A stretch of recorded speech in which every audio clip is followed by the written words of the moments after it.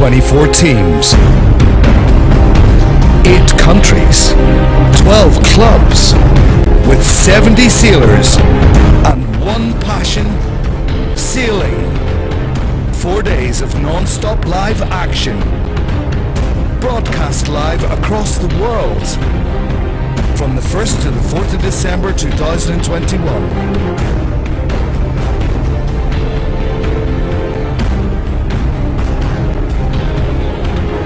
Welcome to the Dubai Duty Free Sailing League Regatta. 10, 9, 8, 7, 6, 5, 4, 3, 2, 1. Ladies and gentlemen, sailors and sponsors, we are now live. Welcome to day 2 of the Dubai Duty Free Sailing League Regatta here at dosc, and we are celebrating the UAE National Day. 50 years the UAE has been in foundation. So Mitch, tell us what we've got coming up today. Well, we finished the audit at race 7 yesterday, so 7 races on the first day. Was a fantastic effort from the race team. So we're picking up with race 8 just about to get started behind us. Now that puts us into flight 3. So 8 teams have got 3 scores on the board and the rest have got 1. There's 4 top teams with 2 podium results, and it is close. But we are expecting some high scores in these fluky, lighter winds that we have today. We had a good breeze yesterday, 10 knots maybe at times. And today, as you'll see behind us, maybe 4 or 5 knots at the most. So a little bit more shifty. It's going to be trickier for the teams. And I expect even the teams at the top of the leaderboard to pick up a few high scores.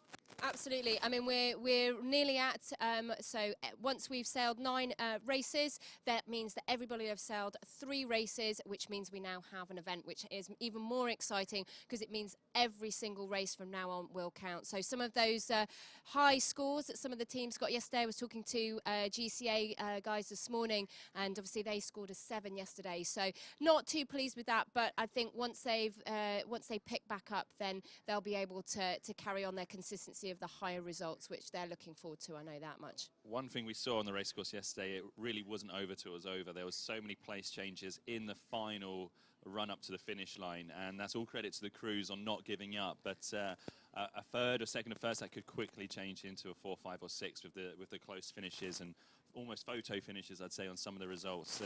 And some of the results on the result sheet were a little bit different to what we expected watching on the cameras, so that just shows how close they were. So it's all to play for right up to the finish line.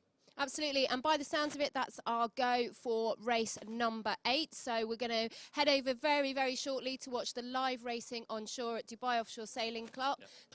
Again, we've got loads happening across the UAE, celebrating UAE National Day. 50 years, it's absolutely amazing, and it's so good. We're thankful to our founders of the UAE for their leadership over the last 50 years. Lots of exciting activities happening down on the lawn at Dubai Offshore Sailing Club. So if you're around, come down and see us. It's going to be a full packed day, racing, partying, with children's activities. I think there might even be a camel around somewhere that you've warned me that I'm supposed to be riding, but that's not going to happen. I tell you that now. Rumours of a camel, rumours of a falcon display as well. It is all things UAE National Day here today, and we're hearing the horns in the background. Last time I just checked over my shoulder, it looked like there was a red and white stripy flag up. We know that's a postponement. The race officer, Nick Fisk, is probably having a very tough time getting a race course set in this fluky winds. So we'll cross over to the cameras in just a moment, and we'll pick up the action on the water. Now, I mean, let's just talk about why would we look at a postponement taking place at this sort of weather that we're looking at here, Mitch? Well, the race course is going to be as fair as possible, given that the race, obviously we're dealing with the wind, it will move around. When we say it shifts left and right, that's the direction of the wind will be going backwards and forwards. And the race officer's got a tough time to make sure the race course is straight into the wind, and so the competitors have as even a race course as possible. That gets very tricky in the light winds when the wind tends to move a little bit more often left and right. Okay, and from a sailing point of view, in terms of the crews, what do you think the teams are going to be looking at doing today? What are they going to change how their approach is to racing today in those slightly lighter winds?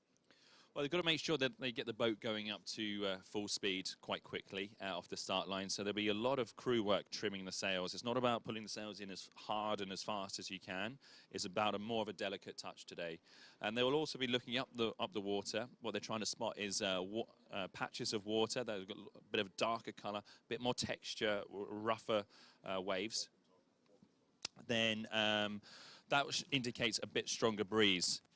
Where the water looks a little bit glassy and smoother in color, then that looks like it will be less breeze. So the sailors will be trying to navigate their way around the race course to sail in the tougher, in the more stronger breeze, and avoid those light patches, because it can really turn a race up and down, upside down. So it looks like we've got a race underway here. This will be race number 8, and already we see 2 boats separating from the fleet. 6 boats continuing on starboard. So it's looking good out there. It's a lot lighter breeze than yesterday, but enough to get the boats moving, and that's the main thing. So the boats are moving. We see the boats a little bit more upright today. That's a strong indication of that it's much less wind. Right, let's have a look at who we have sailing in the different boats today. So we have in boat number 1, which is going to be our sky blue sail, is team.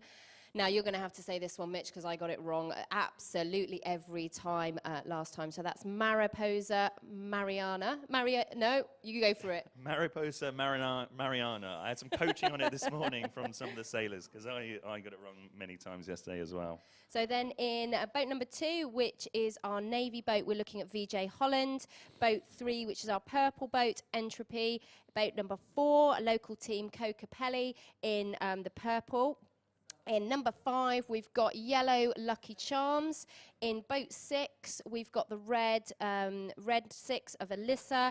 And in the orange of number 7, we have Team BTA. And then in the green of number 8, we've got Lucanico. So some really good teams there. And talking of number 8, Lucanico, they've just picked up an incredible lift. You'll see that they're pointing higher and going faster than the other boats. So that's an indication that their wind angle there is much better. That's the wind's allowing them to sail closer to the first mark. So those guys will be would have really given them a boost on board. As we look behind the boats, they're all sailing towards the windward mark, and it's going to be very close. A lot of boats approaching on port tack, which is a little bit nervous for these crews, because any boat on the opposite tack, called starboard tack, will have right of way. So nervous times. They'll all be looking under the boom, watching out for a starboard boat to approach them. Yeah, I mean, we're seeing that there's definitely a big lift from Lucanico there down in boat 8. They've managed to see, as you see, their bow of the green boat has just managed to point really high up to the windward mark. We're now looking at the first rounding, so we're looking to see who is going to be rounding that mark first. Boat number 3, Entropy, is round first, but Lucanico is tight on their heels. So there we go. We see the first Spinnaker, the dark blue Spinnaker of boat number 3, popping first. Entropy, a nice set, really nice set. They had some really nice boat maneuvers yesterday. And the white Spinnaker of Lucanico coming up now. That won't be long before it's set. And BTA is there as well, so third. So they Lucanico there had a great windward leg. They definitely chose the best line for that. So there we go. Entropy's sail is set and ready to go, and we've got BTA. So BTA will be looking to take advantage sailing over the top of Lucanico, trying to take their wind from them. We've got the jury boat there, just the umpire boat, just coming in to view. And watching this boat-on-boat action between these 3, right, we've got a jibe there from Team BTA, so they're choosing to go to a different side of the course. And we've got very close with Lucanico and Entropy. Yeah, but Lucanico not choosing to roll over the top of Entropy. They're looking to soak lower, so they really are trying to go down the shortest distance to the mark. And so that's the top 3 boats we've been talking about lots, but behind them there's 4 boats very closely bunched together. And BTA in this race, in third place, they are also joint second overall in the standings. So that's a team that had a really good day yesterday in the higher winds, but also looking good in these lighter conditions. So we've got here we've got VJ Holland, and we've got Mariposa Mariposa Mariana. There we go. We'll get it in a minute. So apologies to the team. It's not good on my part. So and then we've got Alyssa as well there. So that's the family team.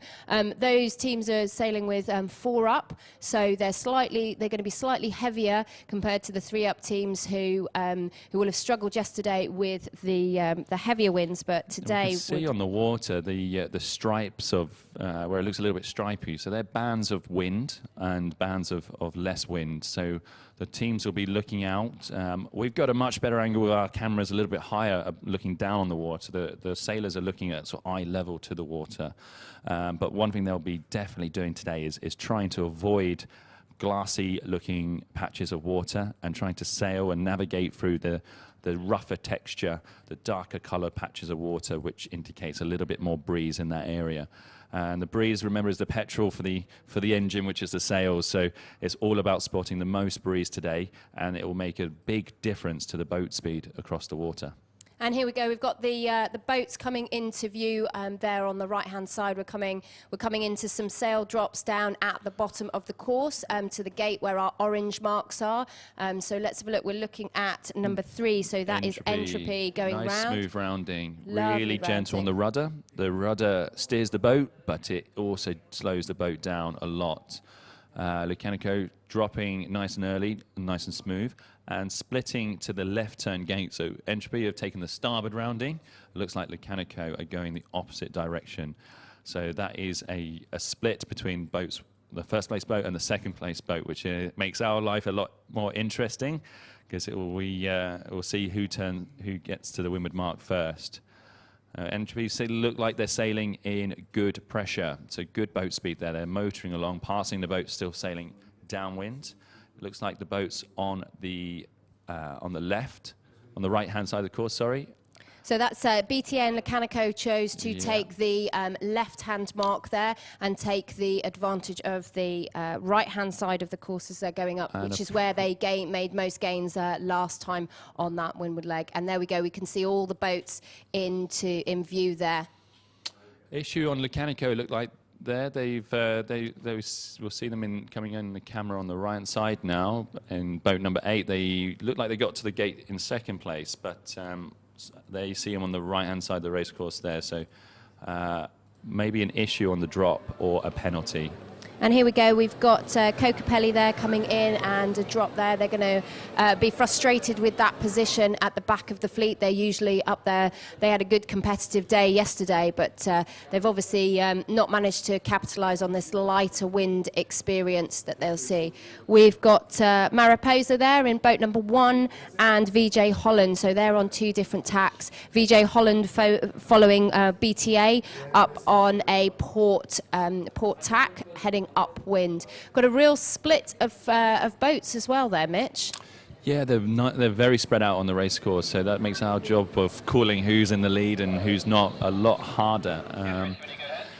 These conditions of light winds, we call it snakes and ladders. So if a boat picks up a nice bit of breeze, it can accelerate to the front of the fleet quite quickly. And if a leading boat sails into a patch of no breeze, they can find themselves tumbling down the rankings quite quickly. So light wind sailing can be quite stressful compared to the more physical nature of high wind sailing, Becky. Absolutely. I mean, you're really looking at trying to keep that boat moving as fast as possible, and you've then also got to make some decisions. Are you going to continue through that lighter patch of wind, trying to keep as much speed on to take the gains of being able to come out the other side of it with good speed? So here we go. We've now got boats looking like they're tacking towards the ley line of our second windward rounding. So boat number 3 there just tacked back onto starboard to that was our leader, Entropy. They look like they're starting to extend at the front here.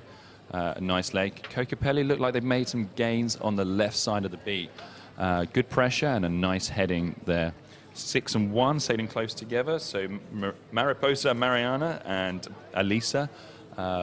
They showed some very good boat handling, both boats yesterday, but they're sailing nice and close together. Cocapelli looks like it's in the mix there. And from the right-hand side, we've got Team BTA sitting second overall, so we know they've got boat speed. They look like they've managed to climb from 3rd place to 2nd place, as we see Entropy rounding the windward mark for the 2nd time and hoisting the Spinnaker for the finish. They look like they're in control of this race, which is good to see. They can now just go for a low risk and get the boat home to the finish line there. No reason to take any risk. We've got a bit of breathing space there. Absolutely. It looks like there's a little bit of a wind shadow, so what we call lesser wind there at that windward mark. So boats coming in now are going to be looking to take gains on keeping their speed up as they go round the windward mark. So here we go. We've got Mariposa there is coming round in 3rd. They've taken some great gains out of Lecanico. Yeah. And I'd say Lecanico looked a lot worse than 4th at one point, so maybe they've dug deep and got themselves back into this race. An incredible hoist from BTA. It was sort of blink and the Spinnaker was to the top of Marston Field. So what we were talking about earlier about not giving up until the very last, and it looks like a spin from boat 1. That is Mariposa. Mariposa Mariana. So took a little bit of time there on Lecanico to get that jibs, that Spinnaker set. So that may have been a penalty, and that's given a place back to Lecanico, who are now sort of dropping the bow down, trying to soak and go as low as possible in these softer conditions. They're under a lot of pressure there from VJ Holland. VJ Holland sitting 6th overall with a 3rd and 2nd yesterday, so Lecanico should be worried about these guys. He's definitely got some boat speed. Yeah, here we go. We've got Lucky Charms there, just came round. Beautiful hoist, managed to get it hoist and set before the 2 boats in front of them had managed to. So that was great. Hopefully Lucky Charms can haul over the top and get some speed over the top of the 2 boats. And on the left, a shot there, Becky. That's the battle for 6, 7 and 8, and that just indicates and showcases how close this racing is. That it doesn't matter if you're at the very front of the race or the back of the race, you are always in a race, and as we keep repeating, every place counts. Absolutely, especially when there's no discards, Mitch. It's a real battle. If you're carrying an 8th into sort of the last day, you're going to be really looking to hope that you've got some lower scores, so some higher places. A few competitors. Given the feedback of the briefing today, that they were hoping for a discard in the event, but when we talk about discard, that's sometimes a usual feature of sailing or a regatta, is that a team can discard or delete their worst scores and count the majority of their good scores. But in this event, there is no discard, so every result counts to the final rankings. And it's a real drag race here between Lecanico and VJ Holland, and at the moment Lecanico just keeping ahead, but wow, there'll be total concentration on board both those boats, and their heartbeats will be sky high, I'm sure. Absolutely, and there's coming into the finish line there, Mitch. It's going to really be trying to take as much advantage. That's interesting. So VJ Holland have chosen to jibe off, and followed by Lecanico. Let's hope they get a nice smooth jibe there, get that kite round and set to keep the speed going and the power in the sail. It looks like they've slowed down a little bit there, and under a lot of pressure from VJ Holland. They may need to drive. Real shame. Yeah, but. And there we go, we've had our first 2 boats finish as well, so that is Team BTA and Alyssa have managed to finish, so now it's battle. Yeah, there we go, so that is VJ Holland coming 2nd, Lecanico, 3rd, and Lecanico just losing out to a 4th position, but they did gain that back after their up and down, and a lot of teams will face this experience through the regatta. It's never a sort of a one-horse race, these races, so you're always fighting for position. But there we go. Good race all round. Yeah, from there those we go. Top teams. We've got Cocapelli as well coming in there to finish, followed by Mariposa, and then we'll have Entropy and Lucky Charms finishing off the results there. So they've all. It's been a slightly longer race today, obviously with the lighter winds. Hopefully that windward leeward leg will be a little bit shorter in distance, Mitch. Yeah, but nonetheless, total concentration of the sailors there. It's not as much about a physical race in the light winds, but they will definitely be coming off the water with to catch their breath now, as we see the shuttle boats there with the next teams ready to jump in. Yeah, so how are we looking on those results? Have we got some live results coming in there on the spreadsheet, Mitch, while you Yes, let me take you through it. So we can confirm Entropy did take the win in that race, and BTA did secure the second place. VJ Holland took that third place from Lucanico, as we saw, but taking a fourth and slowly improving. And then we have, let me have a little look down. Marina Mariposa took 6th from Cocopelli in 7th, putting Lucky Charms 8th. And Alisa, would have been 5th.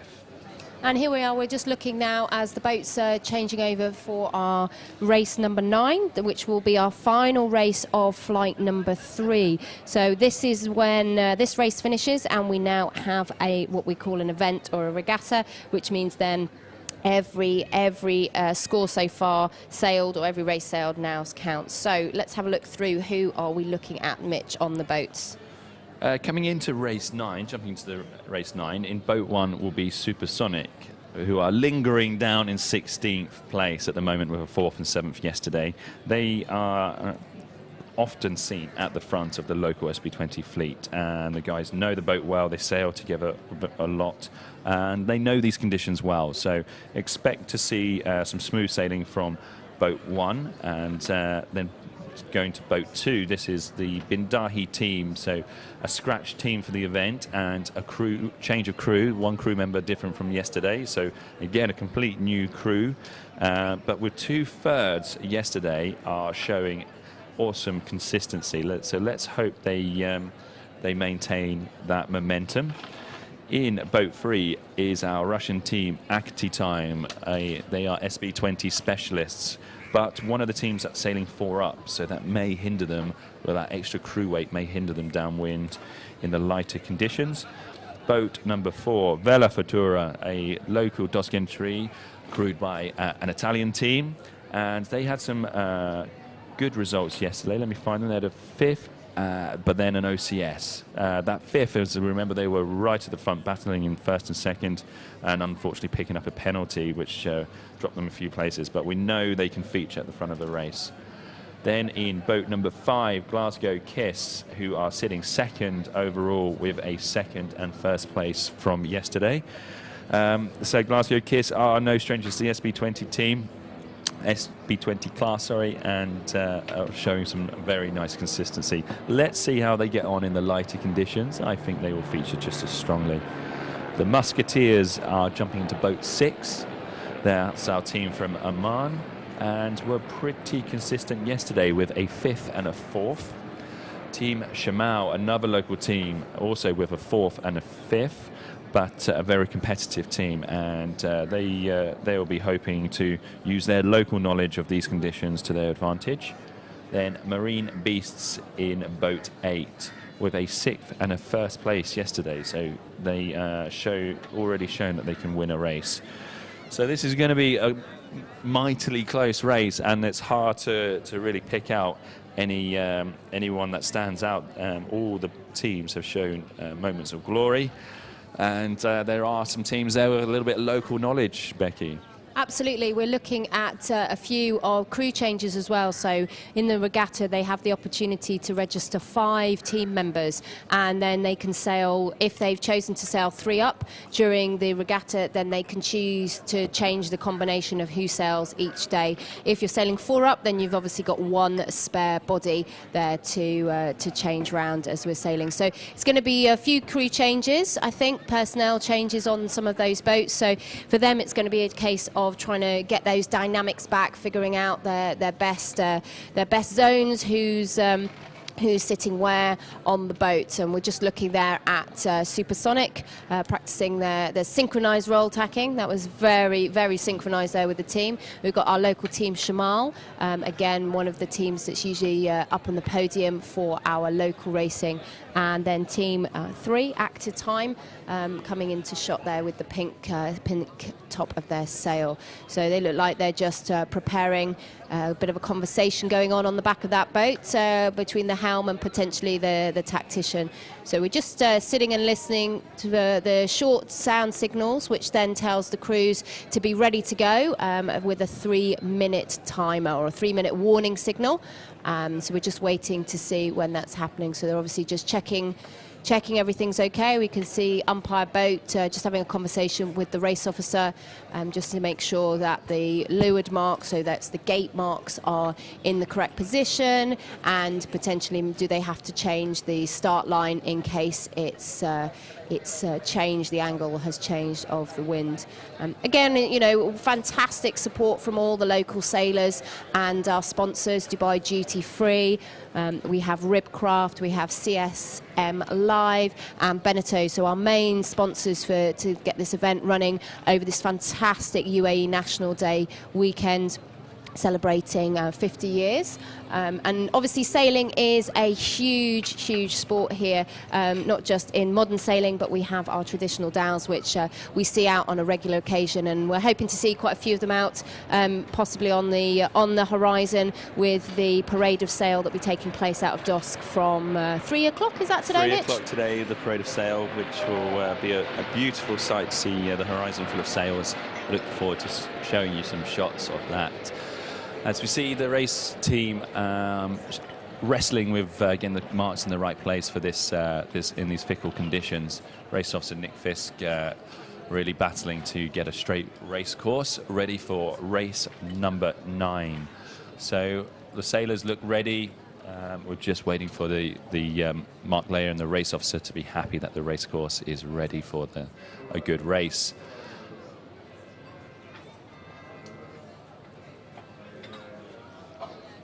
Okay, Mitch, that sounded like the sound signals or warning signals going for getting people ready for the 3 minutes. There we go, we can see that taking place.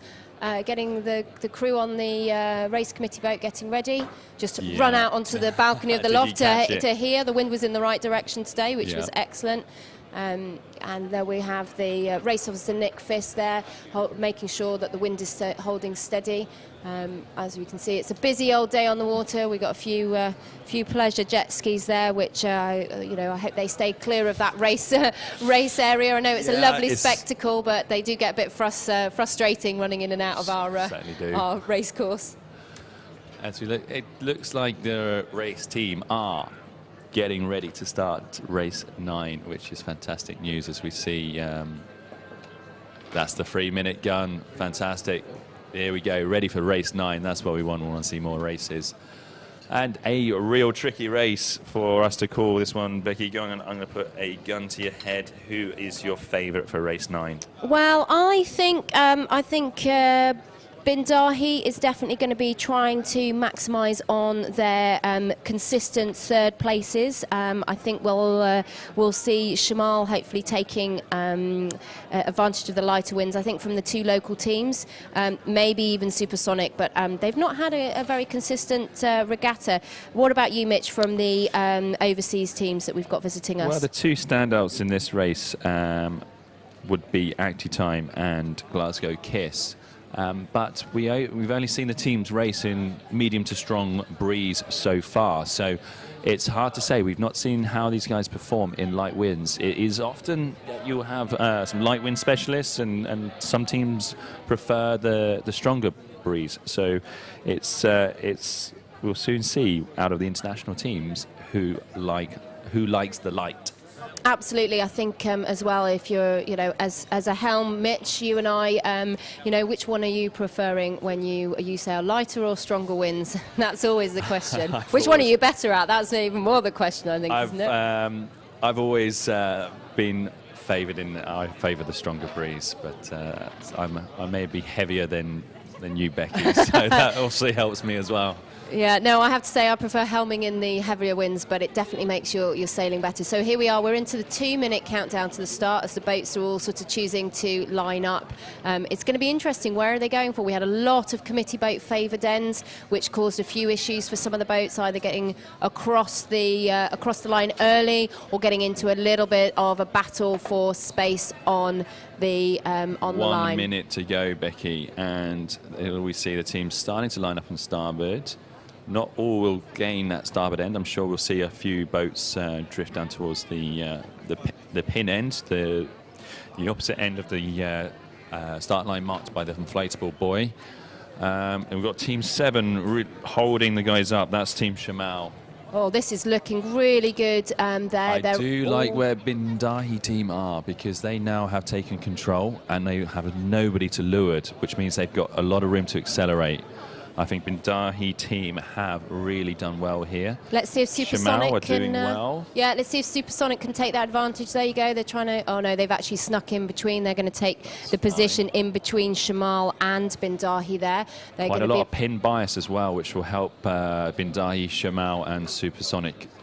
There we go, and we've got Musketeers there, struggling to keep the speed up. Maybe they've chosen to slow down a little bit. Have we got any boats over there?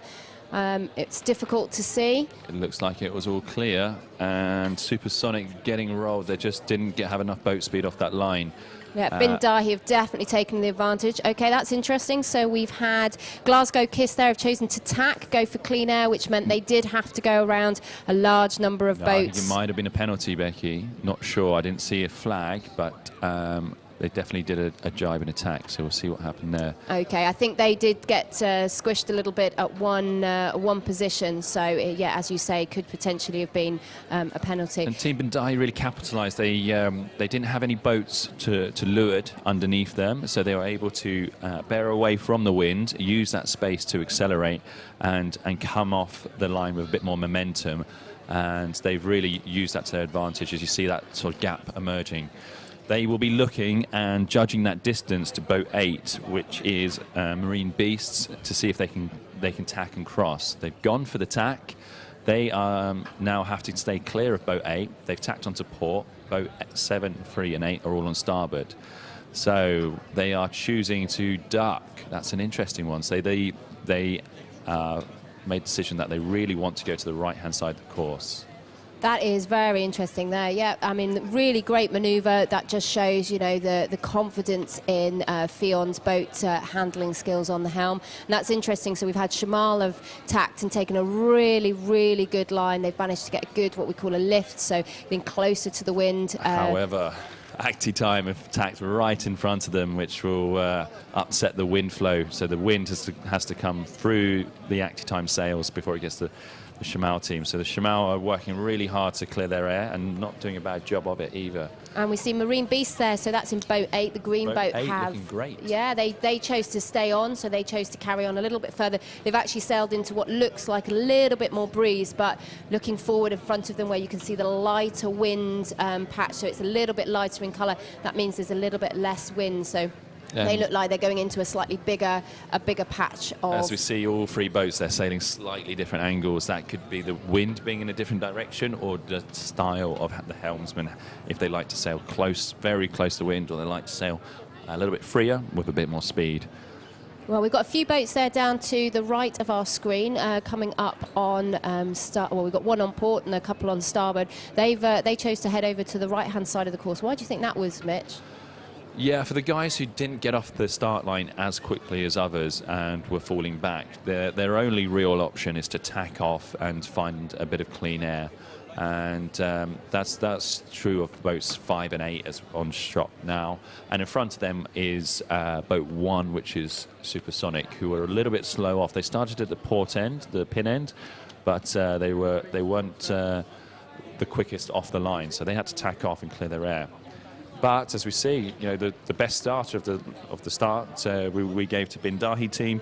They're coming across the right-hand side now, and boats 5 and 6 cross them. So it looks like the right-hand side of that beat was the better route to sail. Yeah, so that's Team Glasgow Kiss and Musketeers. So that's our two of our 3 visiting teams in this race. So we've then got Supersonic there, have managed to get tack out in front, and they're going to be leading the pack into that race. And we've got here we go, we've got Marine Beast just coming across the stern. So yeah, as you say, that right-hand side of the course was definitely a better Will option. the Beneteau boat 5 Glasgow Kiss make the mark? No, they won't. They've had to tack, as we see Supersonic rounding first and hoisting their white Spinnaker. Second round the mark, the Musketeers in boat 6. with Actitime in third. Actitime going for a hoist, and they've jibed almost immediately. Wow, and Supersonic there have had a little bit of trouble there at the front with a wine glass on their first... Where they see the white Spinnaker all twisted, so that's costing them a little bit of time, and it's free. So will that cost them some places? It will certainly cost them some distance on the guys behind them who were able to set quicker. That's the Musketeers, and it looks like the Marine Beast. Is that in boat 8? Yes, and then we've got just coming around the last couple coming around the mark. We've got Vela Futura in boat 4 and Bindahi in boat 2. And again, just a bit of a shame, but they've got they've got a downwind leg to go and an upwind leg to go. Mitch, what do you think their thought process will be going through their minds at the moment to get back those places? They'll just be hungry. They will be working the boat hard, but that's not in terms of a physical way, but they'll just be concentrating hard, looking for every little speed advantage they can get out of the boat. So as we see, Supersonic, their hoist was not a good one, and it has cost them some places. Boat 8 and 6 now sailing aside, and also boat 5. But if they can come down to the mark, they may be able to rescue some of those places. Look how close it is, Becky. Spinnakers galore. This is going to be a tough one for the umpires to keep an eye on. The rules, when they get to the mark, it's all about inside overlap. So if the front of your boat is overlapped with the back of the boat in front of you, that boat has to let you through and around the mark. So they're going to be desperately trying to line up so that they can get around the mark first. Yeah, and here we go. You can see the umpire boat has just come into view there. They're obviously there to check. We've got a port starboard situation. That was interesting. I wonder whether the Musketeers hadn't seen Glasgow Kiss there, gone for the jibe, and then they've had to jibe back again. So they've unfortunately lost some speed. Our early jiber in boat 3, Actitime, they jibed at the mark and stayed away from the traffic, and they seem to have done quite well. Boat 4 seems to have had a really good run, Vela Futura. There you see them in the background. They seem to have made up some distance. Yeah, they definitely took a shallower approach to heading downwind. So here we go. We're coming round to the bottom of our mark. So now the decision is we've got Actitime heading off to that left mark, which is choice, and then we've got a split. So here we go. Glasgow Kiss have gone round, get that Spinnaker in. They got a nice drop there. Still out the boat a little bit, but they've got a nice light crew. We've got a real melee of boats coming through. So that's number 6 of Musketeers. Over to the left, we've got Marine Beasts, and then we've got one Supersonic, lost a couple of places there, as well as did our Vela Futura, who actually, they gained a few places on that downwind leg. I'd be expecting Supersonic to tack. Yes, they are tacking. The right-hand side of the beat worked well for them on their first lap, so it looks like they're heading back the same way to rescue some places. I think that's the thing, Mitch. I think they're going to have also seen and looked around, saw that there was definitely gains on that right-hand side of the course. Let's hope that that's still going to be the case with those boats heading over to the right-hand side. They've got another upwind leg in towards the wind with a downwind as they are with the Spinnakers. So we've got there, that's Musketeers tacking off out the way of our Glasgow Kiss team, who had stayed on a little bit further, a bit like Marine Beast had done earlier on. It's interesting because those two boats chose to go right before they've taken the left-hand side of the course there, up that left-hand decision. Yellow boat number 5 looks like it's on its own private lift. It's really got a great heading and pretty reasonable breeze. So I'd say Glasgow Kiss are looking pretty good in this one. But I'm keeping an eye on Actitime on the right-hand side. Actitime led at the leeward gate, and I would have said Glasgow Kiss second, but it could be a lot closer than that as we approach the windward mark. Glasgow Kiss on port tack lifted. Looks like Marine Beasts are coming over to the left-hand side to get a bit of that action, followed as well as boat 4, Vela Futura. Absolutely. I mean, it's the wind looks like it's picked up a little bit. We've still got that slight wind shadow there towards the top of the course near our windward mark. We've got 2 boats there crossing, so that's 1 and Team 1 and 2, so that's Supersonic and Bindahi. Not very close. I think they've probably had a little bit of a better upwind leg on Bindahi. They're going to be hoping to capitalise on the upwind leg. Umpire there in the background, just keeping and monitoring an eye on the rules of what's taking place. Looks like there's a protest flag on Supersonic, or they might have just unravelled a bit. So I'm not sure about that. We'll find out some information in a bit. I'm seeing a bit of a lift on the top left corner on port tack, so that's what put Glasgow Kiss back in the zone, back in the front of this race. But also we spied Marine Beast sailing over that direction. They've tacked onto port and look very lifted as well. So Marine Beast really looking like they've put themselves into the top 3 of this race, if not into the lead. And we've just had Musketeers there tacking in the red boat, so they had a nice tack. They've kept their speed. They lost a little bit, but they've managed to gain back up again on the speed, keeping out in front of Supersonic. So we're looking now at our pink windward mark. So these are the boats coming round for the last time at the top of the course, and that's Acti Time. Acti Time, well done. Have maintained their lead under the pressure from Glasgow Kiss. And as expected, Marine Beasts have really sailed themselves to the front of this race. No, that's Glasgow Kiss has sailed in boat number 5, and Shamal. Shamal's back in the game. So 2 good hoists so far. Let's see how Shamal fare. Not bad. So there's a lot of pressure for 1st to 4th and 5th. Top 5 boats all could win this race. Absolutely. So we've got Acti Time, Glasgow Kiss, Shamal, Musketeers around in there. So they're all going to be vying for those positions. We had Musketeers there, have jibed off. Yep. Sorry, Mitch. That's talking all right. over you no there. worries. We're both super excited. It might seem strange that we're getting really excited about boats sailing a little bit slower, but the nature of light winds racing is the places can change so quickly. And it's really interesting to see now as well the different positions that the crew is sitting in. Some are sat right into the bottom of the boat. We've got some sitting further to the front of the boat on, as you can see, closer to the numbers on the bow. But look at that, I mean, absolutely beautiful view of all of the boats coming down with their Spinnakers set. So I think we've now got all the boats around the top mark. So let's see who's going to take that advantage, who's going to find those lifts coming downwind. That's right, and Glasgow Kiss are competing at the moment for first place overall with Sail Qashqai, who have a 1-2-1, and Glasgow Kiss a 2-1. So they'll be desperate to overtake Acti Time to maintain a handle on the front of the results overall. Absolutely, and let's see what we've got taking place. Still, we've got a boat out there. That's Musketeers. Musketeers are coming back for they look like they're on a nice angle and could potentially come in with a little bit more speed, put some pressure on Glasgow Kiss. We're not sure. We can't quite see from our camera angle if Glasgow Kiss and Acti Time are making the finish line. We'll have to come back to you. So there could be another jibe in this race for the front 2 boats, and if there is, that is obviously room for opportunity and room for disaster. Any manoeuvre, there's all manner of things that could go wrong for the team. So it does look like there's both teams are going to have to jibe. So here we see Acti Time jibing first, and they look like they've placed themselves really well, Becky. They have just positioned themselves between their competitor and the finish line, just sailing very sensibly, just getting the job done, and that's what we'd expect from such an experienced crew. Absolutely, we're now seeing them all coming across the finish line. So finishing first there, that's Acti Time. That's fantastic. So that's their 2nd win of the regatta so far.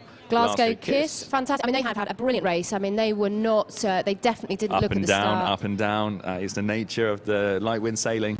Absolutely, nail biting. Right, we've got a real photo finish here on the finish line. So the finish line is between the orange flag and the orange boat buoy, that's cylinder buoy. So we've got 6 and 8, so Musketeers and Marine Beast. Marine Beast and Shamal in there as well, by the looks of it. Is that number 7? It is. That's a three-way tie for third place. I'm going to have to wait for my results to update That in front is of close. me. We've got a jibe there from our Vela Futura, who again didn't have a great start, but have managed to pull back up into a really, really good finish position. So let's hope that means that their OCS gets forgotten about and they manage to take advantage. So Right, that's it's team updating 4. in front of me. So Shamal took 4th. I'm looking down my list. Who else was in that fight? Musketeers were 5th. So we rated them for 3rd, or I certainly thought they had a hand on 3rd, but they lost a place to Marine Beast. Came in and took that 3rd in boat 8, and it looks like Shamal also pickpocketed a place from Musketeers. So commiserations to Musketeers. I thought they sailed a brilliant race, but losing 2 places on the final run, that's hard luck for that team. I thought they deserved that 3rd place myself. Absolutely, Mitch, and we've just seen there our 2 local teams, Supersonic and Bindahi, finish their race. I mean, such a shame. Supersonic had such a great first windward leg, and it just didn't pay off for them. They obviously struggled. Something obviously has not gone right, or they just got caught in a little bit of the wrong side of the course. We'll have to ask them later. I'd say that the hoist really didn't go well for them. They had a twist in the Spinnaker. That does happen. Sometimes it's the crew work. Sometimes it's just the way it was packed away. It's just bad luck.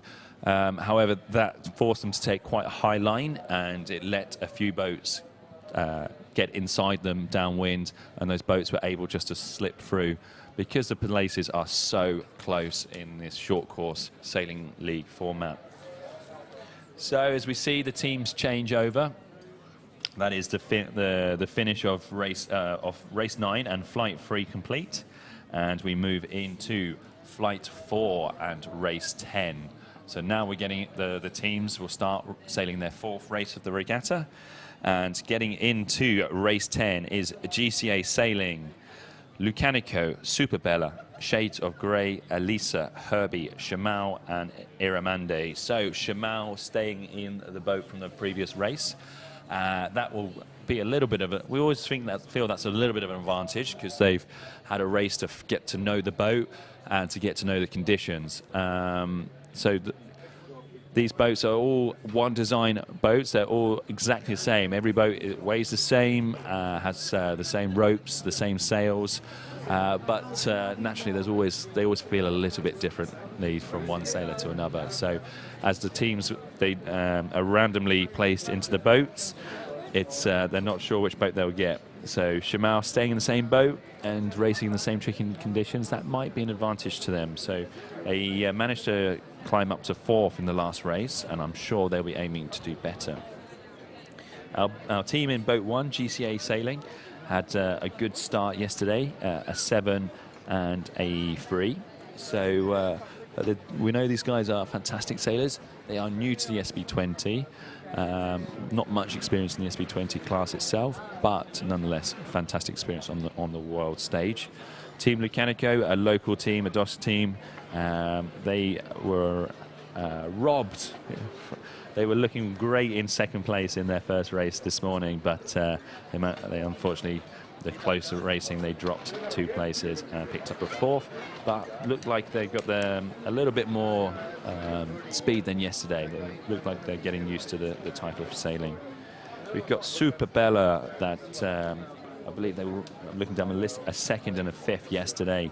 A good team, a local team. They like to roll the dice and really go for that all or nothing Hail Mary approach to sailing. So we'll see. They could win, or they could take a big risk and it could not come off. So we'll see how the Superbella guys get on today. Shades of Grey, with their experience on board, they had a rough day yesterday. The Shades of Grey, unfortunately, pick up a penalty in the last race, with the umpires giving them some damage points. So unfortunately, some damage occurred during an incident, and the umpires gave them some penalty points for that. Team Elisa looked very good yesterday, very consistent given the closeness of the fleet, with a 4th and a 2nd. Looking great boat handling, also scoring a 5th today. So they are definitely up there. They're just inside the top 10 and 9th position overall. Also racing in this race in boat 6 is Team Herbie. A crew change on board that boat today. Let's see how they get on. We spoke about Team Shamal staying in boat 7, and Iramande in boat number 8 completes our lineup ready for the next race, race number 10. The wind is still quite light and variable as the race officer looks to get his marks in place, ready for the next race. And the teams are doing a little bit of practice up and down, getting their heads in the game, getting used to the boat they've jumped into, working out what's what, and just getting a feel for the race course. As we see that.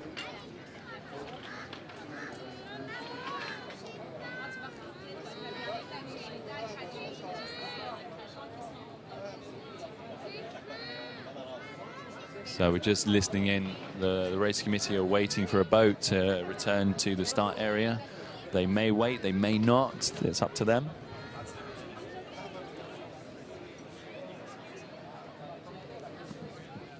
So as we wait for race 10 to get going, we're going to pass over to Becky, who has a very, very special guest. One of our sponsors has joined us. And welcome back to the loft here at the Dubai Duty Free Sailing League Regatta on this amazing day, UAE's 50th anniversary and our National Day celebrations. Great racing going on. I'd just like to welcome Andrew. Welcome to the loft. He's a huge supporter of this event, so welcome and thank you very much for your support. So how did you think of the racing yesterday?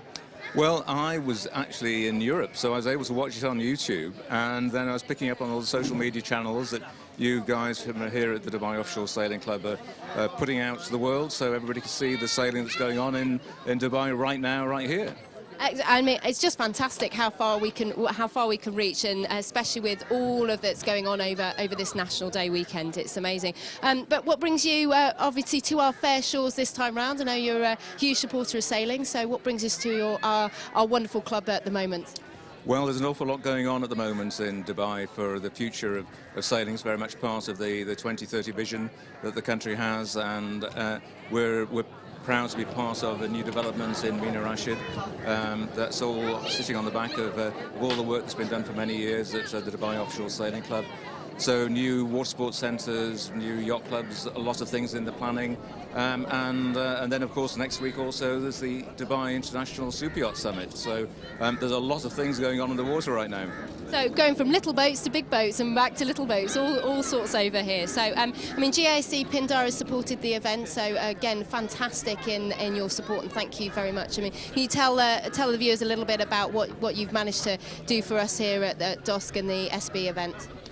Well, we've been supporting in sailing around the world for 40 years, I think, it's something like that. But here with the Dubai Offshore Sailing Club, GAC are my partners in logistics. We have a global logistics business in moving yachts around the place.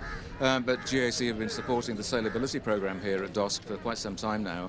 And Mitch Webb, the sailing manager here, has managed to persuade us to support the club in other ways with helping make sure that members can bring their boats in and out of here at discounted rates, and really anything that can be done to really push the focus on sailing in Dubai.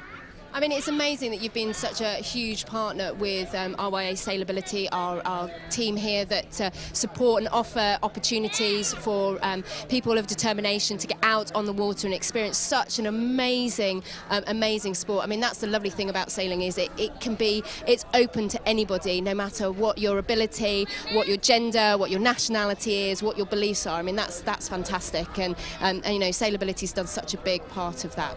Yeah, and I think, you know, sitting behind here is the yacht Maiden, that yacht which inspired me in many ways when Tracy Edwards took on the world in the Whitbread race in the late 80s with that yacht, and it's now being supported by DP World to do another global tour in taking education for women around the world, and I think that it behoves all of us who believe in balanced societies to make sure that opportunities are there for inclusivity, for diversity, and that's what we live what our words really by supporting anything that can make sure that we're not just living in a male-dominated world. No, absolutely, and I think, you know, here, especially in the UAE, there's been so much emphasis on tolerance and diversity and equality, and it's fantastic. And I think that's what's lovely to see, especially in the year of the 50th, and all of those opportunities happening. We've got such a diverse age range and gender out there on the water for the next 4 days. I mean, it's just fantastic what sailing can bring to the world. Yeah, and well, I'm sort of sitting between you and I'm thinking, we're with the diversity and also the diversity of age range, I think, here, Becky. But it is great that the country on its 50th is celebrating and it's putting its name behind such things as diversity, because it really is making a statement about what's important, not just for now, but for the next 50 years.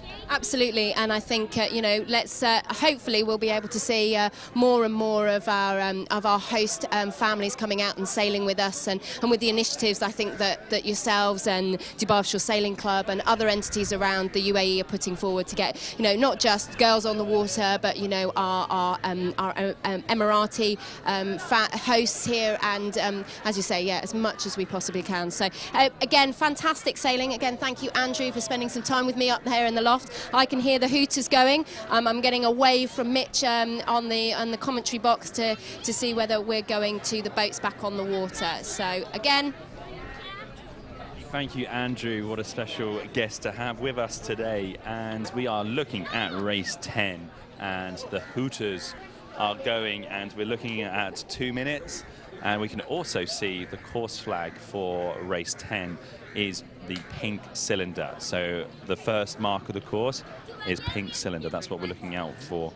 Well, that's where the competitors will be racing to. So 2 minutes to go, and we already see the boats starting to jostle for position. And it looks like teams 7 and 5 are already aiming at the committee boat end. So that's Shamal and Elisa, and boat 2, Lucanico, joining them there as well. So really starting to get lined up. Iramande still sort of cruising up and down, waiting to pick their spot. And the yellow boat, that's boat number 5, Elisa, that they're getting lined up as well. As we see boat 1, GCA Sailing, they're doing a little bit of a wiggly maneuver. So sometimes the sailors like to try and stay in the exact same spot but not go anywhere. So you'll see a lot of tight turning and wiggling as they try and keep reserve their spot on the start line.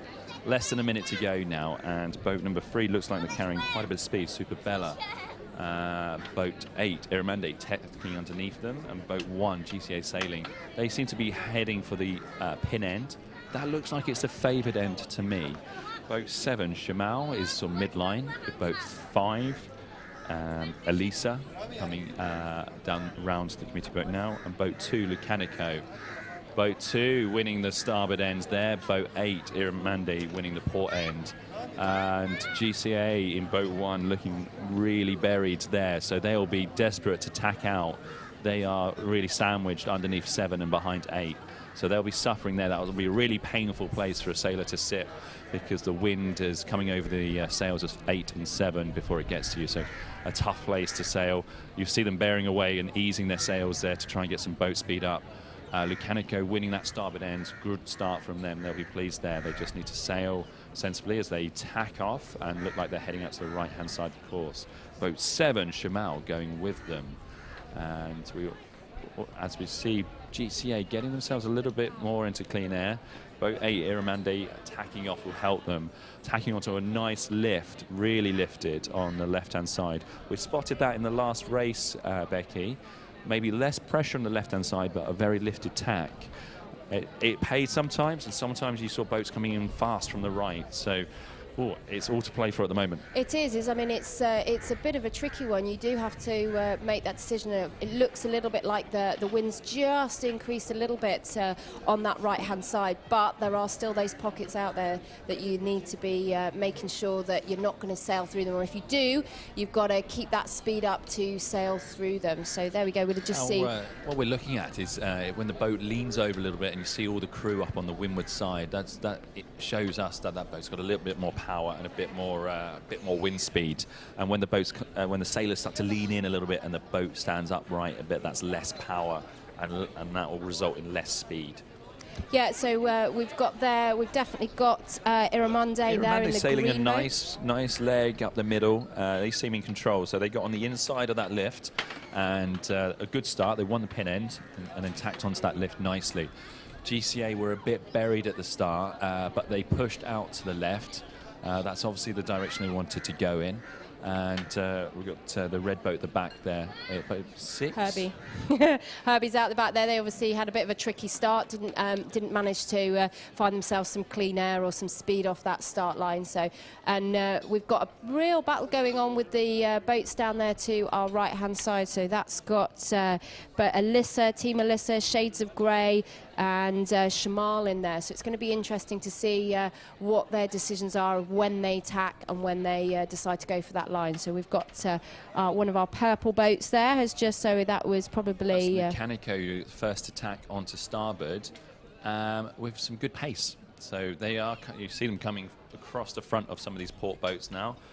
Forcing boat 7. Shamal there to tack. Yeah, that's a good call. We've got Iramonde there the tacking. Momentum's taking them over. So you've got 2 different routes to the windward mark from number 8 and number 2, and they're only a boat length apart. So very, very close racing. As you see, Ed Wright, ex-Finn world champion, looking under the boom. We're trying to work out when he can tack, because they are on port. They have to give way there to 1 and 2 boats. That will hurt. 3 boats. Yeah, ouch. that will definitely hurt. He could not tack in that area. That would have meant he would have had a penalty and would have probably lost more position. So he's probably gone from... Fantastic sets there from Lecanico. Sorry to interrupt you there, Becky, but boat 8 and 2 went around the windward mark. Boat 2 took a nice lower line and looked like they might have slipped inside and picked the pocket of boat 8. So that's Iramonde, Lecanico. We've got Shamal up there as well in boat number 7. We've got GCA sailing, just struggling a little bit to get their kite up, but they're getting back there. And then we've got Alyssa in number 5, who's just brought up the back of that 4 boats at the front. But actually GCA have chosen to go a little bit higher, potentially to try and get some speed over the top of the boats. We've just got 1 boat there, boat 4, Shades of Grey struggling a little bit to get their kite set as the last boat comes around that windward not many mark. boats jibing off, so that tells me that the sailors really felt that left, the port tack upwind was a lot favoured, so they're sitting on that starboard tack downwind. So that starboard tack downwind will be taking them closest to the the lapping gate. Yeah, absolutely. So they're now going to be continuing as we keep those boats in view that are at the front to see how we're going. We've got a battle with the jibes there. A nice jibe from Lecanico. So they jibed first. That caused Iramonde to react and jibe as well. That first jibe from Lecanico, let's see if they can make the leeward gate, then that will put them in a really nice position. Now you've got Shamal there. They were hungry. They'll be keeping one eye on the first and second boat, but they've also got 4th and 5th breathing down their neck. Absolutely. So they've just Shamal there has just taken a jibe. So that means we've got Alyssa and Shades of Grey there. GCA sailing in boat 1. They're looking to try and get that position back that they lost with their bearaway around the back of the boats. And we've got some more jibes taking place. So that is, I can't quite see who that one is. That's GCA have just jibed off there. A nice early drop from Team Lecanico. I'm always favour an early drop in terms of risk versus reward. That's just my style. Becky, what about you? Yeah, absolutely. As a helm, I'd rather have the kite down, carrying speed into a mark, than be scrabbling for that kite to get into the boat. I'm definitely an early drop. First and second, rounding and going left turn. Team 8 in second. Iramonde, they seem to got up on the wind quicker than Lecanico. Lecanico a little bit slow to come up the wind. They may have let a boat through. Helm Dan Sanders will be cursing himself for that. That is definitely a sailor error there, that he might have let a boat slip past after all that hard work downwind. Look at the melee. Talk us through this, Becky. Yeah, this is a tight one. So we've got boat 3 there. So Super Bella choosing to go off to the left, and then we've got team. We're just getting zoomed out there. Alyssa choosing to go to the right-hand side. Shamal leading the left pack as well. They're hitting hard left. It'll be tricky. So team 8 there, Iramonde got Lucanico under control. There's not much Lucanico can do, but just to sail as fast as possible. As we see Shamal leading Team 3 Superbella out to the left-hand side, which showed it had some advantages on the first lap. We think maybe left has a nice lifted tack on port, but starboard route has a bit more pressure. Quite a decision to be made on board tactically which route to go, Becky. Yeah, absolutely. Now we've got a little bit of a battle going on between Iramonde and Lucanico. Lucanico, they're trying to force Iramonde off to tack, which has been a real successful tactical manoeuvre. You don't want that boat sitting on top of you the whole way, taking your wind. So really good work there from Dan and the team on Lucanico. Yeah, so we've got Shamal and Superbella. They've made their tack onto port out on the left-hand side, and we'll see how they come back towards Iramonde and Lucanico. So now it's a 4-horse race to the windward mark. You've got 2 on the left, 2 on the right. Let's see how they fare. Absolutely, it's that race to that top mark again. So the orange cylinder, I believe we're still racing to. Oh, sorry, pink cylinder we're racing to this time. So here we go. We've still got the battle between Iramonde and Lucanico. Lucanico now got them under control. So a very good recovery from Dan, Amanda, and Neil on board the Lucanico team. They managed to dig deep there and correct what I can only say would be a sailor error. Absolutely. So we're going to have the 2 boats on port there. So that's Shamal and Superbella coming in on that port tack. Again, I think they're probably far enough away, but they've 7 definitely and 3, got some gains. super lifted, really lifted. So the wind carries the guys on port there in boats 3 and 7 closer to the mark. But again, it seemed like the right side paid. So what the battle is there is boats 2 and 8, Iramonde and Lucanico, probably had a little bit more wind, but 7 and 3 sailed a little less distance. Here we go. So we've got our first boat round the mark. So that is a Navy boat at the top, Team Lucanico. I think. Excellent job. So well done to Team Lucanico with that light blue sail. So Iramonde didn't quite make the mark. So I've had to do 2 slow tacks to get up to the windward mark. That's going to put them in a battle with Shamal, and it gives Lucanico some breathing space. So a few deep breaths. They've got the kite set. They're going downwind nicely. Time to take a deep breath as we see boats 7 and 8 under battle. Shamal has slipped through Iramonde, and boat 3. Superbella there has really made gains on that. Well, and we know these guys are quick downwind. Yeah. They often pull places out the bag on the last run. Absolutely, and there we go, team number 5, so that's Alyssa coming in with... GCA struggling behind them. They just haven't got into gear this race. No, I think they're struggling there with that jib by the looks of it. I'm not quite sure what's happening on board. It's giving boat 6, who have had a fantastic upwind leg there. They've really pulled back. They were really, really struggling upwind before, and that's Herbie, and have left Shades of Grey behind. So unfortunately, that's a bit of a shame for Shades of Grey. They had a bit of a dodgy day, an inconsistent day. Up and down, yeah. So it was tricky. Let's stick with our leaders then. So who are we seeing in the lead there, Mitch? Is leading by 2 boat lengths, not enough to sigh a breath of victory yet, as they look like they set for a jibe. And we've got 3 boats there behind Lucanico. So we've 7, got 8 and 3. So Iramonde. Yeah, Shamal and Superbella. So it's going to be a race to the finish line. They are going to be trying to get that boat going as fast as they possibly can. What gains can they make? Are they going to stick in a battle? Yeah, you got Shamal will be last to jibe. They can't jibe until the boat's inside them, but will have the shortest distance. Then you've got Superbella on the inside. When they jibe, and we're looking for the blue Spinnaker there of Superbella, they will have the wind. So Shamal jibes onto port. Will they be able to cross the bow of Superbella? If they do, they're in second. They have done. So Shamal have managed to edge ahead, and they've jibed. So here we see Lucanico taking a win, well-deserved. And big high there we fives go. on Big board. lots of celebrations on board. Celebration. That's brilliant. So They found their winning formula. So congratulations to the Lucanico team. you'll be pleased with that there, I Mitch, certainly will. Shamal have really done well to edge out of that pack of 3 to take a second place, and a second is a fantastic score to have in the level of regatta that we're looking here. Absolutely. You know, they've done really well there to get ourselves back. Fighting with Superbella. and it will be close. The umpires will be on top of that action, and we'll see. And it looks like the blue Spinnaker of Super Bella will edge around the front. So they use that inside jibe to roll over the top of Irramande. Yeah, it looks like, we can confirm, Super Bella managed to get through Irramande. That's very tactical sailing, to go down the inside of a competitor and jibe first. And here we go, the last one's coming in. So we've got Team 5, so that is Alyssa and GCA Sailing GCA in boat 1. Sailing. Wow, they've definitely, that was a real Boat change. 6 there, Herbie. Will they be able to sneak up on GCA? Oh, I wonder, they're choosing to go a bit higher. Remember, towards... it's the back of the boat, so it depends on the angle of that line. We will have to refresh So our that's our Alyssa, line.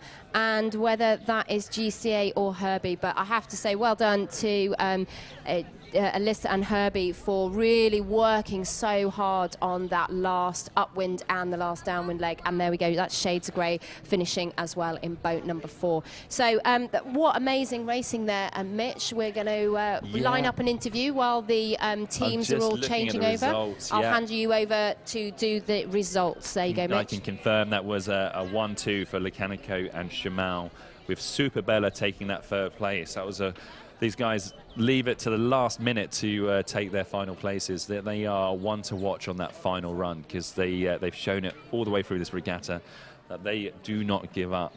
Then I'm scrolling down to find a 4th place. 4th went to Irramande, 5th to Elisa, 6th to Herbie. And where did GCA end up in the end? Waiting for my results.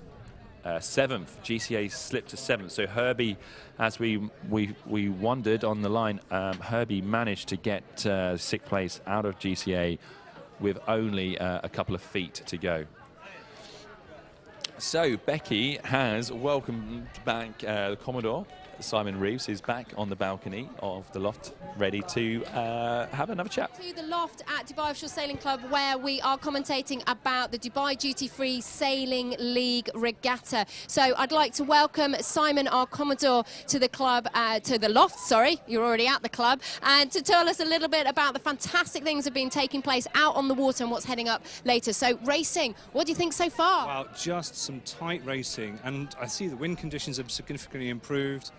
Those mark roundings, really tight action on the water, Becky. I mean, amazing, really good sailing. Absolutely. I mean, it's a real tricky one. We were watching inside there on the feed about we had 6 boats coming around that gate, and it is tight racing in those small boats. What are your reactions to when you see stuff like that happening out on our waters here? I'm delighted to be hosting this kind of event, and this invitational, I mean, obviously something we'll be doing a lot more of, but just, no room for error, is there, really, in today's racing and also yesterday? Literally boat-on-boat action, fantastic. Noticed a couple of problems with Spinnaker hoists. I think, just those moments you lose in those hoists make all the difference to the results. So absolutely, we saw in the last race, in that first race of today, we saw Supersonic, who struggled with their hoist, didn't quite, lost a few places, which pushed them out the back of the fleet. And again, we saw there, a couple of drops in that last race could have really affected people's positions. So it's all to play for, really. All to play for, absolutely. As we head into the sort of second half of day 2,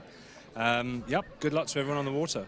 Fantastic. So we've also not just here about sailing, well, we are also about sailing at DOS, that's my thing, but we are celebrating UAE National Day, 50 years of the UAE. I mean, what an amazing country to be living in. And what else have we got going on that isn't SB20 sailing then, Simon? Well, we have a big fleet of boats leaving for a National Day parade. Well over 30, 35, 40 boats potentially. So looking forward to that. That'll be leaving here about 3 o'clock in the afternoon. In the meantime, lots of fun and family-friendly activities happening on our grass area here. And then this morning, most excitingly, we had the arrival of Maiden, who spent a month at sea, but arrived here this morning to start a 3-year world tour. So delighted to have the Maiden boat and the team and the crew here. I know, just fantastic. We were just talking earlier on about diversity and equality and opportunity, and I mean what the Maiden factor brings to sailing and education for girls, especially, not just in sailing but education across the world. So it's such a fantastic opportunity to have the team here and the other initiatives that we have at Dubai Offshore Sailing Club that give every person an opportunity to come sailing.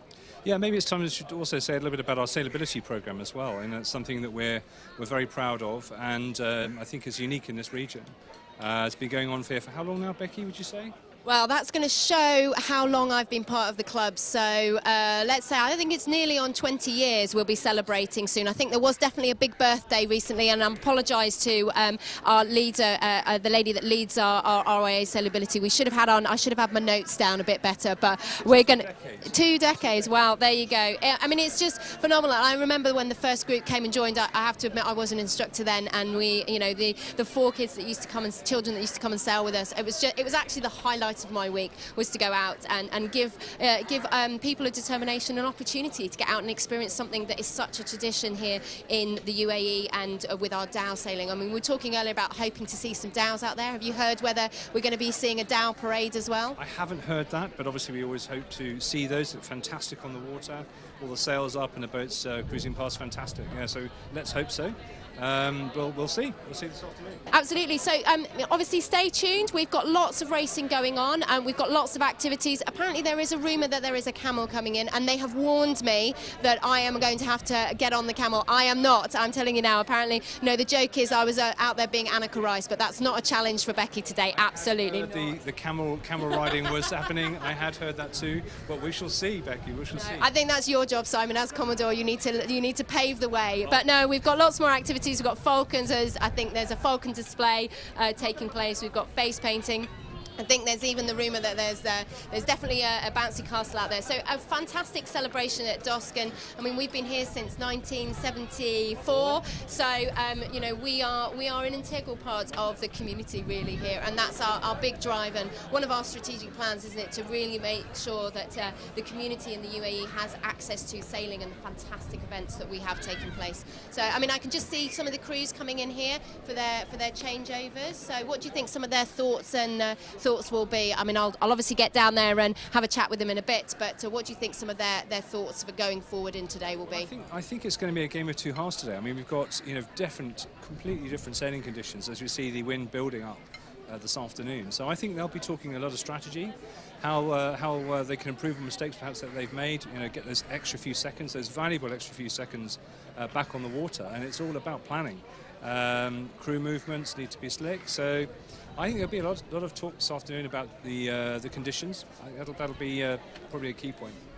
Absolutely. I mean, as Simon's just said, the wind's really picked up maybe 2 or 3 knots. So that's going to be a bit of a challenge for our race committee, for our race officer, having to change maybe the angles change slightly by the looks of it. So he's going to having to make some course changes. Maybe even the length of course is changed as well. Probably, and this is when, you know, the race officer's work really comes into play. You know, moving wind direction, wind conditions.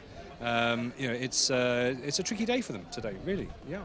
Absolutely, and we can't really leave the loft without saying a huge thank you to our sponsors. Of course, yeah, and first and foremost, you know, Dubai Duty Free, without whom this, of course, would not have been possible. Big thank you to them. Obviously, hoping to do a lot more of these type of events. But Ribcraft, we've got Beneteau, we've got GAC, a big sponsor, of course, today. Absolutely, and we're heading back to Mitch on the commentary box. Thank you, Becky. Thank you, Simon. We are in the final countdown of race 11 as we see the boats lining up. We're around 30 seconds, maybe less to go. Boat 2 aiming for the pin end. That's BTA. They're at 3rd place at the moment. Boat 1, Bindahi team, going for the pin end, starboard end. So great start there by boats 2 and 7 at the pin end. BTA and Marine Beasts. They are both doing very well overall, and but the Bindahi team look great. Looking at boat number 1 as it sails past its competitors, they started well at the committee boat, and they look lifted on starboard time. We haven't seen many starboard lifts today, but they definitely look lifted inside the fleet there. Boat 4 is one to watch. Acti Time. That's they sitting pretty good in the results at the moment. We also got Glasgow Kiss in this race. And We've had Team Supersonic there have head off onto port there. They've tacked off, so that's an interesting call. They were obviously just being pinned down by all of that breeze coming off the back of those sails, so what we call dirty wind. It just doesn't give you the same amount of drive, that nice clean air where you've got no other boats around. I'm really hoping that Bindahi will, Team Bindahi in Boat 1 will take advantage of that amazing start. I mean, we know they started well in their last race, but just struggled to maintain that position with their side of the course.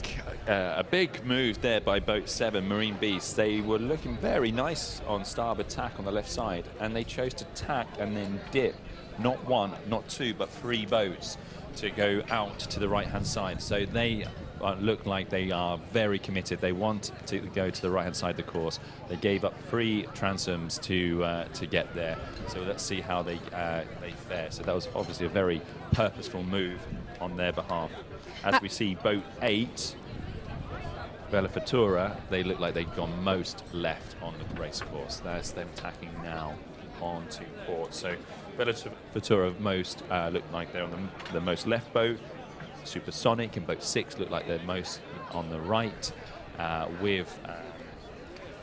Yeah, absolutely. I mean, it's going to be, the wind's picked up a little bit out there, Mitch, so there's going to be a little bit more of a consistent breeze, so less of those holes that we saw earlier. So they're going to be looking to capitalise as that breeze has hit increase. So as you can see, boats, that was their Boat Bindahi, a little bit more on its ear. They're only sailing 3 up, whereas we have Marine Beast there with 4 on board, so they're a little bit heavier, so they're going to be able to manage keeping that boat flat with our increased wind. Boat 4 and 7 on starboard there. Where will the Bindahi team end up? They're going to dip. Okay, so that's Active Time and Marine Beast there, and Bindahi, Team Bindahi having to duck behind because the 2 boats there, Marine Beast and Active Time, were had the rights. So they looking like they are heading for that windward mark, Mitch, on that ley line. So, but we've still got we've got Vela Futura coming in there on port in the 8 up to the left-hand side of our screen. We've got boat number 3 there, so that is Team Impy has just had to go through. They had to duck 1 boat against Glasgow Kiss, am I right there? Yeah, and Vela Futura will come into shot soon. Coming into the windward mark on port, we would expect nothing less of these cowboys. They do love a port round, a port fly. There you go, so they dip Glasgow Kiss, they put a tack in, they'll flatten the boat, and... Wow, that's interesting. We got an umpire there as well, so let's see what happens. So there we go, first boat round the mark, boat number 2.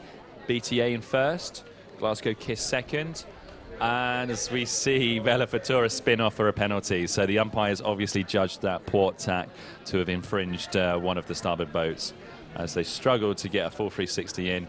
I think they owe the umpire 1 more jibe. We shall see. Yeah, it was an interesting choice of where they did that. They lost a few more places. Active Time going for an early jibe. We've seen that from them before, but they were slow to set. There we go, Supersonic.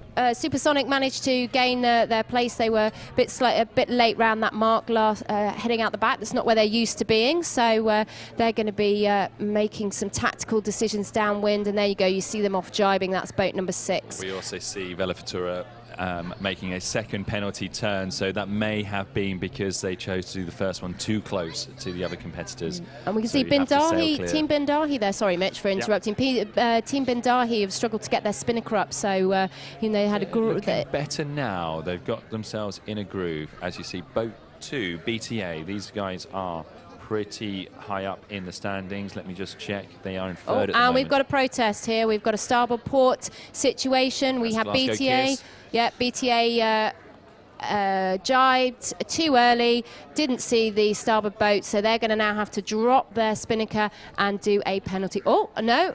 Yes, that's how it's going to be. So they haven't chosen to take it yet. That is interesting because I definitely saw a red flag being flown by the umpire boat there. Okay. So interesting decisions. let's zoom back out again. So it's we've got another port starboard there. So we have our white Spinnaker of boat number 4. So that's active time, managed to get in front of boat number 3. So that is Impey having to give way. Right, here we go. That's BTA doing their penalty. So they've got to get through a tack and a jibe to be able to compete, put their Spinnaker back up and sail downwind. Might have been a little bit tactical there. It's a big call. They would have sailed at as much distance towards the leeward mark so that they don't have to raise their Spinnaker up again. They could just drop the Spinnaker, do their penalty, and then take the rounding. But the umpires will be watching them. They are entitled to take that penalty as soon as safe to do so. So that would have been pushing their luck a little bit there. Okay, so we've got Glasgow Kiss coming round. We've got boat number 3, so we've got Impey and Active Time. That's going to be a decision. Are they both going to go? No, they've chosen to go different marks, so this will be interesting when they get to the top mark, who's going to take advantage. There we go, Marine Beasts. They took an a later drop on their Spinnaker. They still got to get that work in. Boat number 7, boat number 2, so BTA. That is BTA. They did well there not to lose too many places. And then we've got Supersonic, who have managed to gain up another position, and they've chosen to head off behind the team Impey. And we've got our final boat heading in there, so that's Vela Futura, who struggled to do penalties at the top of the race course. That is not good. And then team number 8, I'm getting a little bit confused on my list there, so I apologise. That's Bindahi and Vela Futura coming in. So they're struggling today with their Spinnaker, Bindahi. I'm hoping they're going to... was late coming off there, so you saw the Spinnaker being held out the front of the boat, so that was the tack line. Took a long time to come off. So the crew will be working hard to get that Spinnaker packed away. Yeah, the Bindahi team got a lot to do now. They wasn't the best rounding we've seen. So they'll have to work very hard against the other teams to claw back some places. As we see Acti Time in second place at the moment, sailing nicely on that port with a beautiful Dow in the background there.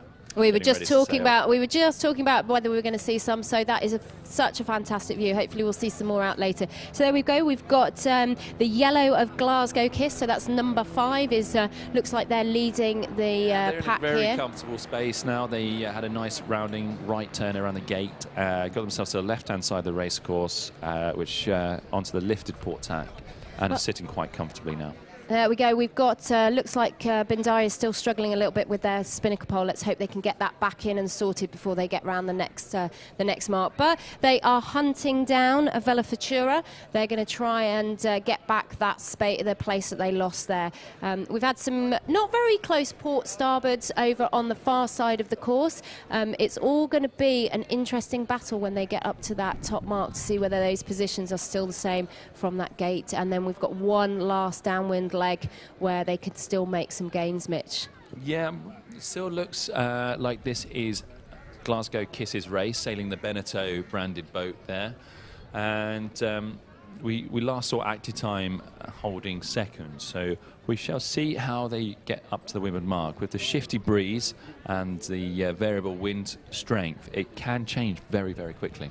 Absolutely. I mean, we've got 2 boats there with the purple top. So we've got Impey and Active Time. So it looks like Team Impey is on the heels of Glasgow Kiss there, so they've taken a real advantage heading out onto that right-hand side of the course. They weren't making the mark, so let's see whether they're going to get affected heading on to port. Are they going to have any starboard boats coming in that is going to affect their decision-making as they come for that windward as mark? We see Glasgow Kiss rounding in first, a little bit of breathing space. Boat 4, that is Active Time, crossing Impey. So you're right, Impey have done a fantastic job up this second beat. But the Active Time team still have a handhold on second place. Impey definitely close enough to put some pressure on as they prepare to hoist a Spinnaker. We see Active Time hoist first. That's how it's done, Becky. Marks out of 10 for that. I think we're going to go for a 9 on that one, and a nice little sort of every crew member pushing the boat down to get it flat, and just the speed was brilliant. So, and it's set already. And there we go. Actually, you know what? Impey's hoist was very, very slick as well. Not as much speed coming out, but they were definitely there. And then we've got hot on their tails. We've got boat number 7, so that's Marine Beast, and we also had team number 2, BTA. I think they're going to to be trying to claw back those 2 or 3 positions they lost after that penalty. Is that BTA with the sky blue Spinnaker, Becky? Yes, they that are is. putting some enormous pressure on the dark blue Spinnaker of boat number 4. So that's sometimes you'll see boats trying to overtake to windward and steal the wind of another boat. But when there's a jibe to do before the finish line, it can also work to your advantage to go lower underneath the sails of your competitor and then jibe first so that you are to windward on the exit of that jibe. Number 3 needs to go that way. Sorry, we're just talking about so we can watch our finishers coming into the finish line now. It's just moving the camera around a little bit. Not me personally, but boats 4, 3, and 2, I believe. Neck and neck almost. So that's active time. Even though they had a fantastic hoist, Becky giving it a 9 out of 10, they still have to concentrate here if they want to keep that second place. Impy are in striking distance, and BTA sitting 4th overall at the moment are also worth keeping an eye on here. That's interesting. Sorry, Mitch. I just noticed we've got Team 6, so that's Supersonic out there. They chose to jibe off straight away, so they chose a different course side from everybody else. So I wonder whether they're going to claw back any positions. As we see Glasgow Kiss taking that win. That's another good result for the team. That's 2 first places, 2 second places in the regatta so far. That consistency is just a sure sign of quality on board. Absolutely. So it's going to be who is going to be second and third. Sorry, third and fourth. I think is going to be our hotly contested positionings. Looks like boat number 4. That is Active Time have clinched done enough. Second, yes. They've done enough. That is a good result for Team Active Time, a second place in the bank. And here we go. We've got the colour, the 2 blue Spinnakers. One is the light blue Spinnaker has just accelerated, so that's BTA. Have just managed to accelerate it. Oh wow! So Impy BTA fighting right to the finish, with BTA taking a third, asking questions of the umpire. And Impy, even though they finished and did very well, there's still some discussion on board. There we go. And then we've got Marine Beast there, followed by Supersonic. So Supersonic managed to claw that back fantastically. Right, so we're just doing the last couple of finishes there. The crews will be now starting to pull those Spinnakers down, getting themselves ready. So boats that are staying on board, crews staying on board will be sorting themselves out, getting themselves rehydrated, getting a bit of energy in there as we see Vela Futura coming back in. We're still just waiting for Team Bindahi as well to finish. So well done to everybody in race number 11. We're now going to be moving on to race number 12. I'm going to give you a lowdown of who we have racing on what boat. So let's hope I get these colours right, because my co-commentator Mitch has headed out onto the balcony to start one of our next interviews. So gonna head over to Mitch very shortly, but we're gonna have Musketeers, Kokapelli, Lucky Charms, Sail Qashqai, VJ Holland, Entropy, Tran Montana, and Mariposa Mariana. I am sorry, team. Right, I'm ready. We are going to head over to Mitch. Good afternoon. We are joined by dosc member John Ashcroft, who is featured very strongly in many of the race series here at dosc. Not racing this weekend. John, tell us about when did you get into sailing? Well, Mitch, like a lot of people, I've been sailing on and off since I was in my mid-20s, and more off than on, until I retired, funnily enough. And I retired about 8 years ago, and it was quite extraordinary. I was looking for something to really get my teeth into. I tend to be quite energetic. And so I decided, right, sailing was the thing that I really wanted to get into, and I've just thrown my life for the last 8 years into sailing, basically speaking, as you well know.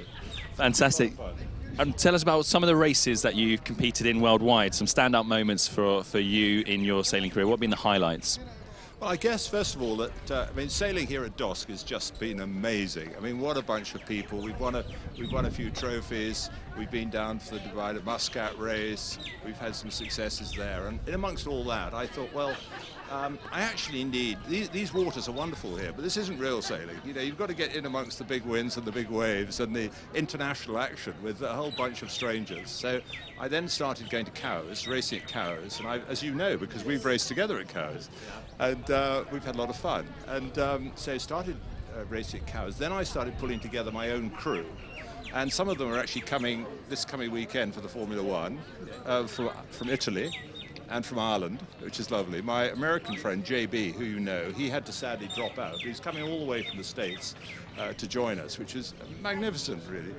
But then we started running our own team at Cowes, and that led me to the Fastnet race. So I guess one of the highlights is the Fastnet race, which we all know is one of the really big races in the world. And to do that was really quite, I had to put a lot of effort into that, because I had to do some qualifying races first. So I was going backwards and forwards from here to the UK to do these qualifying races down to the Channel Islands. Then I was having to do sea survival and sea safety course, also in the UK. It cost me a fortune in travelling. And then the big race came, the Fastnet race. And all was going well. I say all was going well. The boat wasn't terribly well maintained, and I was just buying myself a seat on the boat. And we got up near the Fastnet Rock, and suddenly, I mean, we're talking more than halfway through the race here, and suddenly there was a big bang, and one of the shrouds had broken on the mast. Thankfully, it was on the leeward side, and the mast stayed up, but we were very close to losing the mast. We had to get onto the VHF radio and really call for help, and we eventually ended up being towed in to Baltimore in Southern Ireland. And I mean, that was an experience in itself. In fact, probably more of an experience going to Baltimore in Southern Ireland than it was actually completing the Fastnet race. Did you have a warm welcome when you got to Ireland? Those weary sailors rescued by the local lifeboat. Well, it was quite strange actually, because the local lifeboat coxswain, as you know, in Ireland, people multitask big time, and the coxswain. He was not only the coxswain of the lifeboat, he ran the supermarket and he also ran the pub. Fantastic. So we were straight into the pub.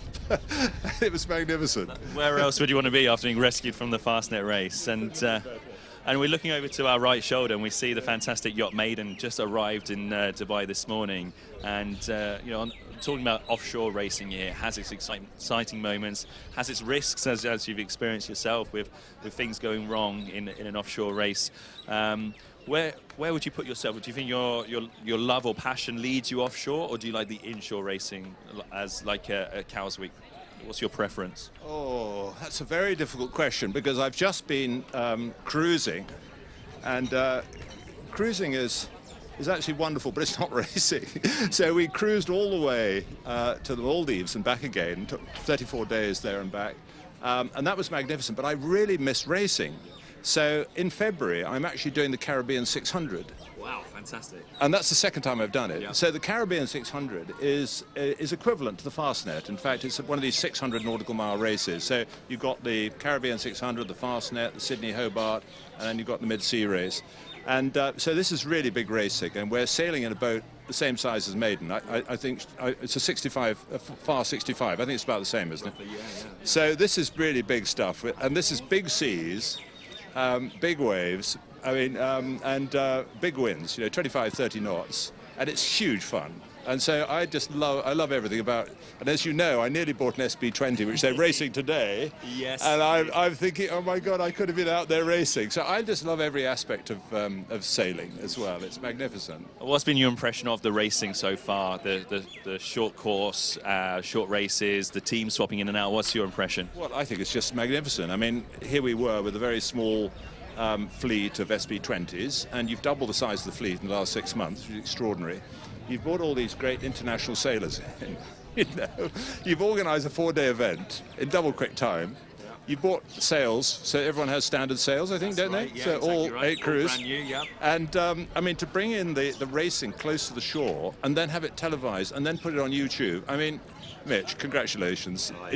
You've actually nailed it big time. Well done, you. But you'd rather be out there racing than sat here in an interview, I'm sure. Well, I'd love to be racing, but if I got ashore, when I got ashore, I think I'd be given a bit of grief from my missus, who is incredibly, I mean, she's so kind to let me go off and do all this stuff. So there has to be some sort of balance in life, and much as I'd love to be out there, I'm also very happy doing other stuff. As you said, you've done very handsomely in the silverware here at Dubai Offshore Sailing Club. You know the local conditions very well. For For any of the international teams who will be sort of watching us on YouTube now and wondering where they could maybe pick up some places, what tips or advice would you give to a visiting sailor to Dubai Offshore Sailing Club and the local conditions we have just behind us? Well, that is always very interesting, and I'm not sufficiently qualified to be able to give too many tips. But one thing I would say is that we always, when we were racing, we noticed that people always underestimated the tide. And, you know, people saying, oh, there's no tide here. But in fact, some of the tides can be quite strong and certainly significant enough to affect the SB20, even quite close into shore. So I would have thought that would be, apart from the normal, obviously the normal sail trim and the balance and all these sorts of things, and the tactics, getting across the start line, all of those things. But the tide is something which maybe people underestimate a bit, and I would say that might be a point. Yes, could be, especially on a close start line where the boats are slow and could be drifting. There are a few anchored big boats out there, so there are a few indicators for the tide. If the sailors open their eyes and look upwind, there are a few ships anchored, which could give them an indication of the tide. We're about to start race 12, John, and we see some of the teams coming off the water behind us, ready to get some refreshment ready for later in the day. Will you be going out at any point to watch some of the racing? We are going to go out with, there's this, I mean, now I'm into cruising, and I'm wearing my cruising hat at the moment, Mitch. So we are going to do this sail parade, or the parade of sails, down to the Burj Al Arab. And so we will be out. We'll go out a bit earlier and see if we can't pick up some of the racing, because it is fantastic. But why not watch you on television instead? You know, that's right. That's the easy option. Easier one. It's a fantastic day. Yeah, we got a parade of sail also running for the keelboat fleet behind us to run down to the Burj Al Arab. John, thank you ever so much for joining us today and for hearing some of your fantastic stories of your sailing career. But thank you very much. Over to you, Becky. Okay, Mitch, thank you very much. Right, we are into that 1 minute before they have to start. So we've got an interest. We've got 3 boats there coming in on port, choosing to tack and find some leeward positions. They're going to be trying to take in some of the advantage. So we had Musketeers there in boat number 1, just taking an interest. And that is our heading off to getting our start underway very, very shortly as the boats are starting to power up. They're starting to get themselves into a tactical position. So we've got Cocopelli in there in boat number 2, taking the committee boat end, followed by, we've got Tran Montana in number 7, who's actually won that committee boat end. So well done to them, that's fantastic. And then we've got Mariposa Marinara heading in number 8. I have managed to get it right. I also noticed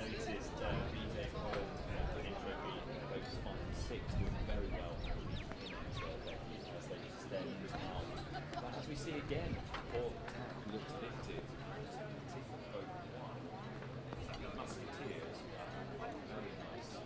To the mark. Yeah, they had a good last race when they were in the boat, so they've obviously been watching, looking to see which side of the course is favoured for that wind increase, as I heard you talking about with John. So here we are, we're just looking at VJ Holland, Entropy and Entropy and boat number 4, which is Sail Qashqai, which is one of our leading overall leaders. Indeed. Yeah. And this is their final race of flight 4. So this is the fourth result for most of the teams here. In race number 12, yeah. So we've got those 3 boats heading off to the left, Mitch, but we've got the majority of the teams heading off to the right-hand side of the course. What do you think their decision-making for that is, do you think? Yeah, well, I'm looking at boats 1 and 2, I believe, which are on the right-hand side of the screen. A minute ago, they looked a little bit more heeled over, so the boat was leaning over. That's an indicator they got more wind. As we see, 4, 5 and 6 on the left-hand side of the course, tacking on port, aiming for the windward mark. Yeah, so Sail Qashqai there with the first boat to tack onto port, and then we had team VJ Holland stuck on a little bit longer and then tacked, whereas Entropy are making the decision to carry on a little bit further. Hard left. Yeah, maybe they're really pushing left, right up to the ley line by the looks of it. That's going to be interesting when they come in. That means they're going to probably be on a port tack, so they're going to have to make decisions as to whether they are going to be tacking in the zone. Hopefully not, because that is a breaking of the rule. But you never know with these guys. What's the thought, the tactical yellow process? Boat, the Beneteau boat of VJ Holland in the centre of the course. To me, it looks fantastic. They've got a lot of pressure. The boat's heeling over nicely, and they've got a nice lift to the mark. And we don't see any of the starboard boats coming into screen just yet.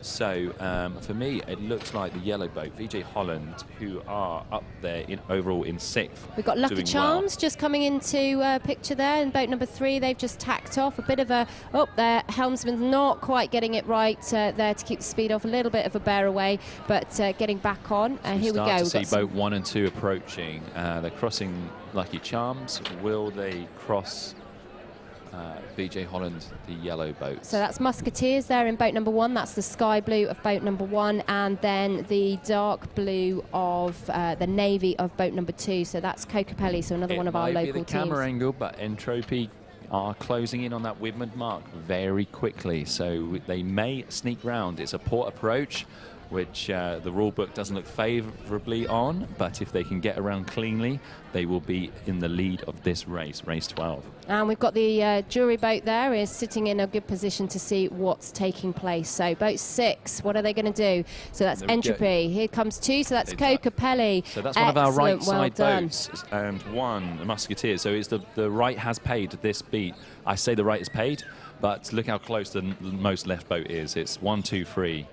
There we go. So going round the mark, we've got Kokopelli, followed by Musketeers, followed by VJ Holland, followed by, Entropy, then VJ Holland, and then Sail Qashqai. And closely hot on their heels is Tran Montana in boat number 7. So there we go. Sail Qashqai a little bit slow to get their Spinnaker up there, Mitch. That's a bit of a disappointment. Set by 1 and 2, and both sailing sort of same mode. They're going downwind. Both nice and low. Boat 1, the Musketeers, will be looking for that to jibe across the back of Kokopelli. Kokopelli, they might be in the lead, Becky, but they have got it all on at the moment because they've got 3 boats attacking them, trying to take that first place off them. Absolutely. I mean, we just saw their Lucky Charms coming round and Mariposa Marinara coming round as well, of bringing up the back of the fleet. Musketeers, they are not going to be happy. And Kokopelli follow. So this is a manoeuvre that we've been seeing all day. Sometimes executed better than others. It is a way to overtake or undertake, technically, a competitor. So there we go. Kokopelli struggling to set their Spinnaker as Musketeers roll over the top of them. A fantastic manoeuvre there.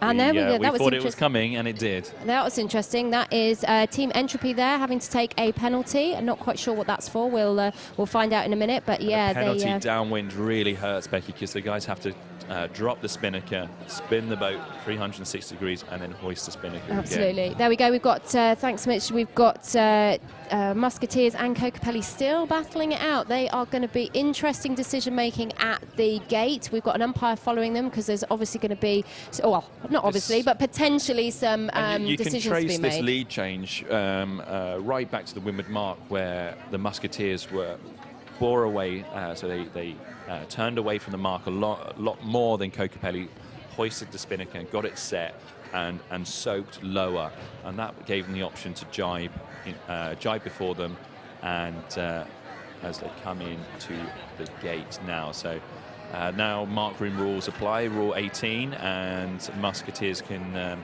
take a little bit of room on Kokopelli. Kokopelli got to be careful here. They have to steer clear of Musketeers.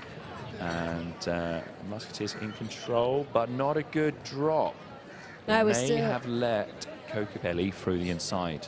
We've got VJ Holland there choosing to take the other side. That's interesting. So let's see where it puts them, considering that we said that the right-hand side. Going for the left turn, and boat 4.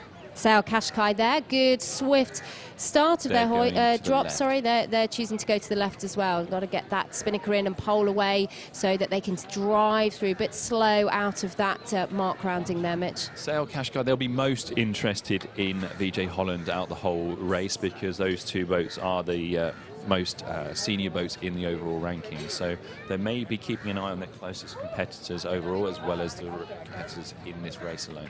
Here we go, and there's Lucky Charm just coming in to go round the gate as well. So they've chosen left, as Mariposa Marinara have taken the right-hand side. So those 2, the 7 and 8 positions, are then also having their own little race to who's going to get those better scores for the final race. Kokopelli maximising that right-hand route. Again, port tack lifted, so that means that would push a sailor to go up the left-hand side, but does still see that there's more pressure on the right-hand side. So it's a real 50-50 choice for the sailors here. But, wow, that's Kokopelli in the lead now. That's a pretty sight there. We've got all the UAE flags on one of our spectator boats, so getting ready to celebrate the parade of sail taking place later on today. So we've still got Kokopelli there, heading out on the Navy boat of number 2, really driving and leading from the front, with the Musketeers sort of following them up. Does it look like they're to windward there, Mitch? I'm not quite sure from They have our a angle. windward lane, but I think Kokopelli will cross, and we will soon find out as Kokopelli tack onto port. BJ Holland putting themselves out to the right side. They'll be looking to tack back onto the starboard ley line soon, and Sail Qashqai will be in the mix as well. And we're still watching for, there we go, so you can see there in boat 1 and 2. So Musketeers managed to keep that lead over Kokopelli. They were on the starboard boat, holding off port boat of Kokopelli. And we're just, we can see a dhow there starting to get its sail set, and they're obviously out for a bit of a practice. But it's really tight racing for those positions of 3rd, 4th and 5th, as our first team there, Musketeers, are coming up to the windward mark. Very nice race by the Musketeers. They had a fantastic hoist last lap, but they struggled a bit on the drop. They look like they're slightly under the ley line, so they've got one tack still to go to get there. But they look like they've made themselves a little breathing space. We shall soon see where Kokopelli sit. Absolutely. Well, we've got Lucky Charms there who've chosen to stay on the left-hand side of the course. But here we go. Here are our race leaders coming in. Musketeers done very well. They've extended on Kokopelli, and Tramontana are still in the touching distance of Kokopelli in second. Not a good hoist though, so this is where races are won and lost on the manoeuvres. Let's see if Kokopelli can take advantage of that, as we've got Kokopelli comes around second. They really want to get a good set and try and get inside of Musketeers and repay the favour of this identical manoeuvre last lap. There we go. Good manoeuvre there by Musketeers. They've jibed to try and free the Spinnaker. It's worked, and they've kept Kokopelli behind them. And it was a forced manoeuvre because of the twist on the Spinnaker. There we go, and we've had Team Entropy have managed to build themselves up, overtake Sail Qashqai there, as we see them coming round the mark in, what position's that there? Sorry, the 6th position. So they've managed to overhaul there, and as you said, Tramontana, a great upwind leg there. They chose to stay over on the right and get some gains on those boats that stuck a little bit further left originally. Yeah, Sail Qashqai will be doing their best to try and dig out some places here. So far, they've had a 1-2-1. So this could be their highest score so far. Every place counts. So that is Sail Qashqai in boat number 4. Let's see what they can do downwind. As we see the leaders, that's the Musketeers and Kokopelli extending away from the rest of the fleet. Yeah, I mean, do you think Kokopelli's going to get a chance to catch up a little bit? Do you think it's there's any never over opportunity? until they cross the finish line? We've seen that too many times already. We're 12 races in and places have changed on the finish line. So as we see the Musketeers jibe, nice jibe. So Spinnaker just setting there, battens flicked. Kokopelli jibing on their wind, doing everything they can to slow the Musketeers down. The Musketeers positioning themselves between their competitor and the finish line. It's the best they can do. They just need to just concentrate on the basics and get the boat over the line here. And we've got an interesting positions with boats 4 and 5. Oh, sorry, the positions 4 and 5. So that was our light blue sail and the dark blue Spinnaker over to the left-hand side of the course. They've actually chosen to stay over there. I wonder whether that's our star. See boat 4, Sail Qashqai jibing there, I believe. Yes, that will be Sail Qashqai. So they'll be a little bit disappointed with that result. Let's hope that they can build up a little bit higher, better score for the next one. So here we go. We're coming in towards the finish. That's a win for the Musketeers. They will be chuffed with that one. That's really well deserved. So that was Montana and Entropy that stayed over to the left. So that's the dark blue sail and the white sail that we can see in the shot of our left. So that is interesting. They chose to stay out and they managed to defend their position. Holland coming in. That looks like third place for them. Yep, so they managed to gain back a position there and hold off Sail Qashqai and Entropy. Entropy coming in here as we see them finishing. Just checking on the live results there, live Mitch. Results are coming in, and as we thought, the Musketeers won the race from Kokopelli. So we had Entropy and Sail Qashqai, we're just seeing finishing there, and then we've got the Lucky Charms coming in on boat number 3. And then it's a sting for Sail Qashqai. They're 1-2-1-6 on their scoreline now. That's a 6th place for Sail Qashqai, but they're sailing against fantastic sailors, and we do expect the top teams to start picking up a high score here or there. And Sail Qashqai are the first of the lead pack to pick up a result outside the podium.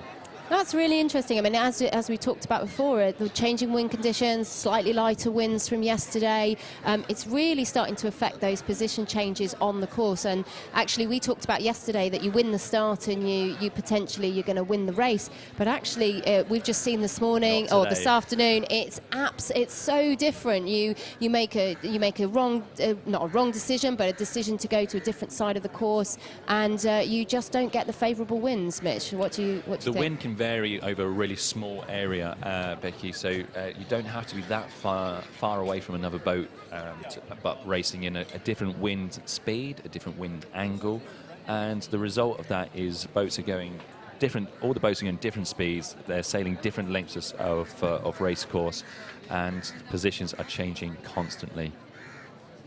Absolutely there. Sorry, I was just refreshing myself with some water there, getting ready for our next lowdown on the crew changes. So we're into race number 13. So this is the start of flight number 5, Mitch. It is, and 2 teams get to stay in the boat. So Entropy and Montana will be staying in boats 6 and 7. Jumping to boat 8 is the GCA sailing team. They would have had a big word with themselves on shore. That's a podium team. They should be podium in most races. There's some serious quality on board. Last race was a disaster with a 7th for them. So who else we got in the race? Okay, so sorry, my piece of paper keeps slipping. So we've got Alyssa and Marine Beasts are back in boat number 1 and boat number 2 respectively. We've got Lacanico. Can they pull off another win like their last race? Let's hope so. We've got Shades of Grey, who'll be looking to improve. I was chatting to the elderly gentlemen on board that are on board Shades of Grey. We were discussing whether they were going to be investing in some Just for Men or whether they were going to keep with the Greyhound, the grey fox look as they head out on the water. We've got Bindahi. I think they'll be really disappointed with their last race. Not a good day so far. The Bindahi team have scored 2 8s compared to their 2 third places yesterday. It looked like most of those places were being lost downwind, Becky. So definitely had some good, 2 great starts, 2 great upwind legs, but they struggled with some downwind manoeuvres, which really cost them. That's where some of the teams with SB20 experience are making their gains. But over the short race course, it is limited how much extra boat speed can help you. We're also looking in race 13 at the Bindahi team to promote their place a little bit higher. So they've really dropped off. They're in the top 10 at the start of the day. They're now down in 15th, whereas some of the other teams are on the rise. So, Bindahi and GCA have really slipped a little bit today. Lacanico have jumped up with their first place in their last race. And the other team to watch in this one, I think, are Elisa. They're sailing really smoothly. We have Becky on the balcony with one of our sailors. And I'm going to pass over to her. And welcome back to the loft for the Dubai Duty Free Sailing League Regatta here at dusk on the amazing weekend of the UAE National Day. 50 years we're celebrating. I'm here with Michael. Welcome to the loft, Michael. So do you want to just tell us a little bit about why you're up here today? Hi, Becky. I believe that I might be here because I helped organize the event. I think helping is an understatement. Well, I think you're our chairman of the SB20 class, and this is your brainchild. Yes, that's true. That probably I was the one who brought up the idea initially. We've been working on this project for probably 6 months. It got a little slow over the summer, but step by step we were able to organize, I believe, amazing event, right? So feedback which we are getting so far is very positive, and I believe that everyone is very happy, right?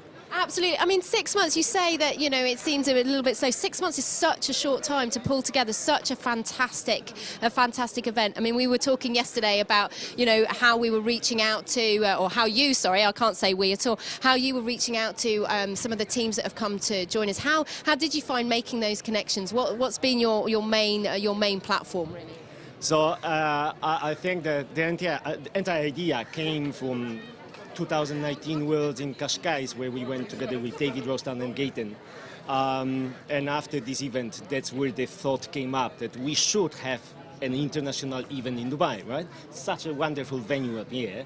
And slowly and steady we got there. So it was part connections we got from Cascais, and lots of WhatsApp work, lots of Instagram work, lots of connections with Instagram Russia, Instagram Portugal, inviting teams over and over and over.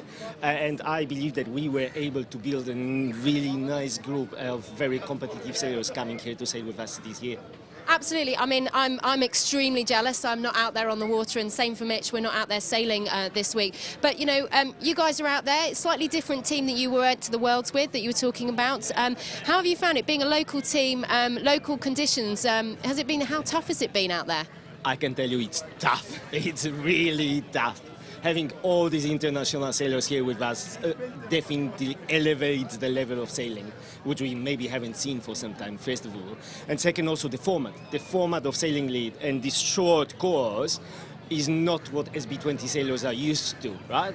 On longer race course, it's easier to recover from all the mistakes. Here, one mistake and the game over. Like our last race before, we were first at the top mark, we hoisted the Spinnaker, we looked left, and everyone was there blocking any further maneuver, right? So it's tough, I can tell you.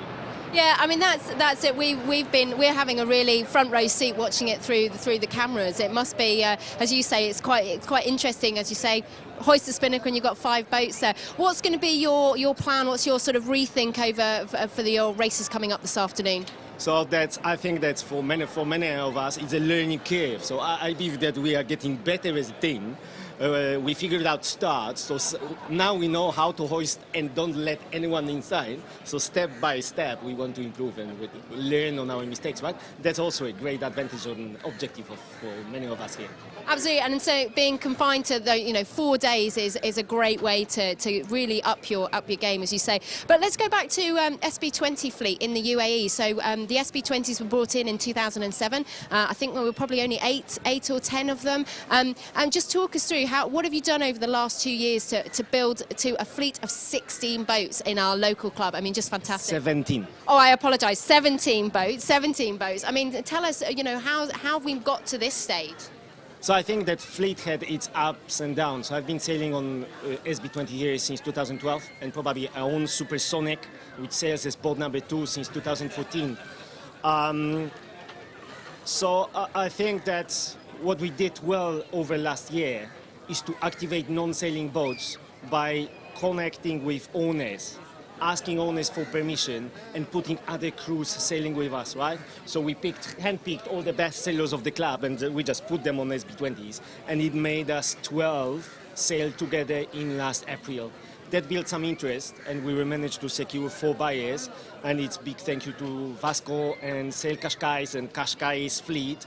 They sold us 4 boats, which brought us up to 17 at the moment, and we are going to buy 4 more very soon. I know, I heard that news last night. It's so exciting. I mean, it's just such a competitive fleet and it's so accessible to everybody. I mean, I had the opportunity in 2007 and 8 to sail for the McLaren team, so I was really that brought my love of sports boats. I was always a larger boat, keelboat sailor. We've got such a diverse amount of sailors that sail with. We've got, as you saw, handpicking some of our dinghy sailors. We had a great end of season do with our youth sailors. I mean, what's sort of the vision going forward for the rest of this season with the SB fleet? So that's true. I think that SB20 is accessible by itself, so it's fairly low-cost boats to maintain. Also, the second boats which we are buying here, second-hand boats which we are buying here, the pricing range of 50,000-60,000 dirhams is really not very high, and the boats are fast, right? You can see that they are good, sailing well. So, we did well, attracting various sailors of the club, having keelboat sailors, cat sailors, dinghy sailors. Everyone comes and sails on SB20.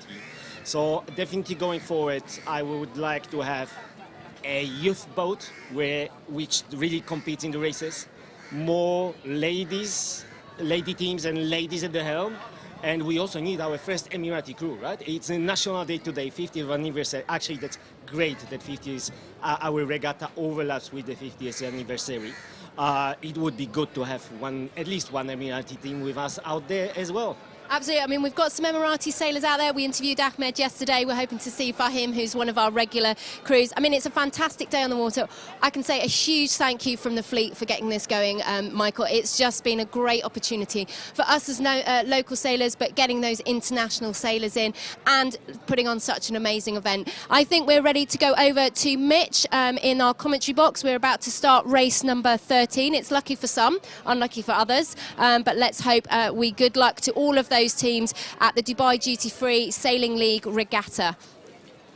Fantastic. Thank you, Michael. Thank you, Becky. And we're straight into the start of race 13, the first race of flight 5. And Team 7, Montana, pulling out nicely at the pin end together with GTA Sailing and Elisa. Boat 2, Marine Beast at the starboard end. Lucanico in the middle with 654, Entropy, Bindahi and Shades of Grey.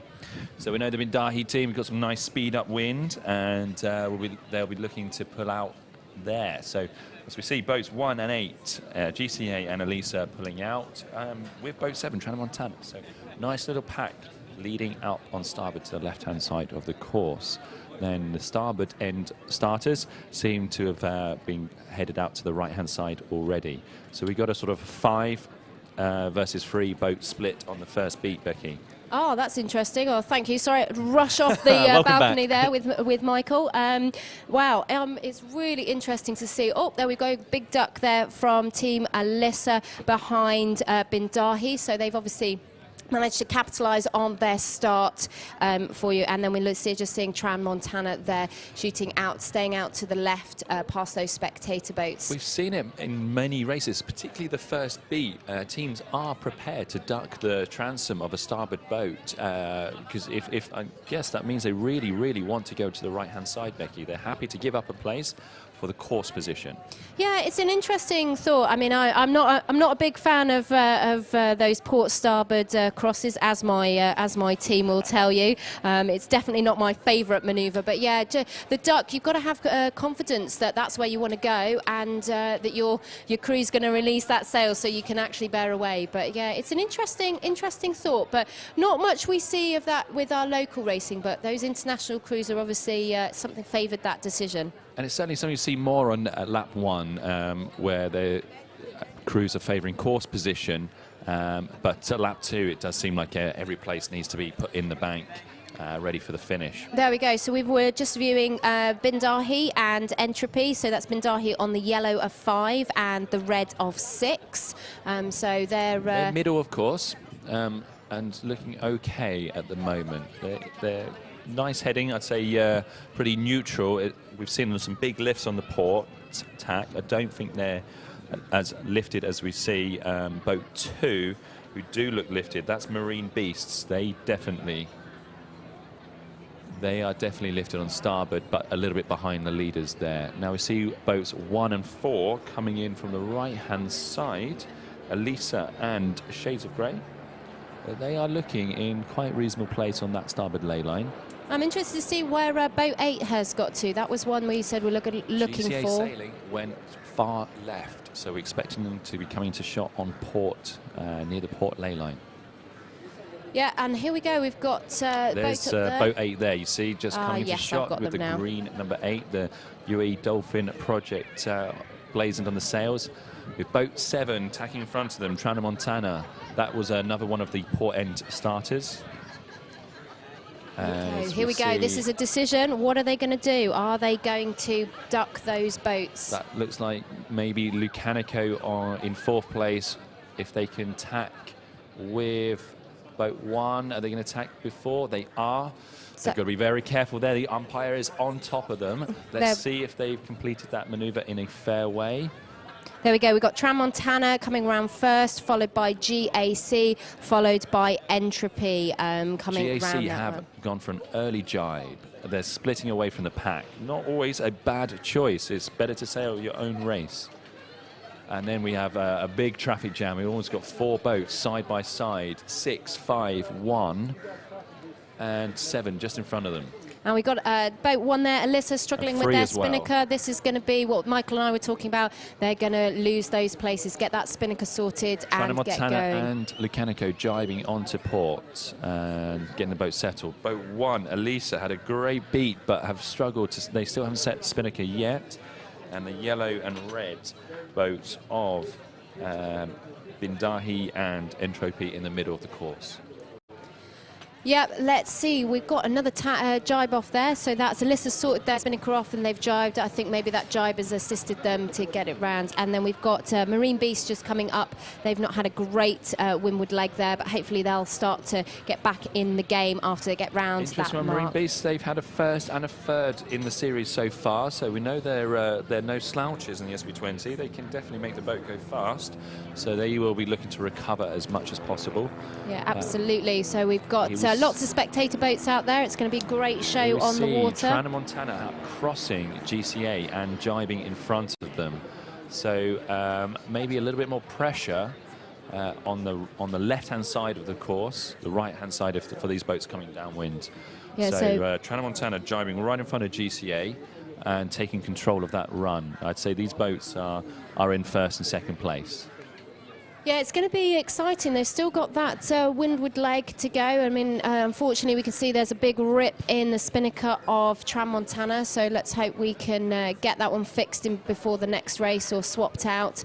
That's going to be affecting how much power they've got going downwind. Let's hope it doesn't affect them too much. It's obviously happened as they've hoisted. It's quite high up, so we're not even sure if the team have even noticed, because where it is on the Spinnaker, they may have been looking more at the leech, the front of the the luff, the front of the Spinnaker, as we see boat 6 jibing right on top there. That's Entropy. The umpires might have something to say about that. I'm not as the gate looks very close together, a real tough gate to get round from this camera angle. Wow, that is a tiny gate. Oh, and GCA, not quite sure where GCA is going. Yeah, the navigation might have gone a bit wrong there. I'm not sure what happened. That's an injury. I think they've been looking at the pin end and they've struggled. I think a lot of boats have confused the pin end mark with the gate, so they've struggled to make that mark. Not a huge amount of sympathy from the commentators. They are completely different shapes there. One is triangular and one is cylinder.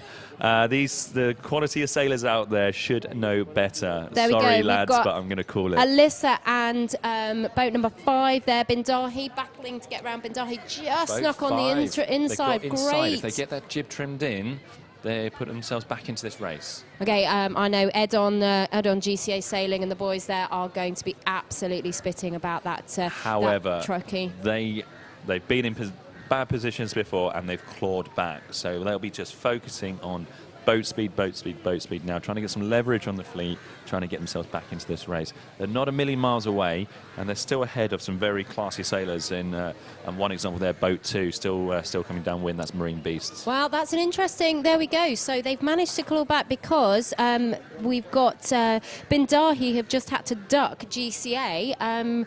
Even though they were ahead of them going round that gate mark. That's really interesting. So that right-hand mark looked like it was an advantageous the left decision. turn might have, the advantage of the left turn has helped GCA back into the race. And for us, it's squared the race right back to pretty level pegging in the mid-pack. So we're looking at one team looking good. Tramontana is the starboard boat there at the top of the course with the yellow number 7. Boat 8, GCA Sailing. They've got a little bit more port to sail, so we'll see how they end up against some of the other starboard boats.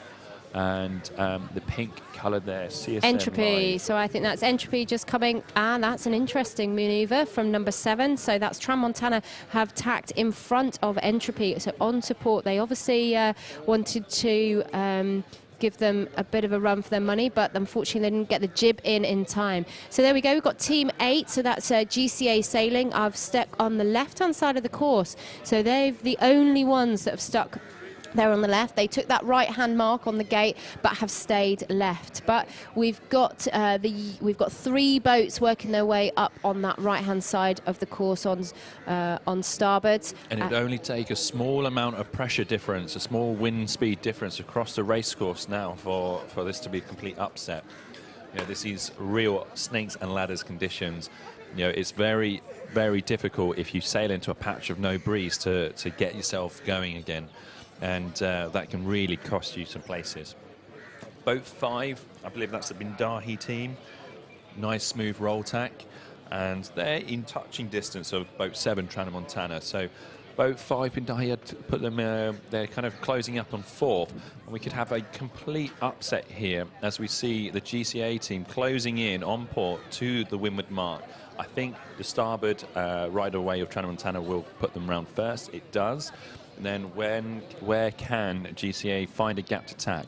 Looks like they've clawed back to 3rd in 1 beat. That Becky. is fantastic. I really hope that they can hold on to that. It will really show the calibre of sailing on board. Now, this is going to be interesting. Tramontana have got that rip in their sail. Are they going to be able to keep it going and without it affecting them too much with the 2nd place getting their sail up as well? And then we've got boat number 3 there. So that's Lacanico have come back and secured that 3rd position. Can they hold it going down wind against GCA, who have got that Spinnaker up, get it set. Lacanico, they're struggling a little bit with their kite. Let's hope they can get it set and not give that position away to GCA. Entropy have 2 race wins to their name, so they're not strangers to the front of the fleet, but Tramontana, this would be their best result yet, so we really hope these guys can capitalise and secure maybe a top 3 position here.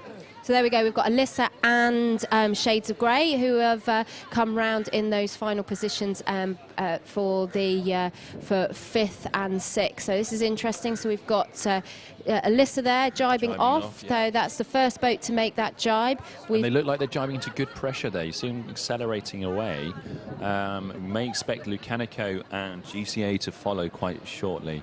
So we've got Bindahi there in the mix of the racing at the back.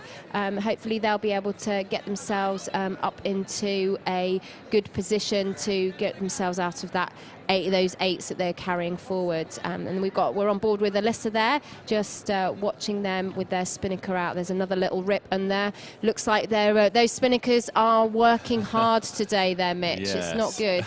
No, a few rips and tears we can see on the water.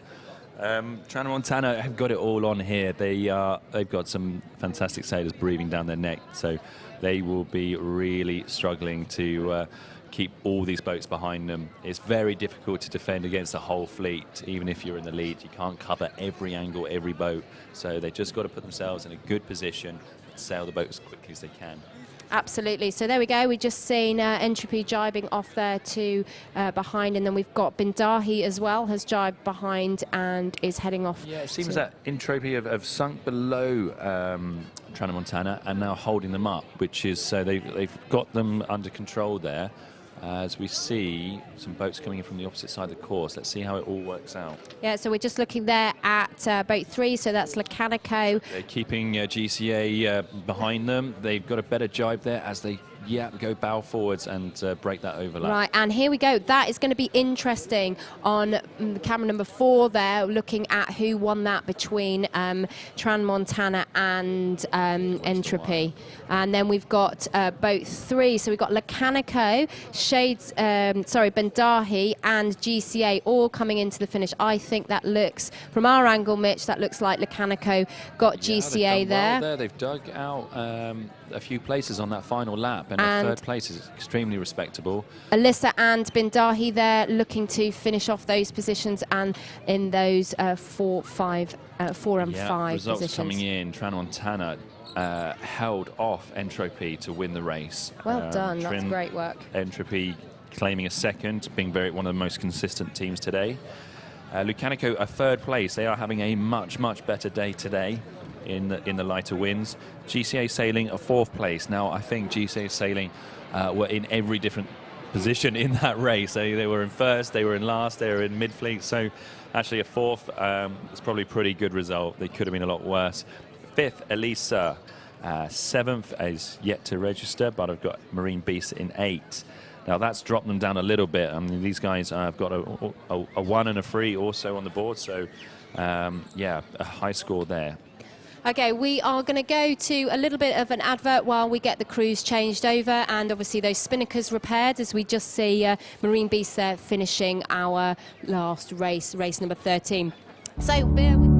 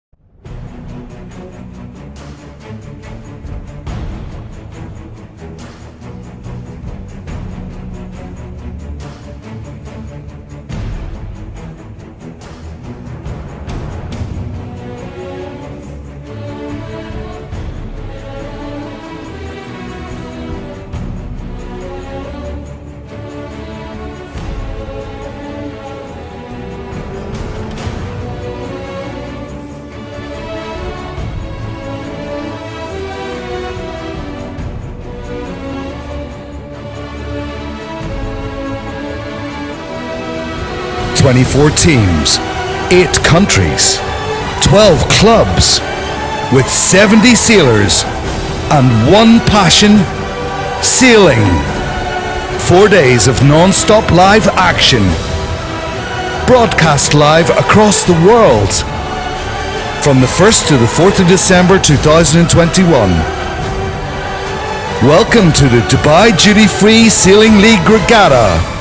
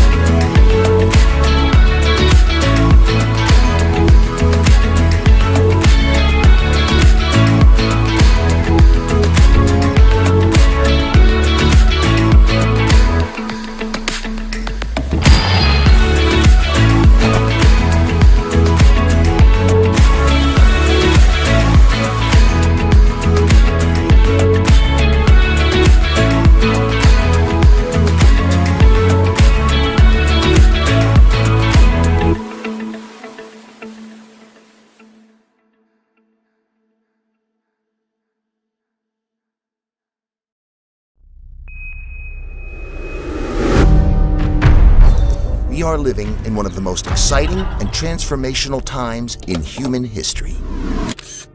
We have the visionaries. We have the technologies, and we have millions of people motivated to catalyze change. Change that is effective, change that is global, change that lasts. For when we as a species put our differences aside and unleash the ingenuity within us, our capacity for impact is exponential. We are Impact Entertainment Media. Our vision? To harness the power of storytelling in all its forms to inspire. We know creativity and entertainment with purpose are the keys to raising awareness and mobilizing generations, especially young people, into taking real and lasting action. In the last few centuries, we've made extraordinary progress, time and time again, and the biggest changes were led by people, not governments. History shows that the entertainment industry continuously defines trends, shapes cultures, and influences who we are, what we do, and how we feel. Our content focuses on highlighting the solutions, big and small, and the opportunity we have in engineering our own future. We want to illuminate and champion the good being done, breakthroughs people made, and the positive, life-changing impact it has delivered. Impact Entertainment Media will use the power of mass reach to channel attention to solving our most pressing issues. We'll create shows that will catalyze action and the search for solutions while engaging audiences worldwide. We can't change people, but we can inspire them to change themselves and take action. Our range and variety of programs highlight and amplify the inspiring stories of passionate people from around the world. The innovators at the cutting edge, the people daring to ask the difficult questions, the ones bravely working for systemic change and a better tomorrow. The key to our plan is to continually build and grow a catalog of outstanding content. Content that harnesses the latest technology and social engagement trends to achieve impact. And to enhance our factual and reality offerings, we'll be utilizing virtual and augmented reality, apps and gaming, immersive experiences, and theatrical productions. Always remembering it's great entertainment that is at the heart of what we do.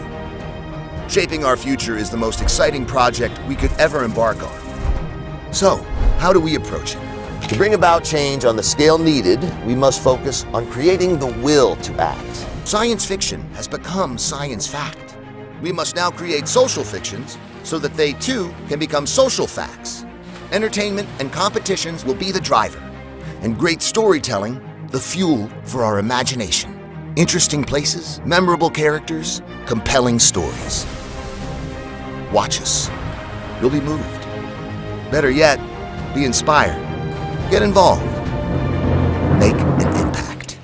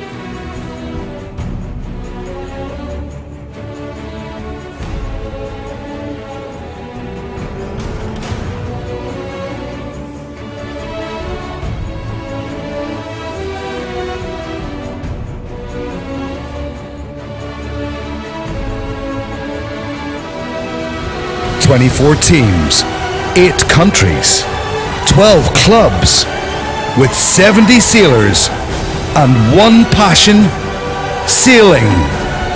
4 days of non-stop live action, broadcast live across the world from the 1st to the 4th of December 2021. Welcome to the Dubai Duty Free Sailing League Regatta.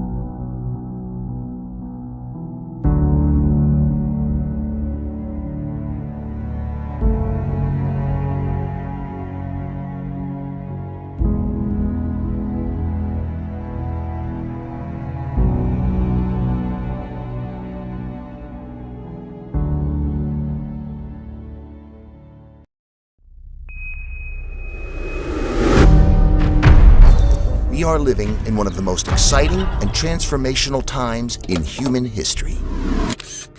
We have the visionaries, we have the technologies, and we have millions of people motivated to catalyze change. Change that is effective, change that is global. To the Dubai Duty-Free Sailing League Regatta. We're here on the jetty to the club, and I'd just like to welcome Montel. We're not in the loft, so tell us a little bit about your sailing team, Montel. So my sailing team has come from a school in North London called Regatta Academy, which is a normal state school from Tottenham, which, if people know Tottenham's not the most rich area, and it's also landlocked as well, so it's not easy to sail. So we've been sailing for around 6 years now. Since I was around 15, now I'm 21. So yeah, from that we've done different types of sailing. We raised all the money ourselves by doing loads of corporate talks and just doing, mainly talks and raising money. And from that we raised the money to buy a 45-foot yacht called Scaramouche to eventually do the Fastnet, which was our campaign, and we did that in 2017. And then from that we've done other sailing such as etrial sailing and other different types of boats. And yeah. Fantastic. That's such an amazing opportunity, and as you said, landlocked, it's a little bit difficult to get. What sort of inspired you to get involved? I know obviously you said it's something to do with school, but what caught the bug and to keep you going, or and now you're 21? Yeah, so it all started off us doing a school trip on doing dinghy sailing in Poole Harbour. And then from that we just really enjoyed it. We was keen to go out all the time. Then our teacher had some type of background in sailing. His name's John Holt, who runs the project. And then from that's when we just kept on going at it, tried to better our skills as much as possible, going out as much as possible. We're trying to catch up because it was quite, in terms of sailing terms, it was quite old to start sailing. But eventually we got there. Still a lot of us carrying on now. There's the younger ones that are doing it and doing it at quite high standard as well. So yeah, it's just being keen to keep carrying on. That's just amazing. And you've got so is it just the three of you here with your team? So tell us a little bit about your other teammates. So my teammate Camilo, he's been my teammate since we started the project. We've done everything basically with him. And then we've got Ed, who's a Finn champion, who's basically trying to better our skills and take us to that next level. Fantastic. And why Dubai, and why the Dubai Duty-Free Sailing League Regatta? Well, it's just a new challenge. We're always trying to get onto as much boats as possible and try and better our skills in changing what type of boats, not just getting used to one boat and then trying to be as best, but learning from each type of regatta, getting better as the time goes on. Well, obviously, Dubai isn't always just about sailing. Welcome to our little huddle here. Not just about sailing. So what else have you managed to experience while you've been here, rather than just the sailing side of things? Well, this is what I'm trying to get at to students, that I'm trying to encourage them to come out sailing, right? Sailing is not just about going out on a boat, doing some racing. It's all about experiencing new things. We've come to Dubai, we've gone to the desert. Soon we're going to go to the aqua park, meeting the locals, gone to the mall. Done quite amazing stuff, so it's, yeah. You packed a lot into a short 5 or 6 days, so and well done. Look, we were just talking about your last race. Just amazing. It was so exciting watching it up there. Great start, but then you had a little bit of trouble on the gate. What happened there? Do tell me about it. We didn't round the buoy pretty well. Okay, so you ran out of room. It looked like quite a small gate, is that right? It was quite a small space to get through. Yeah, indeed. We're just getting used to the boat, so we couldn't concentrate properly on the course, but hopefully next race we'll do better. Oh, I don't know. I think you did pretty well. We were all absolutely hoping for you to get up there, and you managed to secure that. I think you got 4th in that last race, so fantastic. Well done. Look, you talk about the experiences of what you've got in Dubai. I think we've got a fair amount going on here. Did you manage to get on a camel when you went out into the desert? Oh, not yet. Maybe tomorrow we can. Oh, I don't think so. You're going to do it right here, so there is a camel. So honestly, guys, thank you so much. What else are you looking forward to? What are you looking to achieve in your next couple of races out today? So basically just do as better as possible. Maybe try and get a place higher. We like to come in third. We've got a couple thirds, so we like that position. It's a good average. But yeah, just have fun at the same time and learn and just experience the racing out there. Fantastic. And what's your position on the boat? Whereabouts are you usually on the boat for the SB? Because you're only 3 up, so there's not four people to have to contend with. Yeah, I'm a bowman on Etchos, I'm a bowman on Scaramouche, I'm a bowman everywhere I go. So you're the one that gets shouted at a lot, basically. I guess so, and unfortunately, yeah. And a little bit wet when you're on those bigger boats. But honestly, guys, thank you so much. Well done. Keep going, and we're really looking forward to seeing how further you can go. Thank you, Becky, and the guys there from GCA Sailing Team. And we are looking at race 14 in Flight 5. And the boats 7 there, BTA, looking to come into the gate first. But close behind them are Glasgow Kiss and boat number 4, which is Active Time. So it's a tough race, this one. We have got the top 3 boats leading overall in this race, and they are in the top 3 of the race itself. So our event leaders are leading this race, race 14. So this is going to be a gladiatorial match here, where we see BTA leading, and they've done well today with a 2 and a 3, and they're in control of this one. We see that from the committee boat bow, they are racing to the pink cylinder as their windward mark. Boat 1, Glasgow Kiss.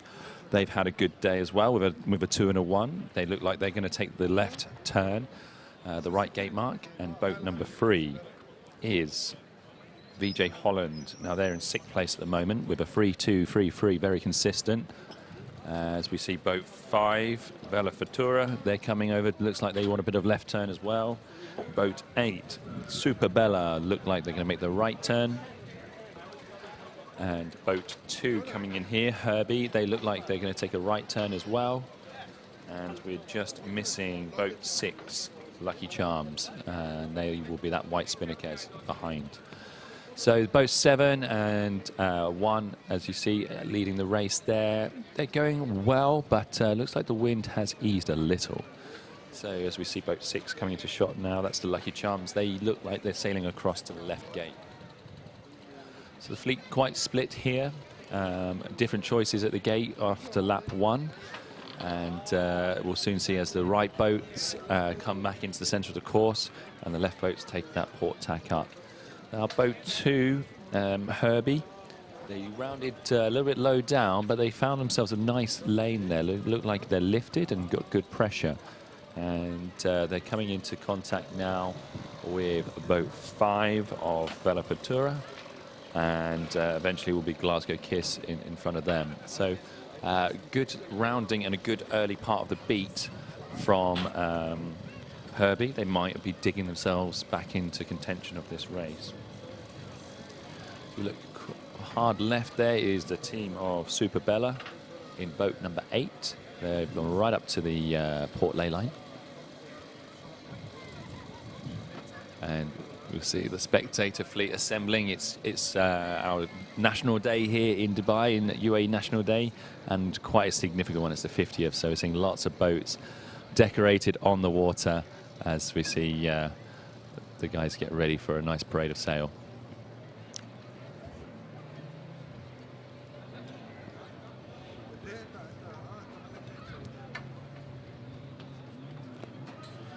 So a quick update on the overall scores. Overall, our leaders are Glasgow Kiss, 2nd Active Time, and 3rd BTA, and they are all in this race. So this is a real race for the overall lead. Will Glasgow Kiss maintain their lead? So boat 8 is in the mix there. Super Bella have had a magnificent second beat and forcing Glasgow Kiss to cover them and protect their lead. Here comes boat 7 of BTA. Will they make the cross on starboard? They have crossed very comfortably. So BTA maintaining their lead. Glasgow Kiss look like they're in 2nd. And where will VJ Holland pop out? We're looking for boat number 3, the other of our top 6 boats. We're also looking for Active Time in boat 4. They're also at the top of the standings overall. As we see, Glasgow Kiss round in 2nd, BTA in 1st, nicely set, and Super Bella have done a fantastic job on lap 2 to get themselves up to the top 3. As we see boat 3, VJ Holland, so they are doing well. They've got Active Time behind them, but they will be wanting to get in the mix and attack downwind. There we see boat 5, the Vela Futura, coming up to the windward mark with the Beneteau branded sails. A very low bear away there and a hoist. That looks like that is boat number 8 of Super Bella. It's gone wrong though. There's something not right there. The Spinnaker's in the water. It should be in the air. So BTA just sitting comfortably there in the lead. They've still got a long way to go before they finish this race. Boat number 1, Glasgow Kiss, they are in striking distance. So if they concentrate, they will be fine. And unfortunately, Super Bella have dropping rapidly down the standings. And finally, we see the Spinnaker starting to come up. That'll be a blow. They did really well to get themselves up into 3rd position, and free boats sail past them. So on the left there, the red boat, that's boat 6 of Lucky Charms. Boat 5, the yellow boat of Vela Futura. And somewhere in the mix, we know is VJ Holland and Acti Time.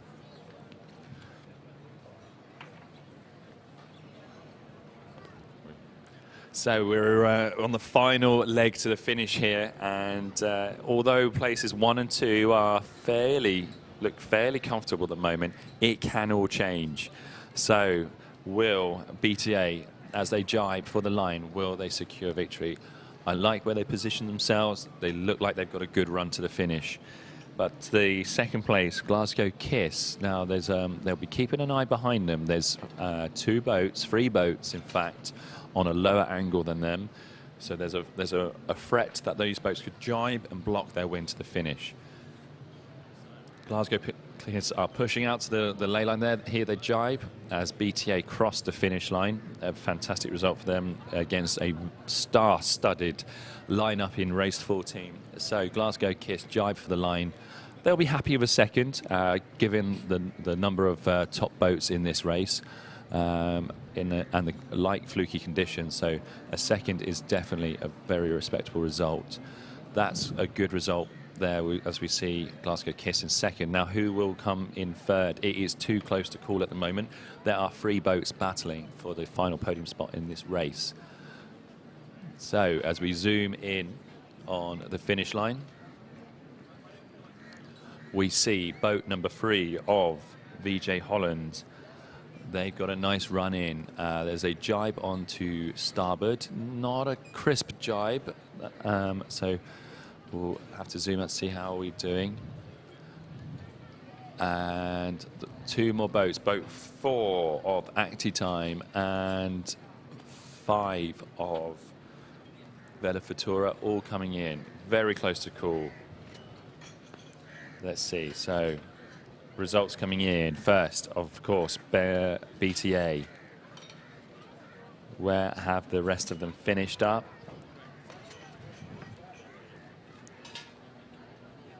We've got, it's very, very close. I'm waiting for the results update in front of me because that was just too close to call. Right, while we wait for the results to come in, Becky is on the pontoon and she has got a group of sailors with her ready to talk about, I think, their UAE National Day costumes. So, Becky, can you hear me? Are you ready? It's not Halloween. National Day.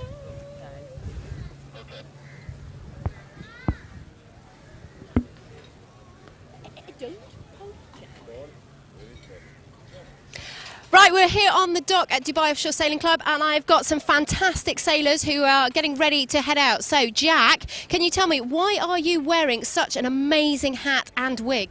I know it's amazing, first of all. Second of all, because it's UAE National Day and we all like red, black, white and green today. Fantastic. And Jemima, I can tell because it's on your T-shirt. So what kind of boat are you heading out on today? We're heading out on Drama Queen. Oh, and is this your boat behind us here? Oh, fantastic. And what sort of things are you going to be doing once you get back on shore as well? Have you decided once you've had a sail? Not really. We're just going to go up and maybe have some supper or drink something. Oh, fantastic. I do like your boat as well. And guys, what boats do you sail here? Are you dinghy sailors as well? Yeah. What sort of boats have you done and what levels have you done at Dubai Offshore Sailing Club? In dosc, I've done level 2 and 3. I did level 1 in the club in Abu Dhabi. And we sail Zests, FIFAs, and this is a J22 that we sail. Fantastic. And hello to my two little friends over here, because I can see Drama Queen is disappearing off. You might have to run and jump on there, guys. So thank you very much. Have a good sail. I hope you win the best dressed competition. So who have I got down here underneath your flag? My name's Beatrice, and this is my little sister, Hattie. And I hear, Beatrice, that you've been doing some sailing as well. What level sailing have you been doing? I've been doing level 1, but before Christmas I'm on level 2. Wow, that is fantastic. Well done. And I have Mum here as well. So tell me, we've met through sailing at the Sailing Club. So what got you into sailing down at dosc? It's such a wonderful opportunity to do something in such a beautiful setting with amazing facilities, something we could do as a family, something we could do with our friends. What's not to love about being here, being on the water in this incredible setting, and a new skills thing to learn. I've never done it before in my life, so thanks to Women in Water and dosc, I've had an opportunity to do something new and something for myself. Well, fantastic, guys. Enjoy your sail parade of sail for National Day and 50 years of the UAE. Thank you very much. That's fantastic. And enjoy yourself. Yes, what is your boat's name? Please tell me. Josephine. Oh, Josephine, that is a fantastic name. I've seen her out on the race course as well. So, guys, thank you very much for spending some time with me. And I think we're back to Mitch in the race commentary. Thank you, Becky, and thank you to all the sailors there getting ready for the parade of sail for our UAE 50th National Day anniversary celebrations. Lots of action down there on dockside and a lot of excitement. It's a very, very festive day today. I'll give you a quick rundown of the team swapping into the boats now, getting ready for race 15, the final race of Flight 5. In boat number 1 is the boat of Supersonic. So Becky interviewed Michael earlier. They are a top local team, but they are finding the level of competition very tough. Even though they think they made some improvements, they'll be keen to get some podium finishes. I think some top 3 results are well deserved for this team, so they'll be looking to get some good scores on the board. Team Impey in boat number 2 showing a good bit of improvement through the results. From an OCS in race 1, not a good score of 9 points, a 7, a 4 and a 4, so gradually clawing their way back up the leaderboard there. Cocapelli, we saw in the last race, sailed super hard right to the finish to get a second and to wipe off some of those the 2 7th places they picked up yesterday. So a second, a third and a 7 and a 7 on the scoreboard. They are sitting in 12th, but if they get a run of good results, they will start to nudge them up the overall standings. Becky's favourite team, Mariposa Marinera, in boat number 4. Boat 5, Iramande. They had a really good result earlier in the day with a 4th, and then we got Team Shamal in boat 6. Now Shamal had a great result in their last race, a 2nd place. The Musketeers, running theme here, they won their last race, so they've come in with a huge amount of momentum. And then we have Sail Qashqai, who were our overnight leaders, but a 6th in their last race has dropped them to 5th. Just shows how close the standings are here in the Dubai Duty-Free Sailing League Regatta. So we got there's a lot riding on race 15, the final race of Flight 5, and these 8 boats will be putting their 5th score on the board. We had quite a few top teams in the last race. So we had BTA, we had Entropy, and we had Glasgow Kiss, VJ Holland Active Time, and BTA all in the last race. So that's updated now on the results. We have BTA won the race, and I'm looking down for my 2nd place in that race. I can't see at the moment. Becky, you've joined us back in the commentary booth. Just getting my steps in there, Mitch. Just getting my steps well done. in. Cover some ground. What's it like down in on the dock side and around the sailing club today? Absolutely fantastic. I mean, it's amazing. The boats have really put some effort into it. So I was just talking to the families from Josephine and Drama Queen, so 2 of our J22s that are home at dosc, and they've got the flags out. We've got wigs on. We've got glitter in our hair. I mean, it's absolutely brilliant. And what's amazing is that everybody is so excited. As our Commodore, Mr. Simon Reeves, said earlier on, we're looking towards nearly 35 to 40 boats heading out for the Parade of Sail for the UAE National Day. So, I mean, really exciting. And then going along with a whole host of other activities that are taking place on the lawn at dosc with the bouncy castle, various different food that our amazing food and beverage team here at dosc have put together. I mean, they work tirelessly on a daily basis to then put together such an amazing event. Just looking out, I can start to see more and more boats heading out. I think the command was, the Commodore has left the marina, we need to go, we need to go. Yeah, everybody's piling onto the water today in some fantastic sailing conditions for a little bit gentler than yesterday as we look at the start of race 15, Becky.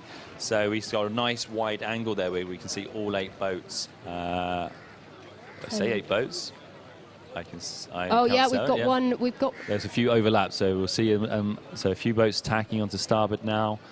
Definitely a port bias on that start line, but still there's a lot of a lot of boats wanting to get out to the right-hand side of the course. So race officer Mr. Nick Fisk there is having to put a lot of port bias on to spread the boats down the line. Yeah, I think we just saw their musketeers in boat number 7 was had to tack and then bear right away from the starboard boats there, and then we had also the yellow of the team Iramonde as well. So they've tacked off to the right-hand side of the course, so they're heading off on port, whereas everybody else is sticking with our left. We've just had another. That's the Navy sail of number 2, so that's Team Impey, another one of our local teams there. They've tacked away, but they win clear air there. And we've got number 6, so that is Shamal. They're sticking on with the port tack, left-hand side of the course. They've now tacked off, just as I said that, typically. And then we've got boat 3 there, so that is Team Cocapelli. Yeah, and we're still waiting for race 14 results to update, but as I said, this is the 5th race for the final 8 teams, and it's an amazing job by the race team today. We've really been pushing the races in, so 7 races yesterday, and we're already up to race 15 today, so big pat on the back to Nick and his team out there on the water. We've seen a few calls from the umpires so far, but not too many, which is good. That means the sailors are behaving themselves. And as we look upwind, not as much lifts on port anymore. We've seen in some of the earlier races today, the port tack at the top half of the beat really lifted. But we've always had a little stronger breeze on the starboard side of the course. So it's been a really tough one to call. We're sitting back watching the racing unfold. Must be quite stressful to work out which way to go upwind. Yeah, absolutely, and especially as the wind starts to build over the week. Today and this afternoon. I mean, it was supposed to build a little bit more, but looks like we might only get maybe another knot out of it this afternoon. Iramonde and Musketeers on the starboard ley line, and Cocapelli tacking in front of them. Looked clean, which is good, and I think Team Supersonic are having to duck that pack of free starboard boats before they plan to tack. So we're looking at 2 and 6 at the moment, Impey and Shamal. But as we zoom out, yeah, we can see there's a lot of boats lining up on the starboard ley line now. Number 4. Who's that, Becky? Oh, that is Mariposa Marinara. Nailing Yay. it now. I'm gonna have to cheer every time I say that now. Absolutely. So, and then we've got boat 7, so that is Musketeers, and boat number 5, Iramonde. Yeah, it's really good. I mean, it's always interesting. It always looks really far away, and then they're not all close together. And then as we get towards that windward mark, it suddenly changes, and we can start to see them line up. Cocapelli looked really good on the left-hand side for a long, long time. but the starboard side has come good again. This is a really tough race course to call. That's interesting. So we had Kokopelli just tacked in front of Iramonde, who then chose to tack off rather than stay and try and make the mark on that starboard ley line. So it looks like Impey rounding first, with Shamal and team Mariposa Marinera just behind them. Boat 7, the Musketeers, they have gotten a chance to really sort of edge down, but they're struggling to set the Spinnaker.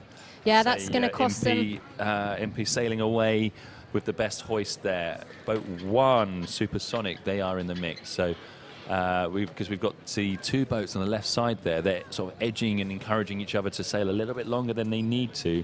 That's very defensive and attack sailing by those 2 boats. So the blue Spinnaker defending, the white Spinnaker attacking. Then the sky blue Spinnaker in the middle of Impey. They've got some big choices to make now. So they were leading the race, but they've got to defend against boats to their right and to their left. They can't be everywhere all at once, Becky. No, absolutely not. And we just saw there we had Supersonic and Musketeers jibed off, so they've decided to split. It's going to be interesting to see whether when they come back in on starboard, whether they can make those gains at the gate. Yeah, it looks like they disappeared into some good pressure and made some good ground there, especially Supersonic. So they could be pulling a bit of a fast one here. They could be putting themselves into this race, definitely. Well, let's hope so. I mean, they were talking to Michael earlier on. He's said that even their local sailing experience and their knowledge hasn't paid off so far. Interesting. Musketeers, they're a little bit more central on the race course, so this is going to be very close when these 2 boats come together. But it does look like these boats who jibed early have made some gains and have jumped from 3rd, 4th, maybe 4th, 5th, maybe up into 1, 2. So that early jibe has really paid on this this race, Becky. Absolutely. I mean, we're now looking at our trailing pack there, just trying to gain those positions. So that's from Mariposa, Marinara. They're just leading out of those 3 boats. Second with those 3 boats with Team 6. So that's Shamal there leading those 3. They're coming together. They're starting to come together now, and they approach the gate. We do expect the boats to split again this lap, Becky, because there's definitely 2 different ways to go up the beat. We don't see many boats in the middle, but it's definitely a left or a right route. Yeah, absolutely, and it'll be... So did we see Shamal slip around the left gate first, I think? Yeah. As the Musketeers, very late drop. With Supersonic there following them in. Up. And then boat 6 of... No, sorry, so boat 6 is Shamal. They're going right turn now, followed with boat 4, Mariposa, making a right turn.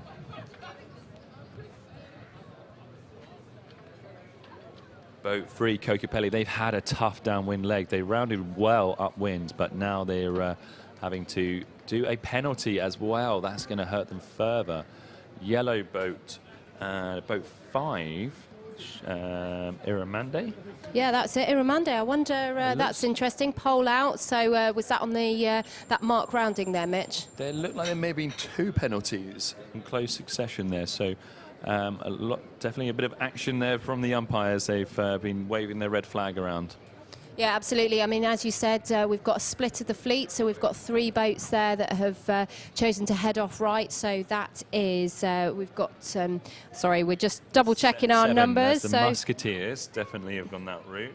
So we've got Impey as well in boat Impey, number 2. Yeah. And then we've got that's the Navy of number 2. Be interesting to see. And there we go. We just got number 1, that's Supersonic, that are heading up. With the sky blue on the top. So quite a big gap looks like starting to form in the Shamal fleet. going to the furthest left there, Becky. So they're really pushing out to left-hand side, tacking probably quite close to port ley line there. They look like they're going to comfortably cross boat 5. That's the Iramonde team. I say comfortably, as it looks a little bit closer than I expected. So we've got Shamal coming in from the left-hand side. Boat number 2, I believe, Impey, will be coming in from the right-hand side, as well as the Musketeers in hot pursuit and Kokopelli in boat 4. So that's boat 5, Who's that now? That is Iremande. They're attacking on Port Ley line. Shamal looking nice in this race. Supersonic, they came from the right side. So they're in the mix, but I'm looking at maybe Shamal taking the lead here. But a little bit headed for the port tack. That's some of the lowest headings I've seen for the port tack boats. So that usually that's a nice route into the windward mark, that Port Ley, but it's not paying off now. So let's see where the starboard boats come from.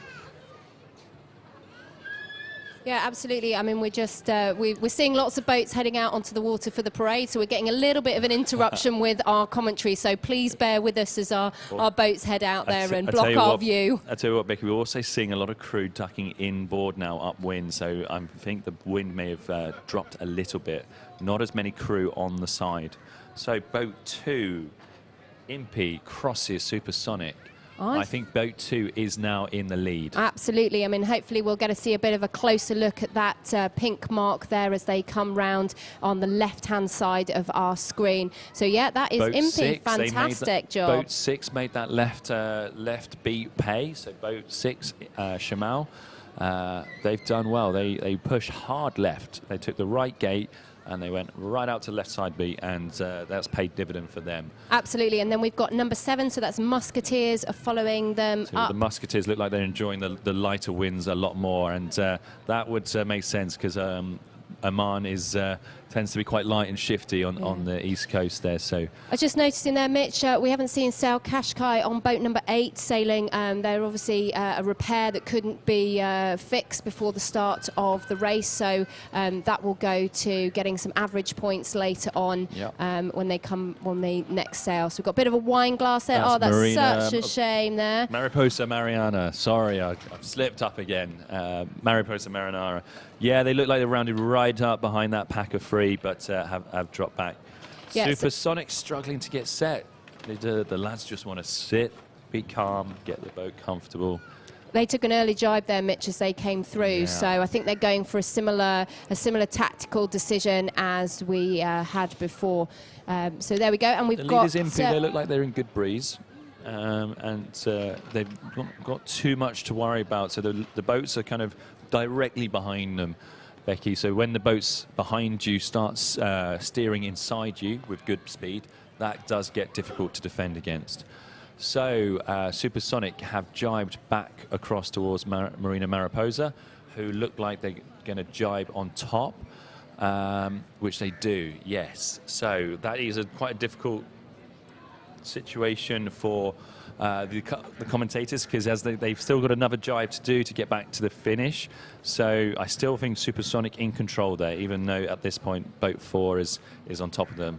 Boat 7, the Musketeers, slipping across their bows and could be putting themselves definitely into the top 3. So let's see if we can see the finish line. Yeah, let's see whether any of those changes have taken place. Anything's changed downwind. So as we zoom out and see the triangle, the pin end and the committee boats there should be coming into our view. So the pin end is that cylinder, and then we should be able to see the committee boat to gauge. Musketeers might be slipping through. Impy are on the inside in boat 2. Boat 6, Shamal are in the mix, and then you've got the Musketeers. Musketeers got a jibe for the line. Impy jibe for the line. What is Shamal going to do? Are they going to hold on? Ooh. Are they going to keep going for that ebb? Don't forget, we're looking at the stern of the boat. And Impy might have held on there. Shamal, I think, maybe claimed second with Musketeers in third. But wow, I thought Musketeers were really throwing caution to win. They might have taken it. I think you're going to have to be looking at your live results there, Mitch, to see what's taking place. So we had boat number 6, so that was Shamal and Impy. We're just going to find out who managed to get the pip on that one. We've then got Musketeers, as you said, and then we've got boat number 3, so Kokopelli. They had a fairly active start to that race. And then that's team number 4. So that's Mariposa Marinara coming in there. We saw them with the white Spinnaker. I think they've managed to just get in front of Kokopelli, taking the pin end as an option. I think, Mitch, that was the best position to get yourself across, because as you can see, we've still got Kokopelli is still sailing along with their spinnaker up, so that means they haven't crossed the line yet. So we had 2 boats manage to gain positions on Kokopelli there, I think, and then we still got the dark blue spinnaker of one of our teams coming in. Oh dear, and getting a little bit cosy with the committee boat there. Oh dear, boat number 3. That's not what you want to be doing towards the end of a race. That is a race infringement, so that team needs to drop the spinnaker, do a 360-degree penalty turn to exonerate themselves from touching the committee boat, and then cross the line. So that really could be an 8th place, but if they don't complete that penalty turn properly, and the umpires will be watching, they may be disqualified. So not a good end to the race for Kokopelli. No, not really. That's it's a bit of a shame there. But it's fine margins in racing, very fine margins. It's inches and millimeters between boats, between the margins of winning and losing. Yeah, absolutely. So while we're just waiting for the last few boats to finish, or sorry, the last boat I think has just finished while Kokopelli sort themselves out. As I said, we were talking about earlier on before, we're going to be able to see the parade of sail. So we're going to be seeing lots of boats getting their sails up. So some of our yachts from Dubai Offshore Sailing Club heading out to the coast of the Arabian Gulf. They're going to be heading down the coast of Jumeirah and towards the Burj Al Arab.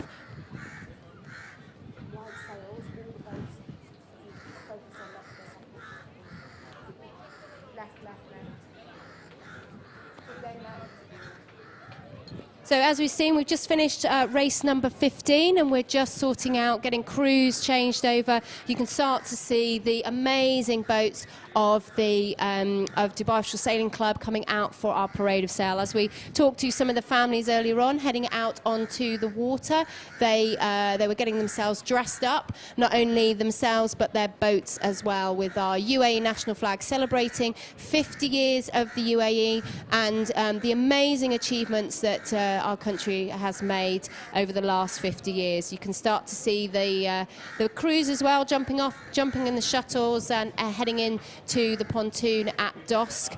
As we head in and look towards our wonderful keel boats, we've got so many different boats out there.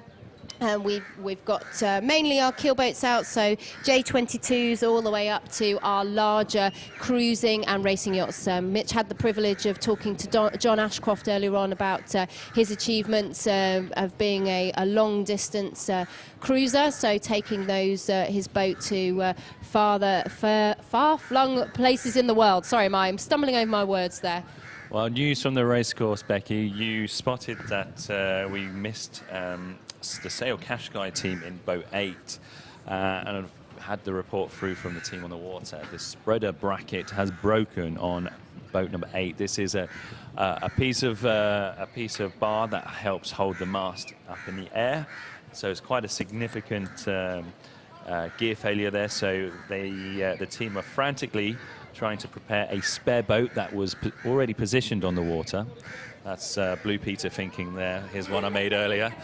So we have a spare boat on the water. It doesn't have as colourful and good-looking branding as the main race boats, but at least it will keep us racing. Absolutely. And look, there we go. We've got a beautiful view of one of our yachts from Dubai Offshore Sailing Club there, flying the UAE flag, as well as the amazing pennants that you can display. So it's a real show of our celebration for the 50 years of the UAE as our yachts get ready to sail down towards the iconic view of the Burj Al Arab, and then back along the Jumeirah coastline.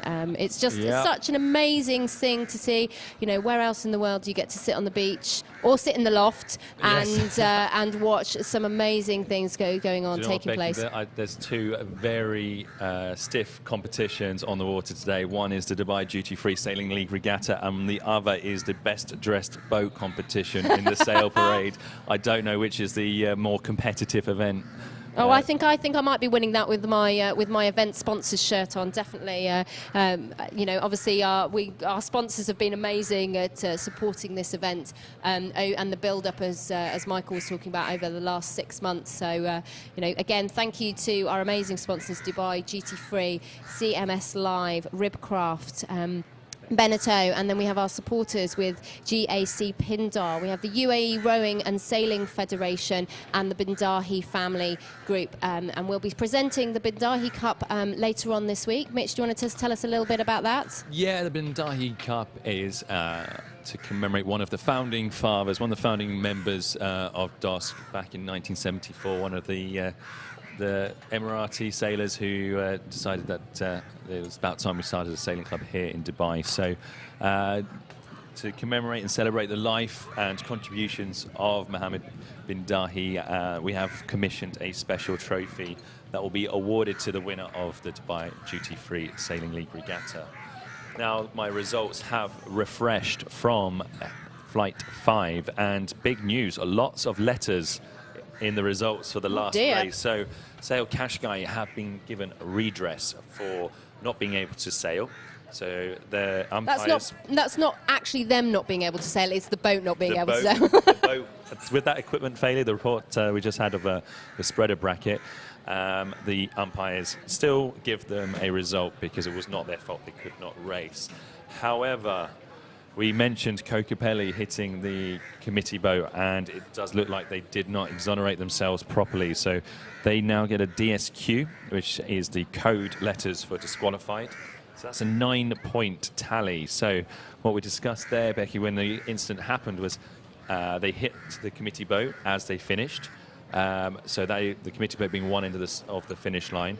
So technically they have not finished the race until they have done a complete penalty turn and then crossed the finish line from the course side. So it's a complicated maneuver, and it appears that it may not have been executed properly because the Kokopelli team now have a DSQ bracket 9 points, and so do the team Marine Beast. I didn't see what incident Marine Beast had to give them a disqualification in not in that race, but in race 13 of Flight 5. So Flight 5, quite an eventful one. And the teams are now getting ready for Flight 6. Can't believe it, this will be our 6th race for all the teams, but the 16th race in the series. We are flying down the race schedule here.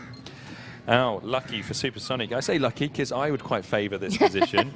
Supersonic raced in the last flight of Flight 15, and they are selected to race in the first flight of race 6.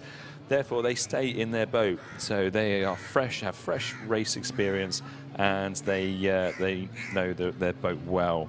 So I think that's a good place to be. Team Shamal also stay in their boat, and Sail Qashqai also race in this race. However, they will be racing in what we call the spare boat. So a spare boat that was on the water, ready in case of a mechanical failure on any of the boats, and that has happened. So boat 8 won't feature, but spare boat will be featuring very soon. It depends, they may switch to sails, in which case we'll still have a nice big green number 8 to identify, but or there may be a boat with no number on it. So the race team are preparing for race 16, and the boats, lots of teams look very ready to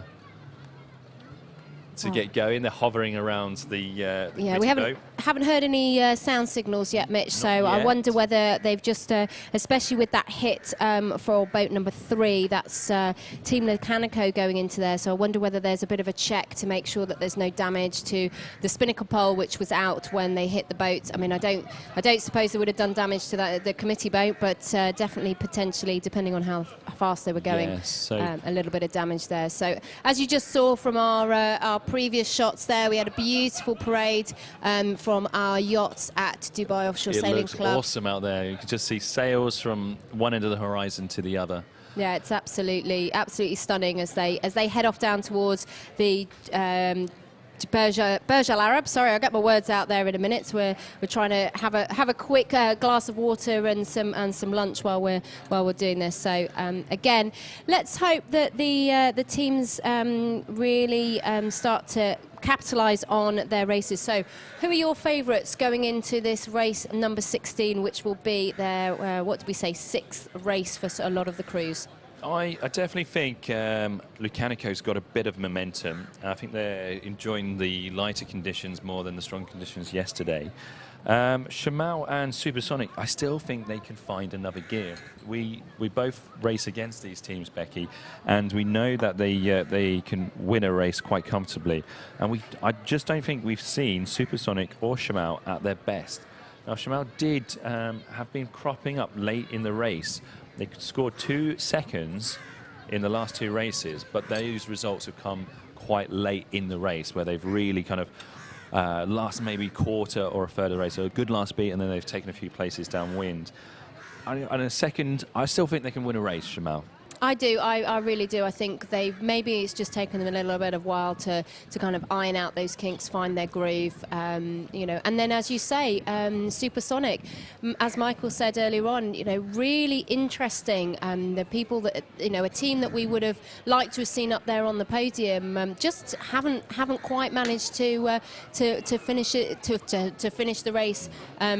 Where they want to. Tricky, not necessarily tricky conditions. I just think they're tricky conditions. Well, I was thinking more along the lines of tricky competitors. You know, it's ever changing, and it's interesting because if you're fleet racing and you're doing, you know, 5 or 6 races in one day, you kind of get a bit of a handle on what your other competitors are doing. But you're jumping in and out of boats, so how is that going to affect their approach to the races, Mitch?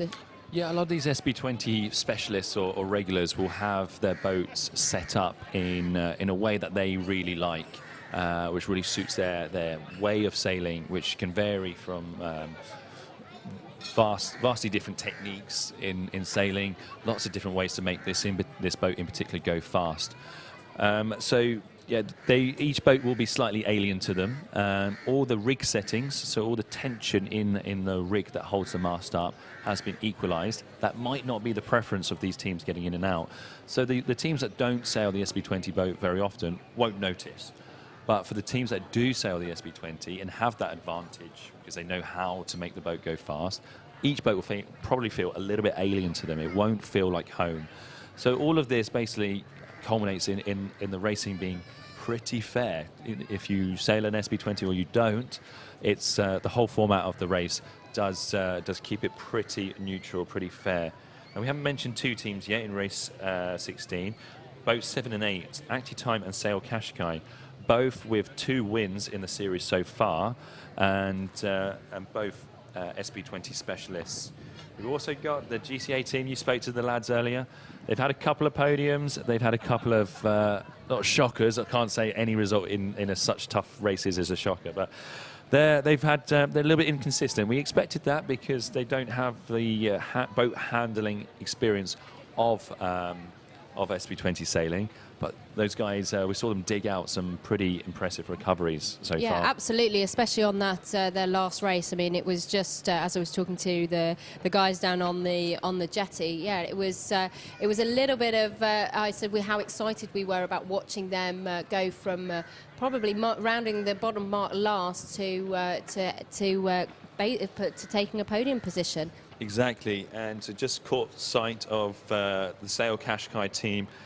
Look like they've slipped away in the replacement boat, so that's good news. So we do expect race 16 to start quite promptly now.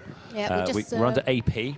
What's an AP, Becky? That means we are postponed until that flag comes down. So as soon as we hear the sound signal and the red and white "Where's Wally" flag, as we like to, I've used to teach the kids how to recognise it. Once that's taken down, then the crews have 1 minute until the first start signal, which would be a 3-minute countdown. Yeah, and it looks like the wind has gone a little bit back to the left. It has been quite variable today. It's been going left and right.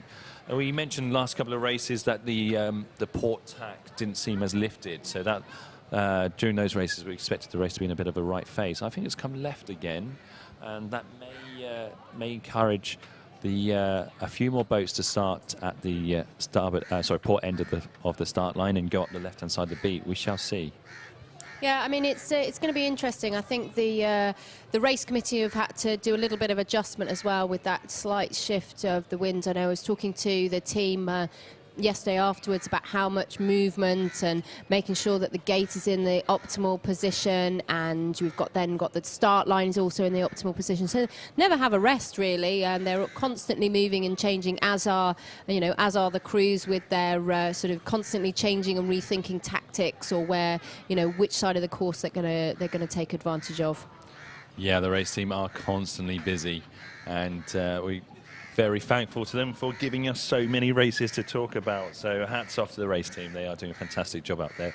It is super tricky to keep a fair race course in such fluky winds. So Mitch, let's talk about other activities that take place at Dubai Offshore Sailing Club. I mean, I've been privileged enough to be a member here for nearly 30 years, which obviously I was born in Dubai, I'd like to say, but no. What else can we offer to our members and the public when they get to come and be invited down as guests here? Well, the racing and sailing here at DOS, it ranges right from Optimist, which is the very first small sailing dinghy that kids will learn to sail in, right off to, as the name may suggest, offshore racing. So we are out on the water almost every weekend, racing Fridays and Saturdays, and a race, as we've seen, it could be a 15-minute SB20 race, as we've been commentating on, or it could be 2, 3, 4-day race. Our longest race is all the way around to from Dubai to Muscat. That'll be coming up in February next year. That's our longest race, and that's probably the toughest race. But I don't know, some of these races today look pretty tough as well, Becky. Yeah, I mean, well, you know how you and I both know how tough Dubai to Muscat race is. I was lucky enough to race it when I was 16. That was definitely an eye-opener and put me off offshore racing for the rest of my life, I'd like to say. But Mitch, you actually have a little bit of a sneaky win under your belt on the Dubai Muscat race. Come on, now it's your turn to be interviewed, so do tell us about your Dubai Muscat experience. The opposite way around, I guess. I grew up as a dinghy sailor and have come into offshore racing a little bit later in life, yeah, I sailed with Matt on Twister, a J105 in the last edition of the race 2 years ago, and yeah, we had a good race, and we won the race, and it was quite a good feeling. I think good is an understatement, and I am going to say I am biased here. Twister is co-own it with my husband Matt, so yeah. I am biased. But what was amazing is it is double-handed. You're sailing.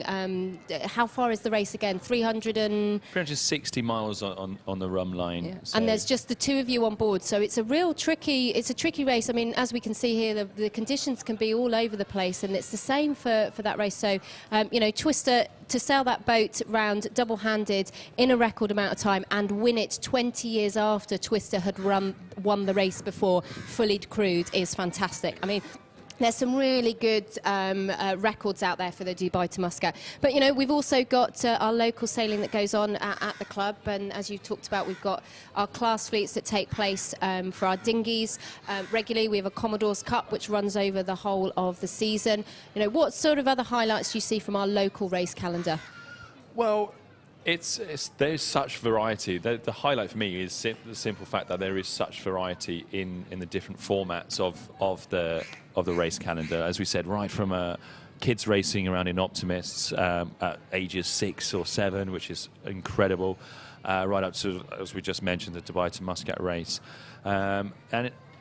Interestingly, we're diversifying a little bit as well. We want to be this gateway to the water, and surf ski paddling has exploded here at DOSC. It's a super active aerobic sport, and we're really pleased to support the DOSC Ocean Paddlers, and also kite surfing. So kite surfing will feature in the next Olympics, Becky, in a foiling kite surfing format, and so it's not always associated with the sailing we've been watching today of conventional, like sitting in a boat and pulling in sails, but it is a wind-powered sport, and it will feature as part of an Olympic in the Olympic program at the next Olympics in Paris 2024. It's super exciting. I can see that we're looking like we've got a flag up there. It looks like that's a 3 minute, so we're into and it's just changed. So we're into a 2-minute countdown.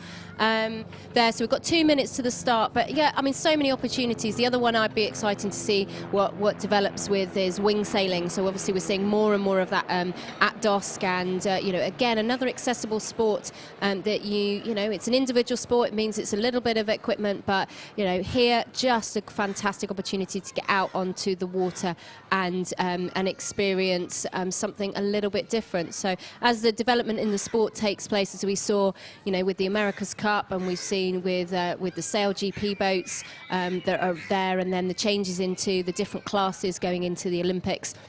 It's going to be very, very exciting for sport, especially in the UAE.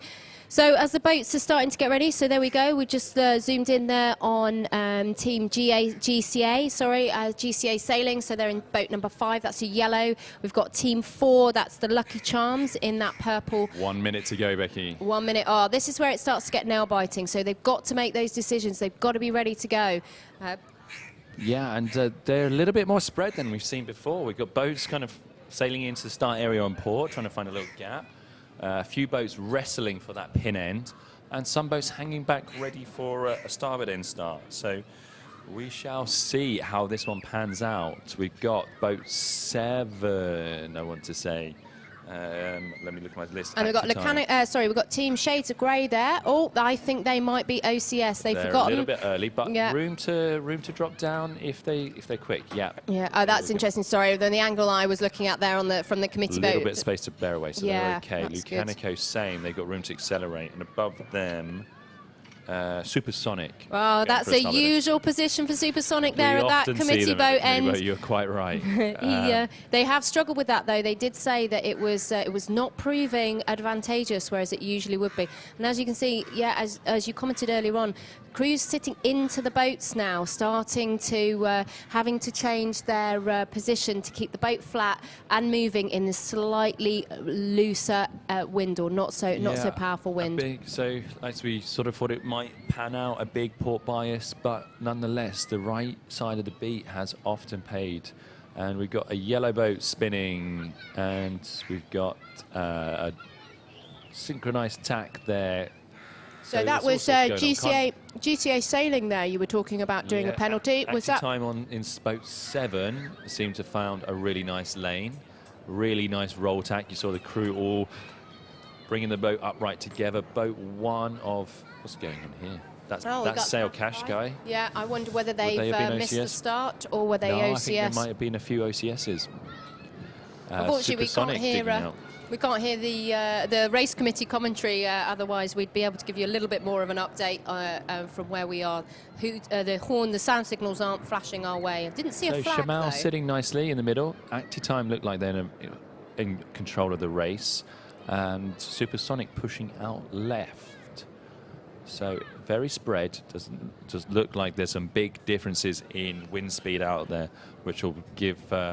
This will be a nail biter, Becky. I think that I expect a lot of place changes. Yeah, and I think we're going to see a lot more. As we just zoomed in on Supersonic, there was a lot of roll tacking. So that's where you've got to be in sync with your crew members. Try and just keep your boats moving, speed. Then you're going to get a little, as you move across in synchronization, really helps the boat to keep going and helps the helm to keep driving through the little waves that we've got. Active Time look very comfortable at the moment. I like where they've put themselves in the course. Supersonic are following, and Shamal and GCA seem to be working their way left as well. All the other boats are still a little bit on the right side. Number 2, Shades of Grey, they're coming across the left, but they're a little bit behind the leaders. Yep, there we go. So we've got a cross between 5, 6, and 1 across the stern. Supersonic, they're starting to push out to the right. 5 and 6 still coming left. That is Shamal and Shamal, yeah. These are 2 hot teams, so they seem to be pushing out to the left, and they've got Shades of Grey a little bit further out to the left, but to leeward. So possibly not. They need to keep an eye on them, but not too much concern at the moment. I think there we go. GCA are looking for that ley line, but also watching what Shamal are doing. Yeah, no chance of letting them in. Yeah, they're waiting for that tack. I expect GCA to be tacking fairly quickly after him to try and stay above and keep that line. There they go. So here we go. This is Team 2, so that's Shades of Grey, tacking there. Slow tack, that one. I saw the helmsman giving a lot of rudder. That's not a quick tack, and they're struggling to get the boat moving again. And we've got Supersonic heading up there onto the left-hand side of the course. On starboard in our sky blue sail. And this looks like Actitime rounding in first place. So a really clean start and a nice beat from the Actitime guys there. GCA coming into the mark on port. Will they be able to sneak round ahead of Supersonic? Waiting for the camera angle. No, it's boat 6 in second. So that's Shamal, well done. So they stayed in front of GCA Sailing. So GCA Sailing will be our next option. We're seeing whether they're going to come in third. So that's boat 5. That is GCA in third. There we go. And we've got Shades of Grey coming in, Supersonic, and then Shades of Grey coming in on port. They're going to have to make a decision. As long as there's no boats coming in on starboard, then they're okay. I think they've just about got enough room to handbrake around that mark and see if they can catch up with the first 4 boats. Yeah. So Actitime is slightly higher line, but with 4 crew members on board, they will find it difficult to soak low. And then we've got a bit of jostling behind. That is boat number 1, Supersonic. They are jibing off.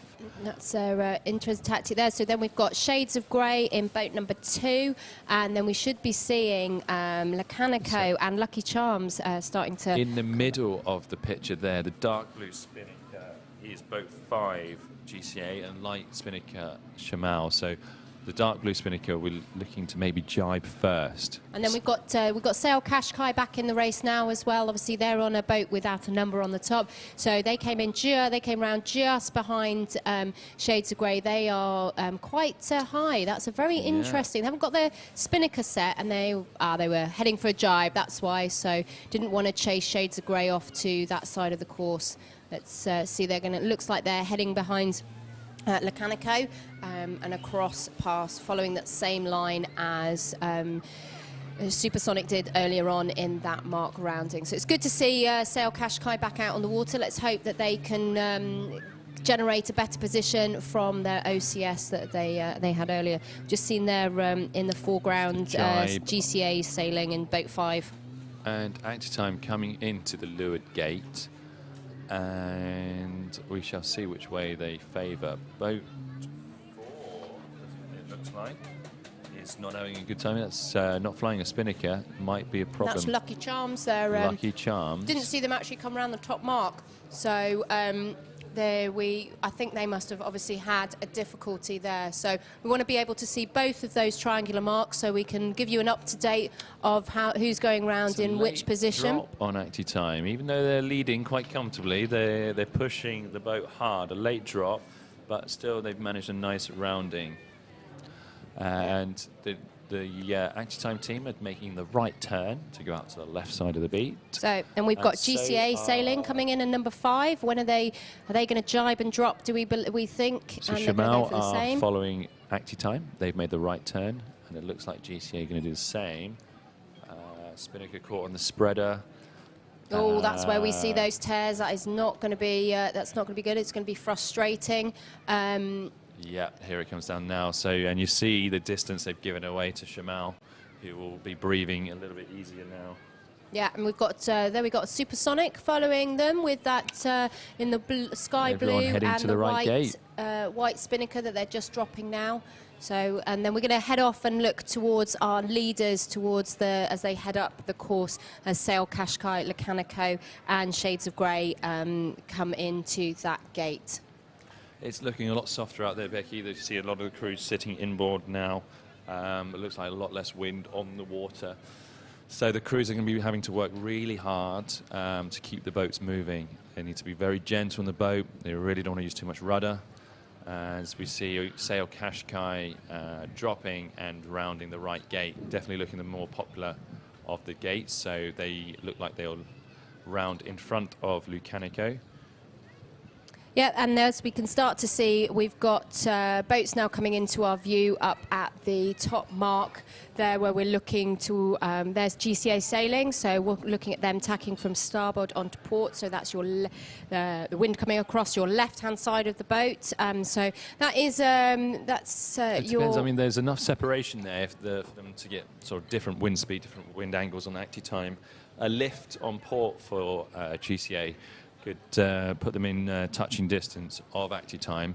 Active time are playing it quite safe. They're going up the middle of the race course, and we also see coming into shot now Sail Qashqai. So they'll be happy to be back in a boat and back in a race after missing the last race. Yep. It's going to be interesting where Shamal ends up if they manage to gain some distance on GCA Sailing and active time, where they manage to haul them in a little bit, or are they just solidly defending position number 3? Yeah, this is the case when the boats spread out left side and right side, that you know, you can't defend every boat, every angle, so you've got to really pick your route. And if two boats go in two different directions, it can be a complete different result on the water. So we see the boat of number 2, Shades of Grey. They're looking like they're getting the boat moving better on the second beat. And in the background, boat 6 of Shamal. Boat 6 of Shamal have still got, I think they've still got 2 tacks to go. Active time look like they're on the starboard ley line and round on this one. Supersonic in picture as well. So potentially active time still in control of this race. We're looking for GCA Sailing in boat 5, the yellow number. How are they going to feature against Shamal? Active time hoist, and not a bad set, but they've got to avoid some traffic. Okay, yeah, we're gonna see another lot of boats coming up to that windward mark now, so we're going to be able to see them as they round. So Boat have 6 Shamal done enough? Does look like they're going to slip around in second. And as active time sail downwind towards the camera. This is the second lap. This is their final leg of race 16. Sorry there, Mitch. I was just eating my lunch. That's a bit, fine. bit Don't worry, delayed I'll on cover you. the That's old all commentary right. there. Have a lunch break. And the racing, well, we started about 12:15, 12:30. We're going to try and get as many races as possible. We raced to about 5:30 last night, Becky, before the sun set. There was still plenty of breeze. Unfortunately, the sun set, and it was almost dark by the time the boats got on the dock. Absolutely, and then typically the breeze picked back up. But there we go. We just seen GCA Sailing come around the mark. So Shamal have done a fantastic job to really solidify their second position. They're going to be happy with that, I hope. They've definitely got better results over the last few races. So that's really good. There's a real big split between the fleet now. We can see, you know, 3 solid podium positions with Supersonic coming round in fourth. Yeah, they deserve to be up there. They've sailed well. You know, active time is sailing a very clean race. You can just see them heating up there for a bit of speed. They're just sailing their own race. They're not too worried about defending behind. It shows a good confidence in their own boat speed. And as Supersonic set their white Spinnaker. We've got Sail Qashqai approaching the windward mark there. So that's the boat without the sail number on it. So that's our 9th boat that we have as a spare. So I'm hoping that we get to see our fixed boat back out on the water. But yeah, again, not their worst result, not their best result, Sail Qashqai. They've won 2 races, but they've also had a 6. So yeah, not their best, not their worst. Hopefully they can secure this result here. Yeah, so as we boat see, we 3. just saw boat 7 there. So that was active time just jibing and heading off. There's our boat 4, which is Lucky Charms, who have obviously they've changed crew because we can see 4 people on board. So obviously they weren't particularly lucky on that race, unfortunately. So we'll get an update possibly after the race on what has happened there. So you got Licanico chasing down Sail Qashqai, but they've got a bit of defence to do from the boat behind. Absolutely, you know, it's interesting how the wind softens, everything feels a little bit slower, but it's actually far more technical than than sailing in those heavier winds as we head down towards the finish line and the finish boat, where we want to see who's going to be crossing the line in positions. As we said, it's never over till it's over, so it's important to watch these finishes. So Acti Time look like they've secured that first. It could be another second for Shamal, and waiting to see who comes third. Money would be on GCA. Yeah, so we can see the boats have, a couple of boats have already finished, and we're just looking, hopefully we can get a little bit of a closer look there at the finish line to see who comes in that blue Spinnaker, so dark blue Spinnaker of shades of grey.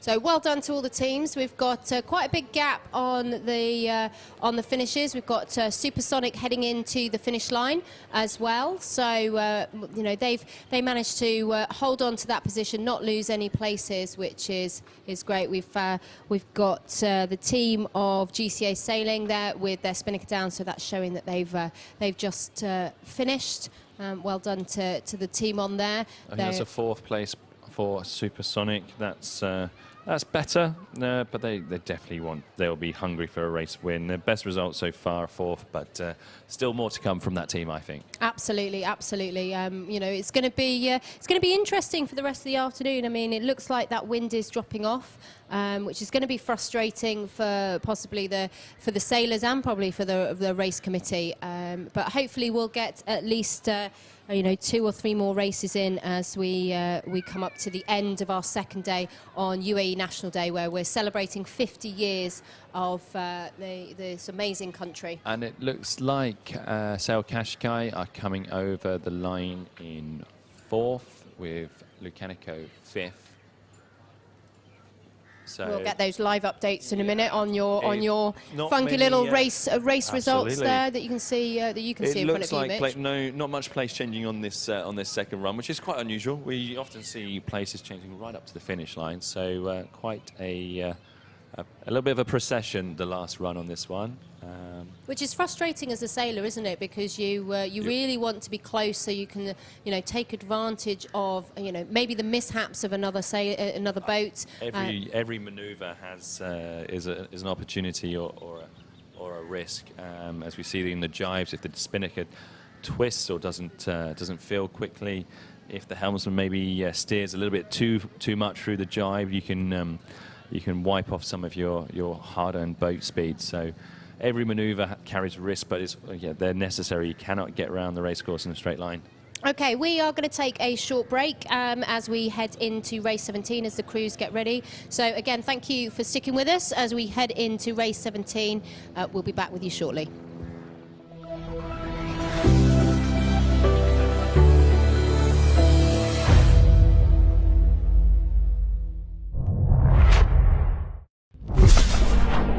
It's part of the fabric of what we see here on the water. It's a new sport, it's a new category. It's really like a personal challenge. We have very high adrenaline because we keep pushing ourselves to the limit.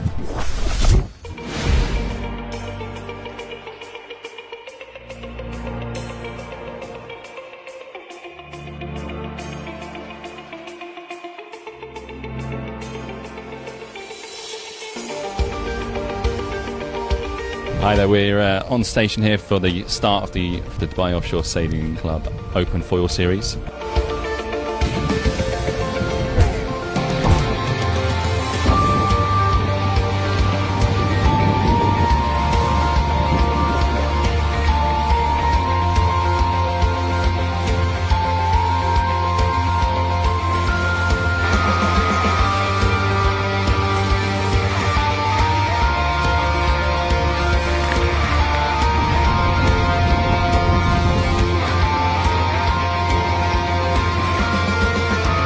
The course today is about a mile long. For dinghies, that would take over an hour to complete. For the foiling kites, it'll be about 20 minutes. They're racing under the same rule book. We're using wind shifts, gusts and lulls, just the same way as dinghy sailors would. The skills of a sailor, it's very important if you have them as a background. The committee is very excited to organise the racing for the kite and foilers. Dubai has perfect conditions for foiling kiting. Conditions are amazing for hydrofoil here in UAE. 3, 2, 1, now.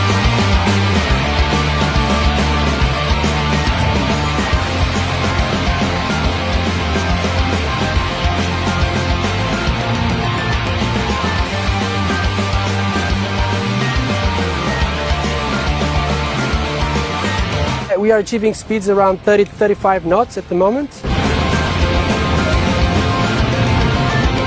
The test series so far has had a mixed conditions, mostly on the lighter side. They're foiling on the water in conditions which dinghy and keelboats would really struggle to race in. So I've been really impressed with the guys' ability to sail in light winds.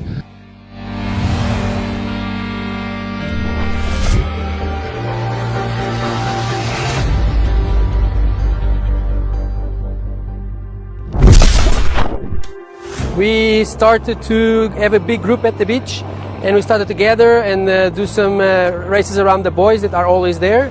My idea, Mateus and Werner, to have like a weekly based race to increase the performance of the riders and the skills. There's people from all over the world, from different ages. Pro racing is quite fun. It's very high adrenaline sport. We go racing all over the world for the World Championships, Europeans, and all those competitions. Basically, you start, go around a course, first person finish, and you keep doing about 6 heats a day for about 4 or 5 days straight. It's everything very fast, and also you have to analyze the conditions very fast as well, because there's not much margin for mistakes. The competition's been very close. With the speeds the guys are covering on the water, one mistake can really turn a race upside down. If there's no wind, you just don't stop and then wait for the wind to come. You have to actually look out and see where the wind is coming. If the wind is dropping, there are window shades. It's very, for a sailor, it's very demanding.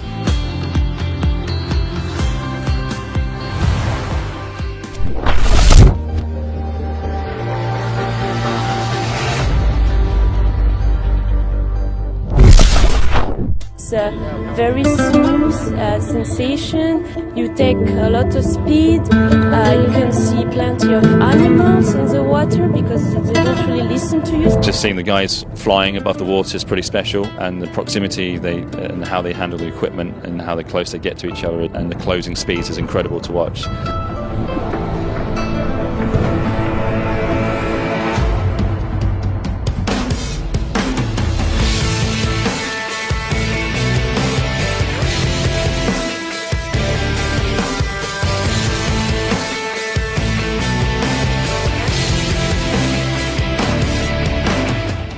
Coming from a mainly dinghy background but entering into keelboat racing, to see these guys do what they do on the same platform and in the same formats being incredibly eye-opening. Looking ahead to Paris 2024, when these guys will be lining up for their first Olympic medal. It's a very forward-thinking strategy by World Sailing. It was a very controversial decision at the time, being able to support club racing as we see today. I think the decision's a good one, and the reward will be seeing many countries go head-to-head in a few years' time for an Olympic foiling type medal. You don't need to just be Olympic, you need the sailing clubs and worldwide to recognize it.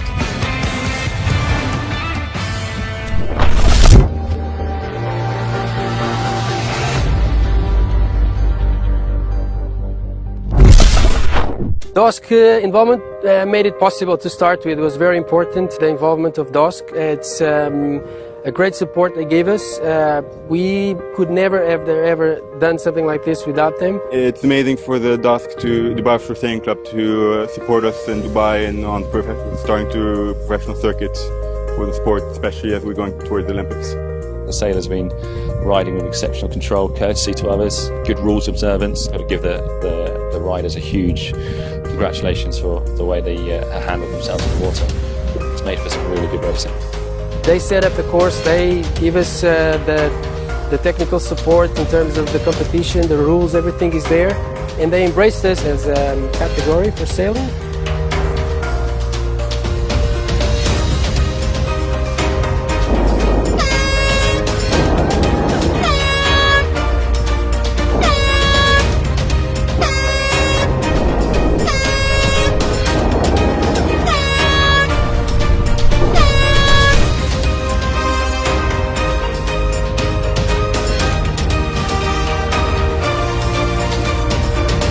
the success of this series and for the establishment of club race foil kite racing has been largely down to INATA's support, partnering with a kite and board developer such as INATA, who are aiming as a kit provider for the Olympics. They see what's happening on the water as hugely productive and paying a close eye, and they're rewarding that with some really generous sponsorships. So a huge thank you to all the guys at INATA for sponsoring the series and providing some very generous support.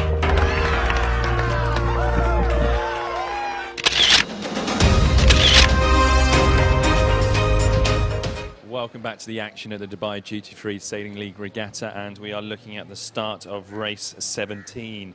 And it's a slow but steady race start from some of the teams. See Team 3 edging out from the pin end. Team 3, VJ Holland, has certainly got some good results under their belts. And GCA Sailing in boat, sorry, no, Super Bella, my mistake. Super Bella now in boat 5 at the in the Beneteau boat. Looking very nice there, sailing out to the left-hand side of the beat. And as we follow those two boats, you see the boats a little bit more upright. We keep talking about it. We think the wind is dropping a little. So Super Bell attack onto port. How will they fare against boat number 3? They are ducking. Good choice, maybe, with the umpires watching closely. You don't want any port starboard penalties. So we zoom out. We only got 2 boats on the left-hand side of the course.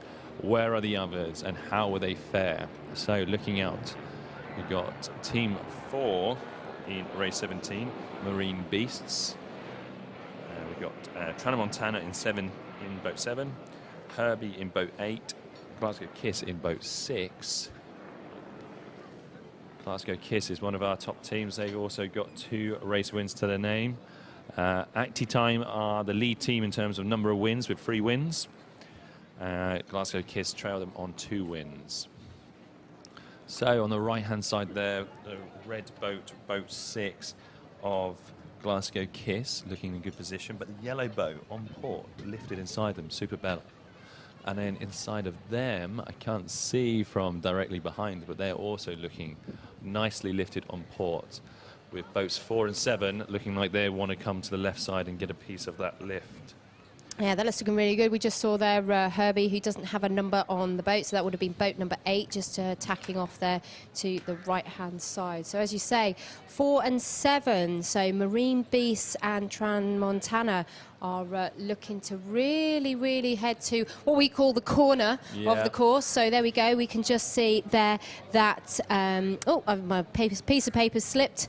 Sorry, we're on number 17, Marine Beast tacking off, Tramontana still going. Interesting. I wonder, oh, there we go. And as we speak, he tacks off. From our angle, they couldn't be further left. They are the most left boat we've seen all day. The blue number 1 in the middle of the race course, Entropy. It's hard to tell. They're crossing on starboard. And we're looking at the windward mark and to see who will reach there first.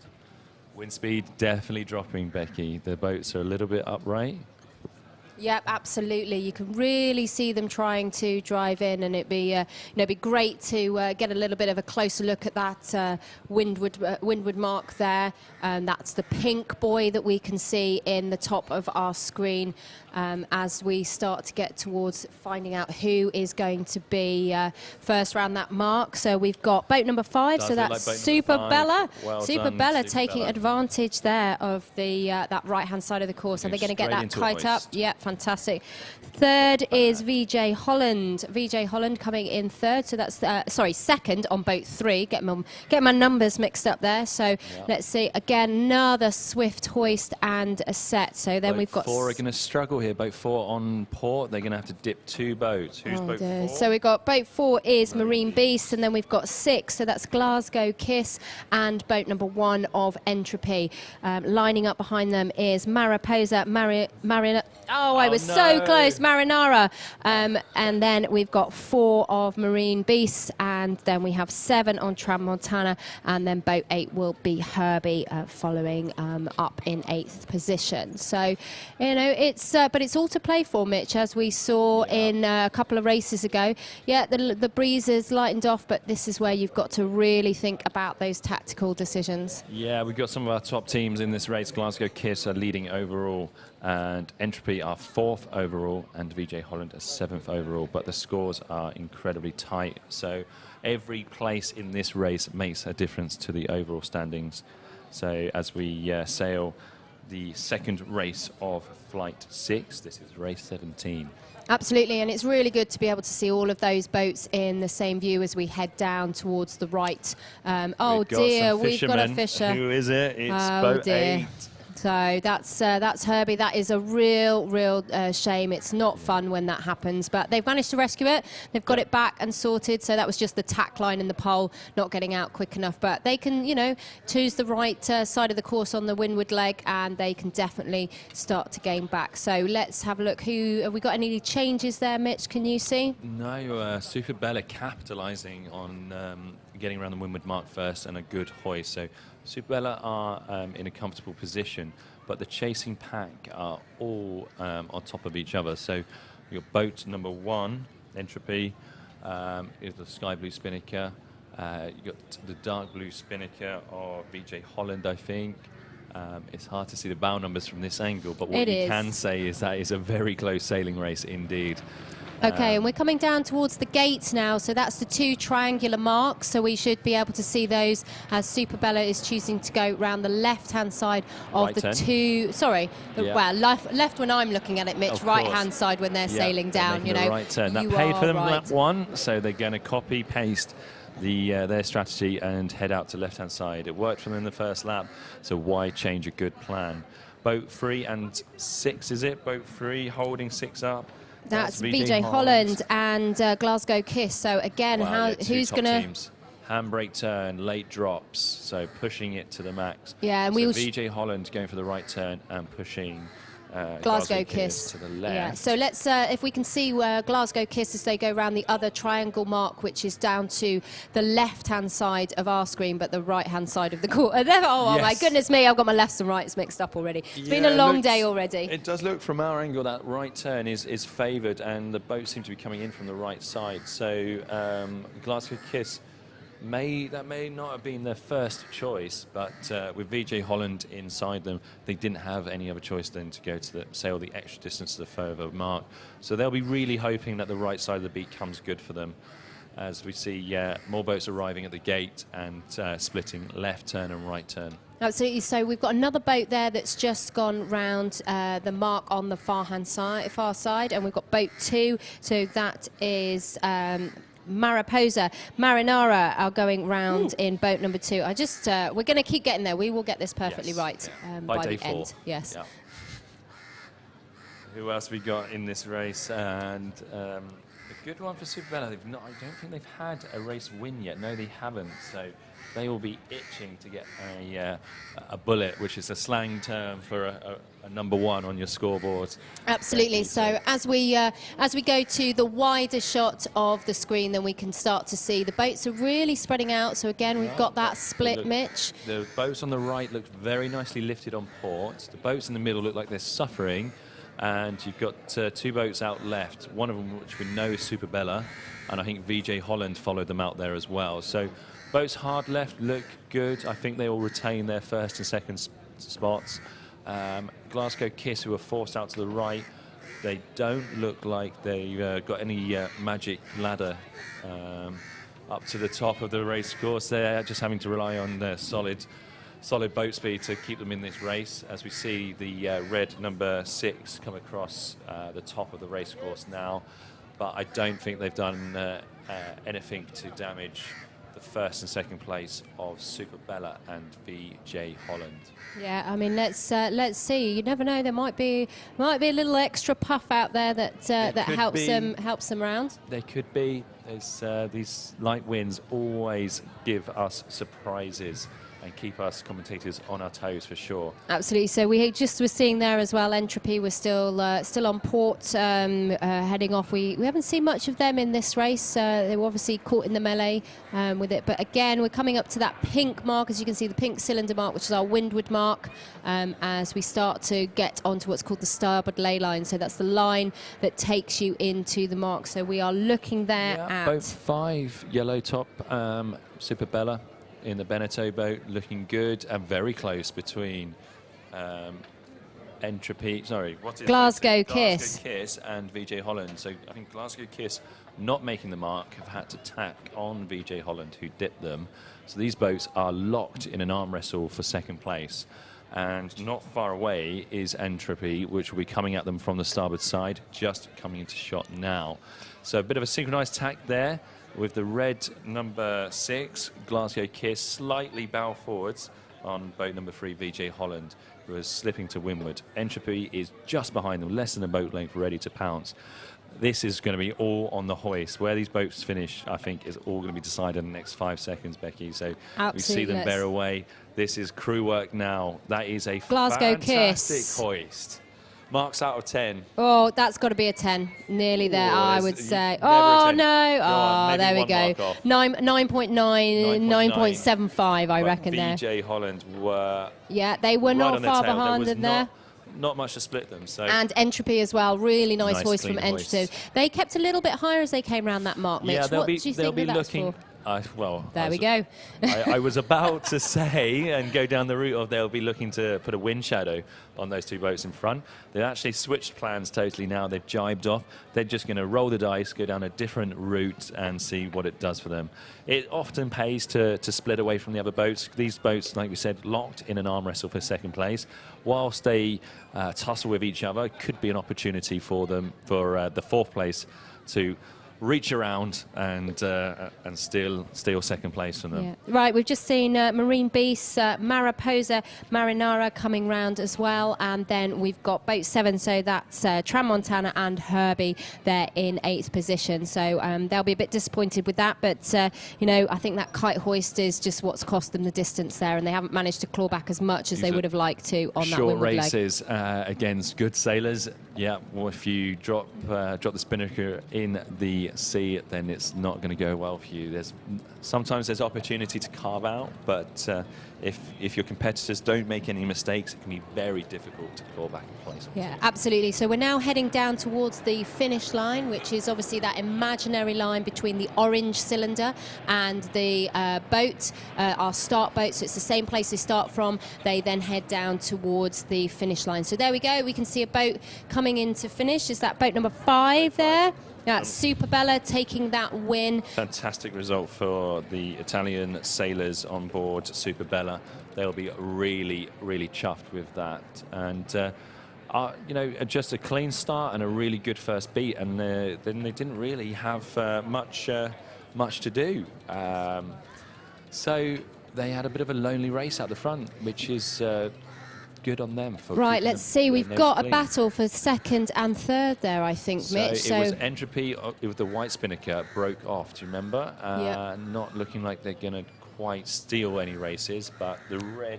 Of Glasgow Kiss, that is, followed by VJ Holland. So well done to those guys as we wait for those live results to come back in. But yeah, a bit of a battle there, a lot closer than the last race. So I think that breeze has managed to just stick there, Mitch. We haven't lost any more of the wind speed. It does look patchy though. You see some glassy patches in the foreground and some ripply, more darker water in the mid shot there where the stand-up paddleboarder is. So that's what the teams will be looking out for. They need to keep the head out the boat, we say. So you need to be looking up the race course and thinking about where to put the boat, upwind and downwind. The race is, the boats are all exactly the same and capable of the same speed, but the wind speed changes. So you can always go faster than a competitor if you can find more wind on the race course. Yeah, absolutely. So we just saw Marine Beast there finish and drop their sail and their jib. Their Spinnaker and their jib. It's obviously a sail. And then coming in behind them, I can't see their number at the moment. There we go. We've got a dark coloured hull. Can't see that one, unfortunately. Hopefully you'll be able to see it when the live results come in. And then we've got boat number 7, so that's Tramontana and Herbie. So Herbie have managed to pull back a little bit on that 8th place in terms of the distance. Unfortunately, it doesn't really make a difference in where they finish. It's just a position. No, but it's good to know that you've got the wheels and the speed on the water, and it's a good way to finish a race. If you've got a bit of momentum, then they've got some positives to take into the next race, Becky. Absolutely. So, let's look at what we have. Have you got the scores there, Mitch, or are we still waiting for a little bit of an update? Not quite. They're trickling in. Let's have a look at who we have in race number 18. So, Mitch, can I ask you to flip the numbers over? So, I can't quite reach that far. So, race number 18, which is flight number 6. So, we have going into the sky blue of number 1 is BTA. Navy of number 2 is Musketeers. Purple of number 3 is Uramande. And then we have purple of number 4 is Bindahi. Then we have in boat number yellow 5 is Vela Futura. In number 6, which is red, so that's the red hull sticker of Impy. And in the orange of number 7, Alyssa. And in the no number, or Corsair, is written on the front of the boat of number 8 is Kokopelli. And talking about momentum coming into this race, there's a few teams in quite different positions. I'm looking at the Impy team won their last race, so coming into this race with confidence and ambition. BTA are sitting second overall and had a fantastic, consistent scorecard. They also won their last race in Flight 5. And the Musketeers are having a fantastic day. They had scored a 5.45 yesterday and a 1.3 today, so they really found an extra gear. And you compare that against possibly the Bindahi team and the Kokopelli team. The Bindahi team, who are sort of clocking podium finishes yesterday, have struggled today. And we see them sitting down in 18th now with an 8.86 today. So struggling with the lighter airs and a different set of crew members on board, so it's not quite working today. So they'll be really keen to finish the day on a high. And you also got the Kokopelli team, another local DOS team, who unfortunately he started the day with a second, but in the last race were disqualified for hitting the committee boat on the finish line. So some teams coming into this race with momentum and race wins under the belt, and some teams capable of race wins, but having to pick themselves up dust themselves off from some disappointing scores earlier in the day. Absolutely. Let's see. Hopefully, the wind will keep in its current state. We don't get too much drop off as the sun starts to head towards the horizon behind Atlantis. But yeah, Mitch, it's been a tricky day. We've had the light winds of this morning with the clear patches that we saw to a nice steady breeze to starting to drop off. But as we talked about, all the teams will be finishing their 6th race. So hopefully they've all experienced some part of the light winds as well as that slightly stronger afternoon breeze. Real comparison of conditions from yesterday to today. And some boats have just kept those consistent score lines ticking over, which is a true testament to the quality of sailors on board. And other teams you've seen have preferred or the opposite, have suffered in the change of conditions. So we've seen a real mix on the scoreboard overnight, from the overnight results to today. And looking ahead at the forecast for tomorrow, a little bit more breeze than today, but possibly not quite as much as the first day. So as the event goes on, the conditions will continue to vary, and that will suit some teams. It will, and it might not suit others. So we'll continue to get that movement on the scoreboard. Absolutely. So committee boat there in view, which we've got a whole host of volunteers on board who give up their time every weekend to be able to facilitate local sailing as well as these bigger events. So it's been fantastic. And then we've got obviously our teams out there on the mark boats as well, picking up, moving the marks, constantly listening out for clear instructions. And then we've got our whole host of instructors and assistant instructors out there driving our Arabs getting the shuttles, getting the crews to and from where they need to go, so either the docks or the boats on the water ready to race. And then, of course, lastly, or not leastly, our 2 umpires who are out there adjudicating, refereeing, umpiring, whatever you want to call it, the rules of the sailing. And they've had some quiet races, and they've had some busy races, the umpires. So we'll see how the final few races today pan out. Absolutely. The wind has gone a long way left, Becky. It's gone sort of a little bit more westerly, maybe even a bit of south in it. So we'll wait to see. The race officer might have to move his marks a little bit as the race clocks anti-clockwise round as the sun begins to set in Dubai. Yeah, I can see there, just looking out the window here, Mitch, out across in the loft, out across, I can definitely see the one of the mark boats potentially dropping one of those second marks. So we've been looking at the course there. Looks like they're getting ready with some flags. We look like we're getting on board the committee boat. Yeah, so crews are definitely starting to. There we go. We've got team on the boat too. So we've got musketeers there, just getting themselves in the zone for the start line. We've got marks getting ready. Oh, sorry, flags being readied for showing you which course they're sailing to, or which mark they're sailing to, and then it'll be the number displayed for the number of minutes left in that start sequence. So Becky, we've seen them shifting the windward marks, but what we haven't seen is a shift of the start line. So we're looking at quite a port bias start line at the moment.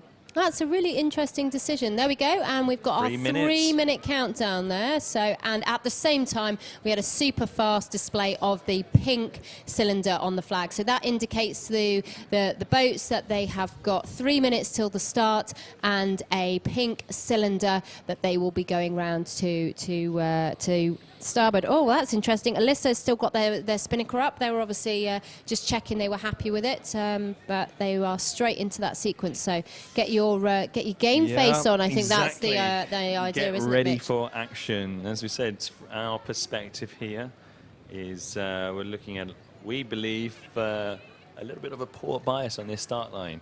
So I expect that left-hand end of the start line to be the busier end this start. Okay, These are fantastic crews. They, if I can sniff it from the commentary booth, they're definitely on top of it. Absolutely. These bias on the water. Absolutely. I have to admit, I rely on my amazing team to give me a little bit of guidance there. Starts are not my forte, but you know, hopefully we'll get there soon. But yeah, let's have a look. We look like we're going into 2 minutes before the start there, Mitch. Yeah, 2-minute flag displayed.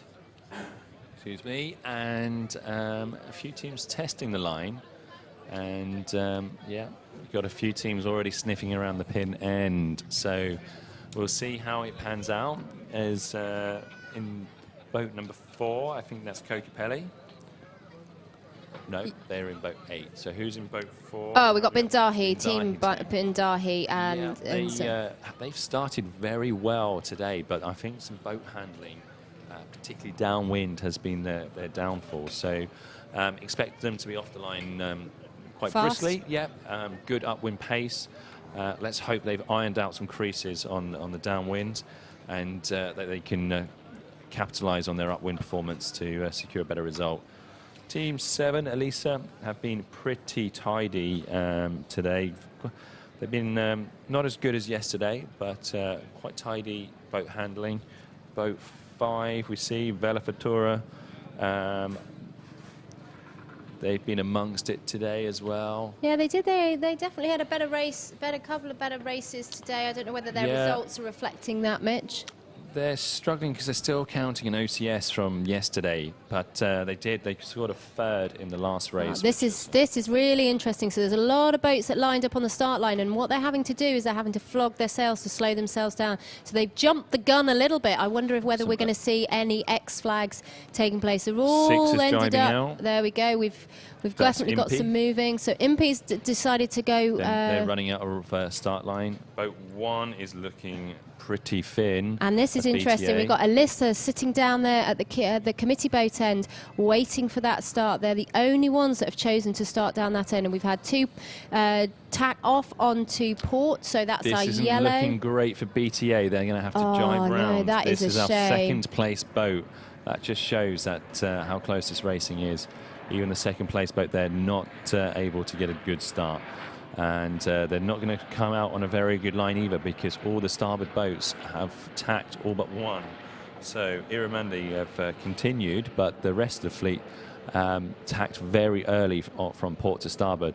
That may have been because I was struggling. It looked quite difficult to get across the start line of starboard. So everybody seems to have tacked off, and we're looking at a few of the boats jostling now. They're just trying to find clean air. Oh no, we've got boat number 6 there. We've got Impey has got caught up on the gate of the committee boat there. So we're now looking at, we've had a real unfortunate start to this race. So that was BTA not making the start line, having to jibe round. We've had Impey that's had to, got themselves caught on another mark of the boat, of the course, sorry. So we'll see. Yeah. Not on the committee boat, they've gone from there, please. Follow the boats, please. Here we go. Upwind. That wind is definitely dropping off, but there's still enough wind for the boats to sort of cover the ground. So as we see them head off. So they're now starting to sort of flick back. Some boats port, some boats starboard. Boat 1 seems to be pushing out to the left. That's BTA, so whether they've decided to go for that to try and make back from that not very well-timed start there. They didn't have many other options, but not looking like they're a complete disaster at the moment. They seem to manage to find a really nice lane to the windward mark there. They look quite lifted, and at the moment soft, but it looked like they're about to sail into some more pressure. Who are the boats in the middle? Well, let's have a look. So I can see there we've got boat 4. So that is Bindahi. Yeah, Bindahi's just tacking there onto port with the rest of the other boats. BTA on a mega lift, a monster lift on the left-hand side. Now, I think that's a stroke of luck for the lads, and a real good recovery. So that might limit the damage potentially from that. They just didn't manage to cross the start line on starboard. They just found themselves just a little bit under the ley line to get through the pin end. I think it'd be really good to get a little bit of a closer look at the boats there, so we can see their numbers, and the spectators that are not out on the water and watching this TV can see the action that's taking place. The So Bindahi team looked quite good in the middle. Boat 7, which is Elisa, they seem to have found a bit of breeze. They look like they're accelerating. But the story of the heroes of the hour look like BTA, who had a terrible start and have dug deep on this beat and look like they might just round the windward mark in first place. yeah, absolutely. I mean, that just shows you, you choose the correct side of the course, and you are going to take great gains. Now this is the press. Oh, here we go. So here we got Kokopelli in cross boat on number starboard. 8. Then we're followed by number 5. Bella Fatura. And then we've got 2 boats there, 2 and 4. This is going to be interesting. Is BTA going to make a decision? They are bearing away, and they're going to have to go round behind 4 and 3, as well as. However, they are in the race. They may not be leading as it once might have looked, but they are in touching distance of the front of the fleet from a pretty much a disaster of a start. So pretty good effort all round there. That was boat 7 there. So we puts Kokopelli, I think, in the lead in boat 8. Yeah. So Alyssa there just didn't quite make that Problems with line. the Musketeers. We've got Twist and Spinnaker just popping out, as well as boat 5 Bella Fatura. Not an even set. Struggling to set the Spinnakers with the boats all in such close proximity to each other. It's not just down to the boat handling, but the other boats will be affecting your Spinnaker as well if you're struggling to get some clean air into the Spinnaker. Yeah, so we've got there that white Spinnaker that's in the lead there is obviously soaking down a little bit. BTA jibed off. Yeah, sorry there, Mitch, just talking over you. Yeah, just as we started there, they decided to disappear off. So as we're heading down towards the gate, which is the 2 triangular marks, and we're looking to move to the right-hand side of the course. Kokopelli having to defend really hard, and now they choose to jibe away. So they had 2 boats hot on their heels, and they were having to heat up, so coming a bit closer to the wind to defend. And this could be another good thing for BTA. If the more the other boats sort of mess around and attack and defend each other, BTA out on the right-hand side of the racecourse on their own could slip through. They look like they're trucking downwind.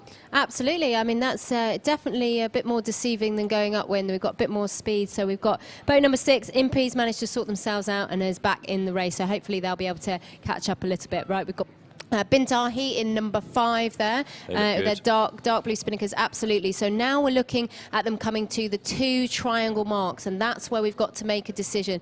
2 triangle marks, really orange nice marks. jibe. I'm really glad to see the Bintahi team ironing out some of their previous... Oh, sorry, Velafutura, that one. Jibing nicely. Who have we got there? That's Kokopelli. They've struggled on this run. They just possibly had too many different options to defend. And Velafutura look like they've slipped through. Oh, Jibing. wow, that's really good. Well done to them. Oh, they don't want to be touching that mark. That'll be a penalty. Bit of a scruffy drop and rounding there. And Musketeers coming in there with the light blue Spinnaker and boat number 2. They've really been a quick team in the lighter airs. The paddleboarders look like they're enjoying the view there. They're having a great time. So who's this coming in hot? Kokopelli. Kokopelli coming in. So they are sailing the boat with no number. They've gone in for speed. Also with a white Spinnaker. Excellent. And then boat number 3, so that's Iremande coming in as well. So that's a really interesting. We've had again 2-2. So interesting. Kokopelli chose to sail the longer distance to that left-hand mark as you're coming down the course. They must fancy something on that side of the race course, as does BTA. Drop late, what we call a Kiwi drop. Oh dear, they've got to get that Spinnaker in. It's going to be all scrambles on board there. Hopefully not too many harsh words. Kokopelli might just be breathing a sigh of relief there, because that's definitely given them a boat length extra breathing space. Yeah, so number BTA. 4 there. So we've got Bindahi coming in. So they have struggled to get through the gate. So if we had a similar situation to GCA from the previous race that didn't manage to get around the mark, or they look like they might be retiring there. That's an interesting choice from Bindahi. We'll get an update on that shortly. So we've just got boat number 6, so that's Impey coming in as we start to head up back towards the pink mark, towards out towards the World Islands, and we can start to see it come into view as well. So it's going to be interesting. Which one was the better side of the course, Mitch? It's tricky. I'm looking up that course, and you can see some glassy patches, some darker, more textured water. The crews are going to have a really tough job to avoid the pitfalls of the glassy patches. They're the lulls, the lower wind speed areas, and to try and link up the darker patches. And on top of that, the wind is rotating left and right. So every time it goes to the right, the boats on the right, on starboard tack, will be lifted, and when the wind rotates to the left, the boats on port tack, mainly on the left side of the beat, they will be lifted. So there's so many variables in sailing. There's a bit of a head scratcher, especially in the light breeze. And as you see, number 7, Elisa on a very nice lift. They're getting lifted right into the mark with a lot of breeze there, good pressure compared to the boat in front of them, which I think is. I want to say number 3, I think that's Iremande. Iremande. I think there is that slightly pink. So you can see the 2 different angles going upwind there. So boats don't have to be too far away to be sailing in different wind angles, different speed. No, there we go. So we've now got another boat. I think that's team 2. So that's Musketeers coming across there on starboard, and we've just had Vela Futura have just tacked onto starboard as well. But looked like Musketeers had a lot more speed to carry past, and they've carried on. And interesting enough, Vela Futura are gaining it back a little bit. We can start to see them come into view on as they come into the windward mark there. So this is going to be interesting. Boat number 2 and 5 coming in fast. I think they will cross Iramonde, but Iramonde have done a fantastic job on that left side of the beat to climb up. Really boats good. 2, Musketeers, and 5. Vela Futura are in a neck-and-neck drag race for first place. So, boat 2 rounds first, and the Spinnaker's almost at the top of the mark. It was barely round, and will it set? It looks a little twisted, but it pops. Vela Futura slightly to windward are struggling. There's more Spinnaker in the water than there is in the air. Oh no, this does not want to happen. Here we go. That's they've managed to not fish. That's a good one. You don't want to take any local humor in that Spinnaker. No. So I just got an update. Boat number 4 was OCS. So unfortunately they've had to retire and stop there, so they don't get involved. Right. So we've got Cocopelli's coming round in 4. So are they going to capitalise on number 5? So that is our Vela Futura team, who still haven't got that Spinnaker sorted. There it pops. If they get that Spinnaker up by... And another one goes, so that's Cocopelli. Of the halyards. Yeah. Oh, this is exciting. My goodness me, Mitch. It's what's 4 going to knots happen? of breeze, but the excitement is fully on here. And, I'm interested in who's getting catch of the day. That was my thought. The Musketeers are slipping ahead in first place. They've really managed the light conditions well today. And there we go. We've just had Alyssa have jibed off to the left-hand side of the course, so they're going to choose to get away early and maybe get some really good clear breeze. Maybe they've seen something over there that we haven't managed to see yet with the breeze. And then we've got 6 coming in there, so that's Impey, who have done really well on coming back from that hooking on the gate at the start. There's plenty of obstacles out there, even though the racing area should be closed off. There's plenty of obstacles. It's not just the other boats, but the other marks of the course.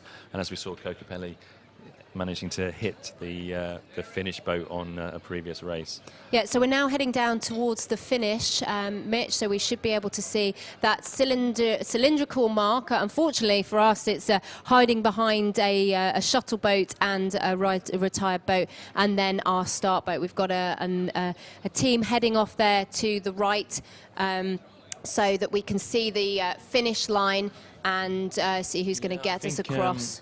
Musketeers just settled into a really nice groove. It's got settled in the boat, got Spinnaker pulling, and just soaked downwind. And there's so much competition for second place. That seems to give them the chance just to slip away. And this could be the second win of the day for the Musketeers. And what a fantastic job they've done managing these light breezes today. Yeah, well done to them. So that looks like, from the looks of that drop, that Musketeers have finished second. So, sorry, first, my apologies, yes. first. So it's all to play for. Who is second? And we've got 2 dark blue Spinnakers. That is the yellow of Vela Futura. Have they managed to get it away from BTA? I'm worried that they'd given away a few places at the top of that leg, but well, the boys did not give up, and I think they may have just about kept their nose ahead of boat 4. Boat number 3, so Iramonde. So well done, Iramonde. And then we've got Cocopelli and BTA coming in to decide who is going to be this may be a little bit of an upset. BTA have previous worst result was a 3rd. And we've got another penalty there from BTA. They've just dropped the Spinnaker and they have got to do another penalty. They are not going to be happy on that boat today. So we're going to wait for the scores to refresh. And we've got Cocopelli coming in to finish with the white Spinnaker. We've still got blue Spinnaker up there of Alyssa. Have they managed to sneak through? No, I think they are just behind Cocopelli.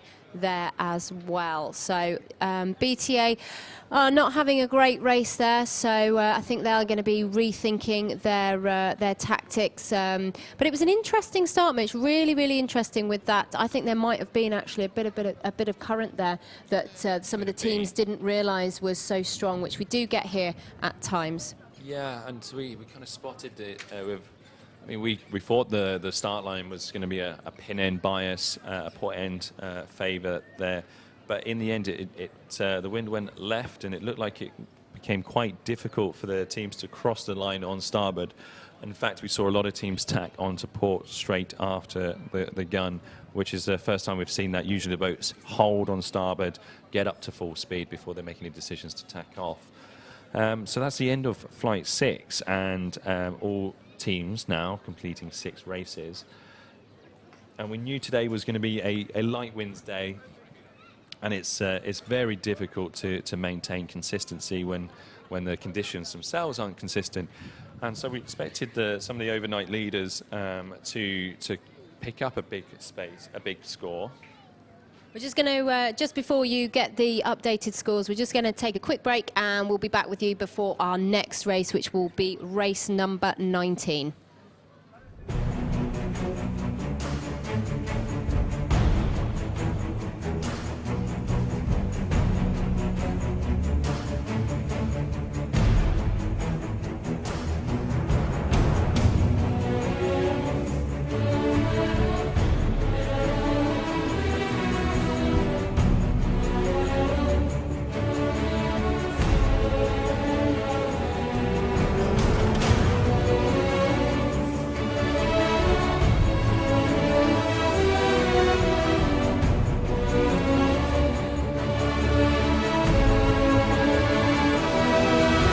"24 teams, 8 countries, 12 clubs, with 70 sailors and one passion: sailing.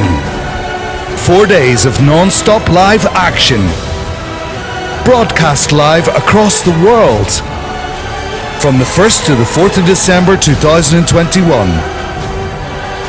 Welcome to the Dubai Duty Free Sailing League Regatta.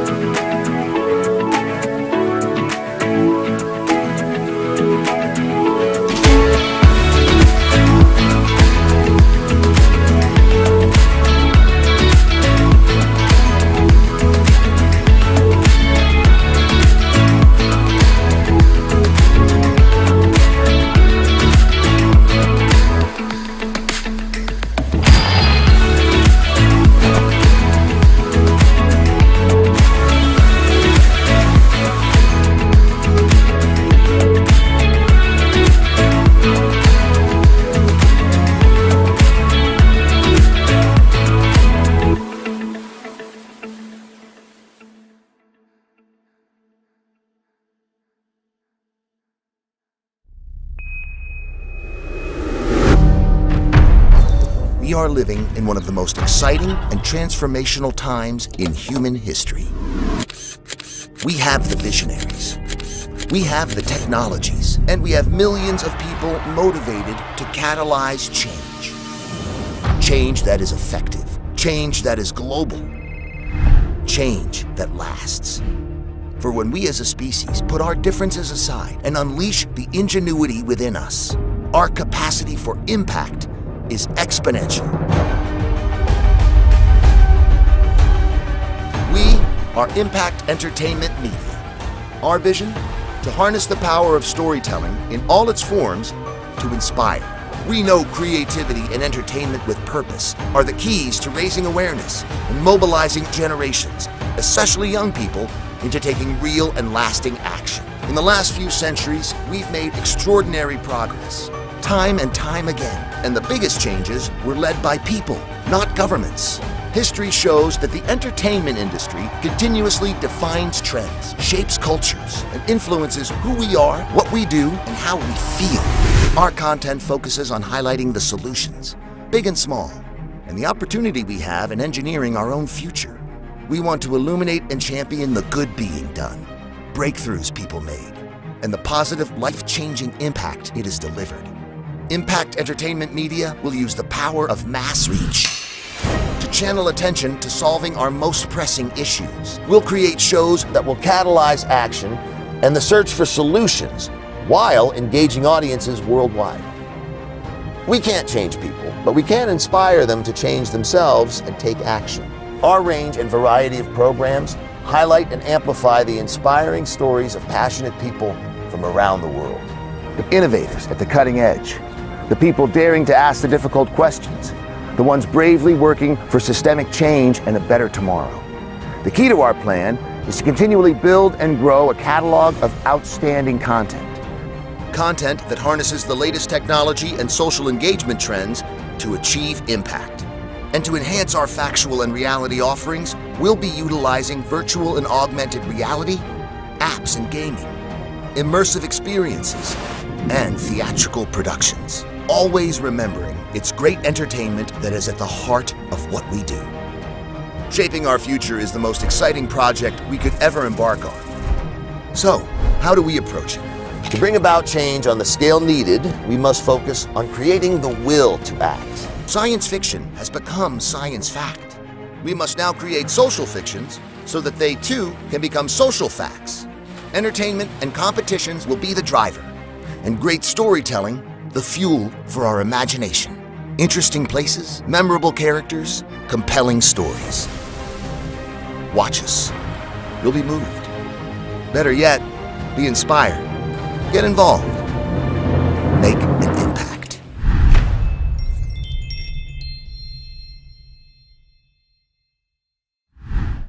Okay, so we are here on race 19, which is the start of flight number 7. So we are looking at 1 minute to go. We had a little bit of excitement there. We had shades of grey getting a little bit tangled up with our committee boat. But again, we're looking at a port end favoured start line. So we've got Team Super Bella in boat number 1, and then we've got Tran Montana in number 2, and then in number 5 we've got Shades of Grey all lining up, and we've got number 7 there. Interestingly, Mariposa Marinara is a second row boat, so they're trying to aim to push people across. This is interesting. Now, have we got any on course side flags?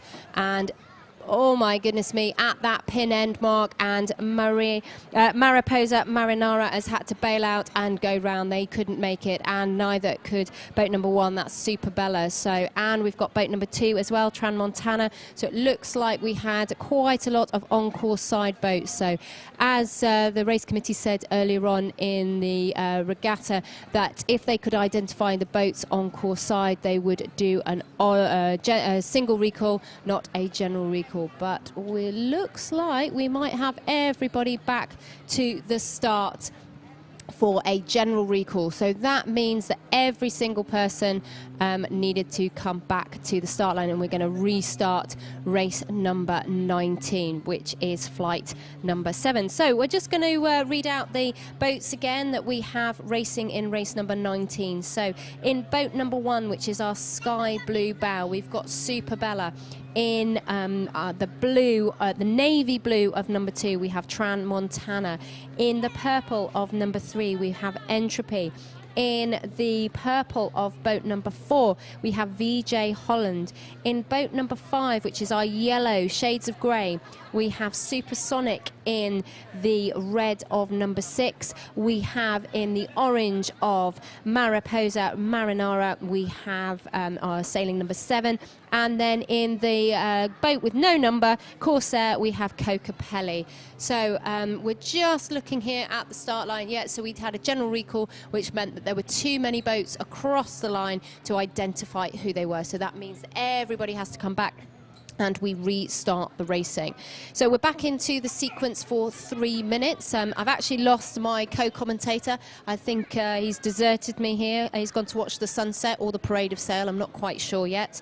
Hopefully he'll return shortly to give me his expertise. So again, it's deciding where you're going to start. As we saw earlier on, it was a port end favoured line, which meant a lot of the boats were coming across at that 1 minute signal, sailing along the line towards the pin end, which is that tall, well, it's usually standing up, a tall cylindrical orange mark. Unfortunately, it's lying down at the moment, but that is what it is. So we've got a change of windward mark. So our top mark is now a yellow or our orange triangle, not the pink cylinder. And there we can see the number 2. So that means there's 2 minutes to the start of race number 19. So we've got in boat number 1, so that's Super Bella there, just to leeward of our purple teams of either VJ Holland or Entropy. I'm just waiting to see the number. I haven't got my glasses on this afternoon, so that doesn't really help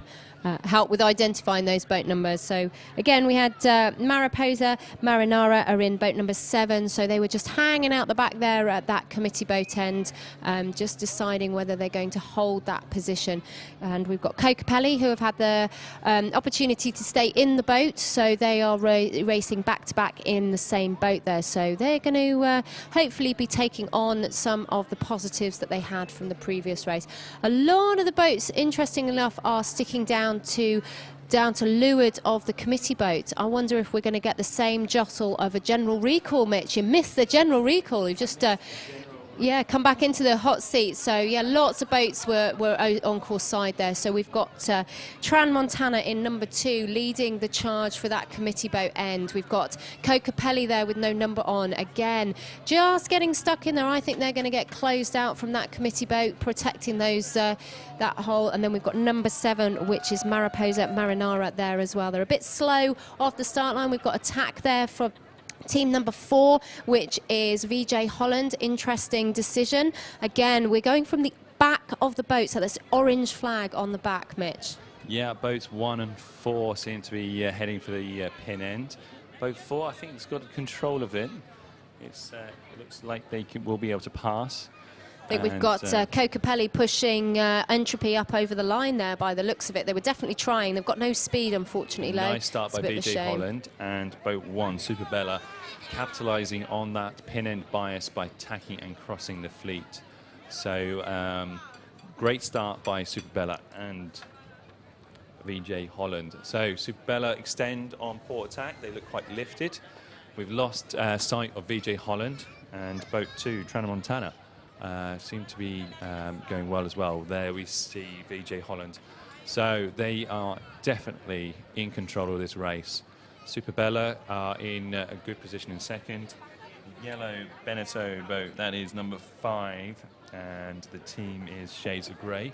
They look like they found a nice lane. 7 and 6 struggling to get going a little bit. That's Supersonic and Mariposa Marinara. Yay! Yay! It's going to be a little cheer at the end every time we get this right, Mitch. It's quite good. So there we go, 8 and 7. They're pushing left. They must feel like the left side is the side to go to. Tran Montana leads them out to left as well. And team VJ Holland and Superbella just sailing nicely lifted on port up the middle of the course. We see the pink cylinder. Which windward mark? Did we see which windward mark We've got a triangle, so it's going to be a yellow or orange. It looks like it's an orange triangle up the top there. Yeah. So they've got the two marks. So orange triangle for this first windward leg. But I'm wondering whether with that pink in, whether they've decided to leave it in just in case there's a shift and they change for the second leg, the wind or is a long way left at the moment. So. I doubt it, looking at that boat going to pick up the mark as well. Well, they keep doing that. They obviously have an inside line there. Funny old thing. So we see a lot of boats on port tack at the moment, and the port tack does look lifted. So that means it's taking them closer to the windward mark than the starboard tack.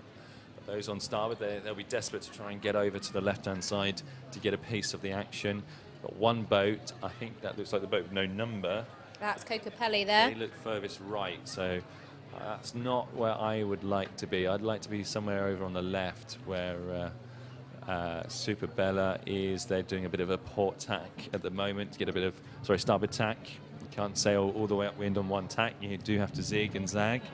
Yeah, I mean, that's where you make your gains. If you've got those nice, slick, fast moves, then you're going to be able to keep the boat moving with speed. How are Superbella faring against boat 4 of VJ Holland? Well, it's going to be interesting here. VJ Holland are to windward, but if Superbella lay this mark, they will be ahead. That furthest left boat, I think that was Tramontana that headed out to the left-hand side. They'll come into the mix, but I do think Superbella will pass them first. Yes, Superbella crosses. Now, if Superbella are around, then they've overtaken VJ Holland. Yeah, so we've got Superbella there crossing in front of Tramontana and also Entropy as well. We didn't speak much about Entropy up this first beat, but there they are. They are in a very good position. Boat 4. VJ Holland there. Holland, they look very comfortable on the lake. Entropy look a little bit thin. Not sure they're going to make it round on this tack. I think Superbella's got another tack to go as well. I agree. So that's going to bring them a lot closer to VJ Holland than we first thought. Well, it's putting John Marco in his favourite position, port round a windward mark. Yeah. You know. Why live life in the starboard lane? And there we go. He's made that decision. A good one there. He's bear away. It was quite a big bear away there. That's interesting. I would have thought they would have been able to hold on a little bit longer. That's a conservative move. But, you know, if you're battling for first and second, why take a big risk? You know, these fleets races are super tough, and actually that might have been a very wise decision. Actually, let's give away first and keep hold of second. Well, he's got an opportunity now. 2 wine glasses. Let's hope they can get their Spinnaker out by VJ Superbella. Holland pop first. And we've got Tramontana coming round there in 3rd position. And we've got 5 and 3. So that is Entropy and Shades of Grey in there coming up into Shades 4th of Grey and with 5th. a little bit more speed into that mark and will edge ahead. Let's hope the guys on board, Shades of Grey, can have a swift hoist and capitalise on that manoeuvre. Absolutely, and then we've got Cocopelli there. Haven't seen boat number 6, which has Supersonic in, and we haven't seen number 7 for a while. So hope coming into view, there we go. There's Supersonic there coming into view. They'll be frustrated with that upwind leg to be so far behind to doing a lot of work. And then there we go. And then we've got Marinara coming there on number 7. So that's all of our 8 boats. No, that's only 7 boats, sorry. 8 boats we'll be viewing shortly. Not to be confused with the yellow Spinnaker, which is returning from the parade of sail, also an SB20. They're getting a close look at the action in the foreground. A little bit of a tussle, boat 7. Who's that? That's Mariposa Marinara. They're just on the attack against Supersonic team by the looks of it. Yeah, absolutely. I mean, we're gonna get a little bit of interruption with all these parades of sail boats, but it's okay because they've been out there enjoying the absolutely fantastic view of our Jumeirah coastline and the Burj Al Arab. So bear with us as we try to see through their sails. We've actually got, there we go, we've got a boat there shepherding them out the way of our cameras for us. Now the teams, you see 1 and 2, I think. So this is Super Bella and Tramont, 1 and 4. So Super Bella and VJ Holland, who are our first and second. They've both jibed, and it's going to be interesting. VJ Holland look like they've got a little bit ahead, but I like where Super Bella are. They're slightly to windward, and they're just coming in with a little bit more momentum. And if they are aiming for the left turn mark, they'll be ahead. We may Bit more see speed there VJ as well. Holland going for a right turn rounding. That will be their better option here coming into the leeward gate. Absolutely. But, so behind them, behind first and second, the race is wide open as we see some synchronized jibing and fantastic crew work there from boats 8 and what's the red one? Remind me, 6. Oh, 6, there we go. So that is Supersonic coming back into it. Right, we're going to watch here as we go through the gate. So with that beautiful sunset. VJ Holland have held that inside line. They've just done enough to make a right turn inside of Super Bella. So Super Bella, they would have had a cleaner rounding if they'd sailed the extra distance, but they must prefer the left side of the race course, and they're happy to to follow VJ Holland, and so is boat number 2, Tramontana. They are also making the right turn at the end of lap 1 and heading out to the left. All 3 of those boats more or less went middle left on the first lap. It worked for them, so they're looking to repeat that same game plan.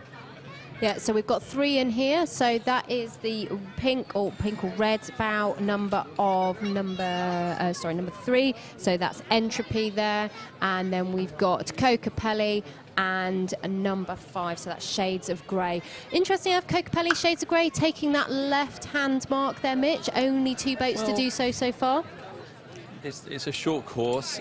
If they're not going to make any ground on the leaders by following them, sometimes it's worth just rolling the dice, Las Vegas style, and taking a gamble on a different route. There we go, we've got boat 6, so that's Supersonic coming round as well, and then Mariposa, Marinara coming round as well. And we've got a blue sail there. Very late drop. Yeah, late drop, bit of a soak up, get a bit of speed, but they need to get that kite down quickly. So that's our team with the dark blue sail. Can't see what number that is. Spinnaker. There we go, number 7. So that's a Mariposa Marinara there, just going for a bit of speed before the drop, but they've got that kite down pretty quickly. So we're just view there. We've got Tramontana, boat number 2. So that's the navy top of the sail, heading up on that left-hand side alongside Entropy. So they've had a quite a clean, tidy race, and we've got our parade of sail boats there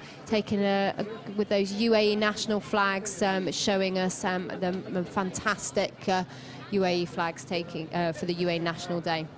So. Sorry, Mitch, over to you. Yeah, I'm just getting distracted by the UAE flags there. I'm looking up wind, and it does look even. You're seeing some boats on vastly different headings, but on the same tack. And yeah, I wouldn't be surprised if we see Shades of Grey in the mix. We'll see Tramontana, Entropy, Super Bella, and Shades of Grey all coming into the windward mark fairly close together. There's been a lot of snakes and ladders up this second beat, the second lap of race 19. There we so go, we'll see how it fares out. There's definitely not been a clear route that's led to a win here. So we're going to have a look. There we go. So yeah, we've got lots of boats in our view at the moment. So we're just trying to zoom on in there so we can see boat number 7 there. That's Mariposa Marinara, who had not the greatest of first windward legs, and you can see there in the distance Super Bella. So that was our second place boat as they're going up the windward mark. We get a good radio check in there from our race committee. Yeah. It's always good to when one of the team pops in, but we do have to remind them we are live on YouTube. Coming to you, the Dubai Duty Free Sailing League Regatta. But here we are, we're looking upwind, and it's all to play for here. We've got multiple boats coming in from port, from starboard. Boat 1 with the advantage. I think Super Bella might have just got them here. Oh, they are. Super Bella and Tramontana. There we go. Yeah, really, really good second leg. Really that was good. VJ Holland coming in on starboard. Transmontana. So we go boat 1, boat 2, boat 4, boat 3, all within 1 or 2 boat lengths of each other. That's really going to affect those standings, I think. I mean, I know Super Bella's a little bit way off the top spot, but they're definitely going to take an advantage. Obviously, they're carrying. Super Bella have had a good day. They won their last race, so let's see if they can hold on for a second win. Yeah, that's going to do their standings really well. So that's boat number 3, Entropy, coming round with that pink top of their sail. Spinnaker's up, not quite flying yet. Need to get that sheet in, get that wind into the sail. Now here we go. We've got a port boat coming up the That's course. Shades of Grey. They're not too far away, so they'll have to get a good set, and if they hit some gusts. So remember now, the wind is coming from behind the boats. It's coming from the furthest away from the camera towards the camera. So any new breeze, any gusts of wind will hit the back markers before it hits the front boats. So a very nervous time for the front boats. So any extra wind, any big gusts that come down the race course, their competitors will pick them up first, and they'll just have to suffer until they get the new breeze. Yeah, there we go. That's so where we see the boats concertining now. They're coming up in this light breeze. A lot of defense to be done by Super Bella. They have to be very careful that the boats behind them don't soak in front of them. However, if they jibe now, they'll be jibing onto port jibe and won't have right away. Oh, there we go. We're going to see Shades of Grey really took advantage there of Supersonic, who haven't got their kite sorted yet. There's a real struggle with Cocopelli coming up behind, and then Mariposa Marinara following up in boat number 7. So we are now heading down towards the finish line. So that's the same start line that they started with. So that's the cylinder and the start boats that we're going to be looking at. 3-horse race for first place here. I think is there 3? I think there's 4 in there, Is there Mitch. 4 in there? There's 2 They're white, so a packed. dark, and a light blue. So this is going to be an absolutely amazing finish. It's going to be Right, super just see exciting. a flash of a dark blue Oh, so we've got number 6. So my sheet's moved. I was calling out. Sorry. So we've got Super Bella in the white Spinnaker closest to camera. Transmontana, Entropy and VJ Holland all battling for first to 4th position. So hopefully this lovely Beneteau here is not going to, is that a Beneteau? Not going to get in our way. I know they're one of our sponsors, but I think that's enough TV time for them. So here we go. VJ There's a jibe. Holland's jibe out, and all the others follow. So we're looking to jibe in. And this could be first to 4th for Super Bella, where the boats are Oh, I think they And might who's have that just popping out? lost it. Boat That 4? is boat number 4. That's purple. So that is going to be, it's either Entropy or Holland. I can't quite see it. I think that's VJ Holland It was there. VJ Holland. And Wow. is Super Bella going to get it at the I pin, think though? 3rd place for Super Bella. Transmontana taking a 2nd. So that's a good result for Transmontana. And 3rd place goes to, 4th place goes to boat 3, Entropy. So a very, very, very close. I don't know. They've only just finished in there, Mitch. It was interesting. Have you got the? Is that the results just updated? Oh, it's not fast enough. You need to tell whoever's typing those results in online on the boat there to hurry up. Their fingers need to go faster. So we are now going to be looking for who's going to be coming 5th to 8th. So we've got a bit of a drive. Oh, hang on. Let's just talk through our teams that still have got to finish yet. So we've got Shades of Grey there, just following up in 5th position. Come on then, Mitch. Give us the update. A really patient move by VJ Holland. They left it to the last to pounce and jibe first. They claimed the win over Super Bella. Now that's not too bad for Super Bella. They led around the first mark, but there we go. That could have been. There was a pack of 4, so they'll take a 2nd. That's a nice result. 3rd went to Transmontana and 4th to Entropy. And 5th, Shades of Grey. They sailed well, but they're just behind that pack of 4, and just couldn't make any moves on that last run. But they definitely had the pace.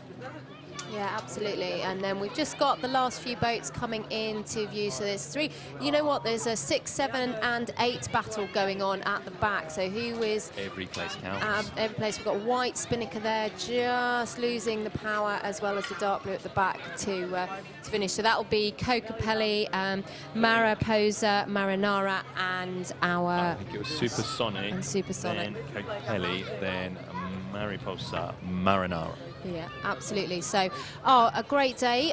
We're just waiting on an update as to whether we're going to get another race in before the sun sets and the wind goes completely. We're on 5:17 on my watch. I'm not sure if that's GPS or not, but you know, The sun is setting, but there might just be time for one last race.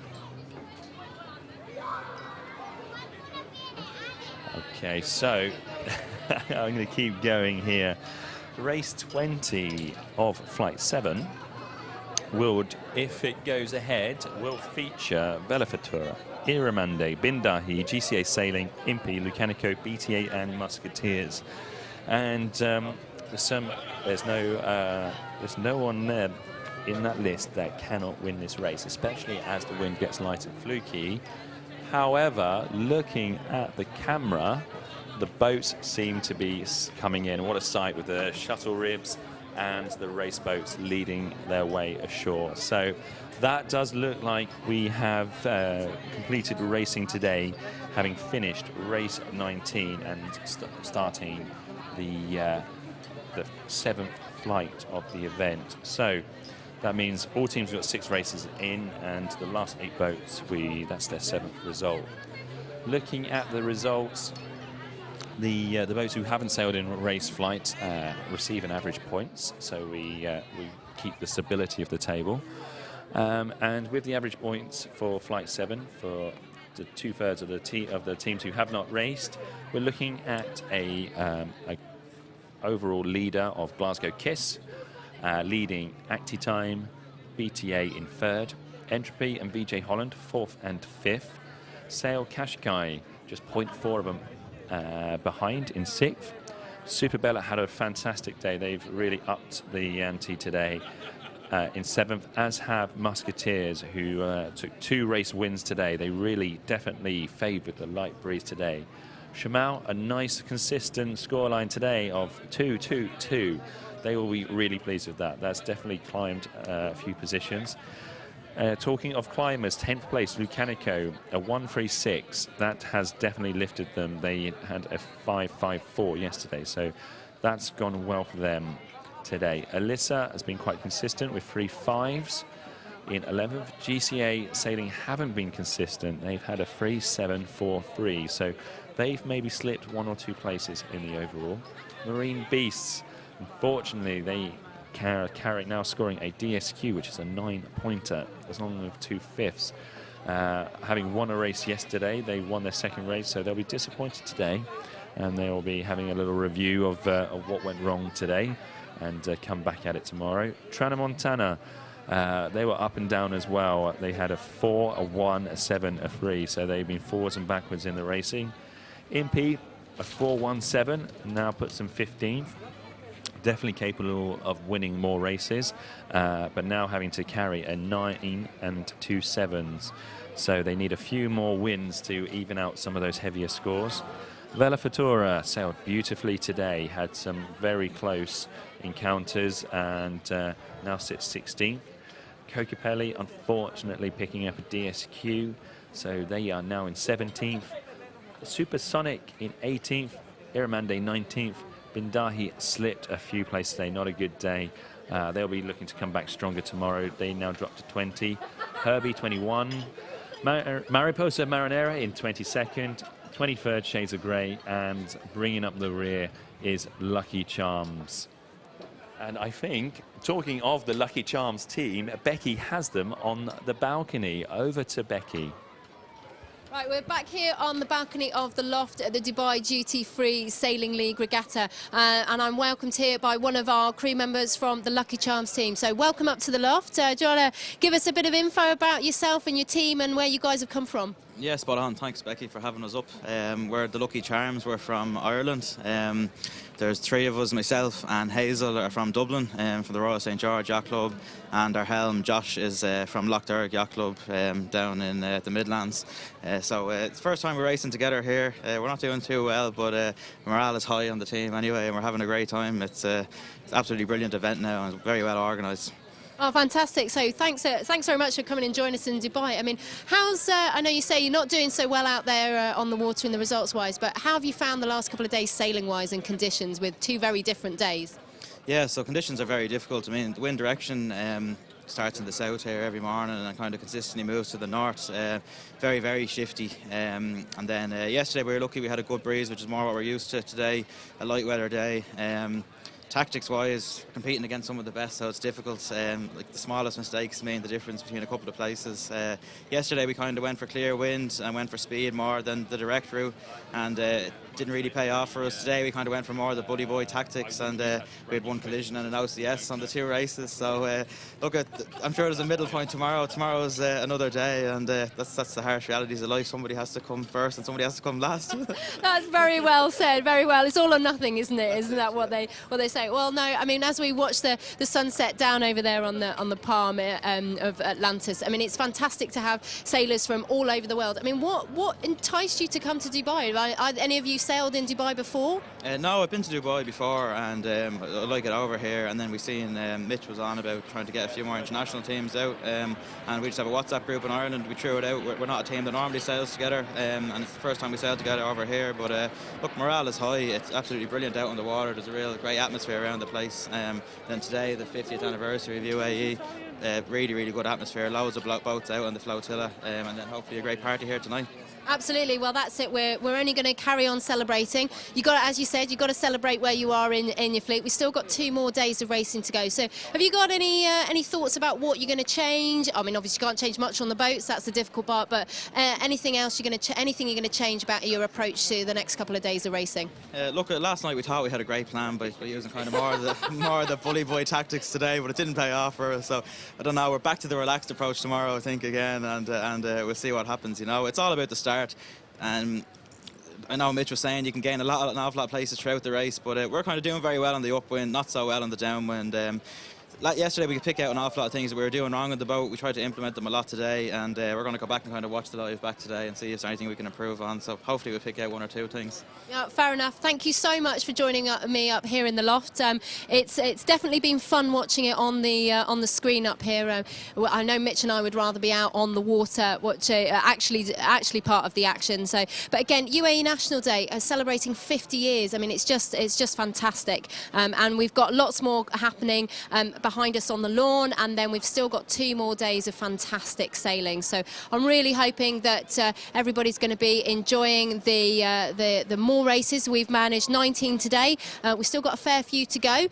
So you've got to keep yourself rehydrated, keep yourself hydrated, keep yourself energy levels up. So what's your plan for energy levels?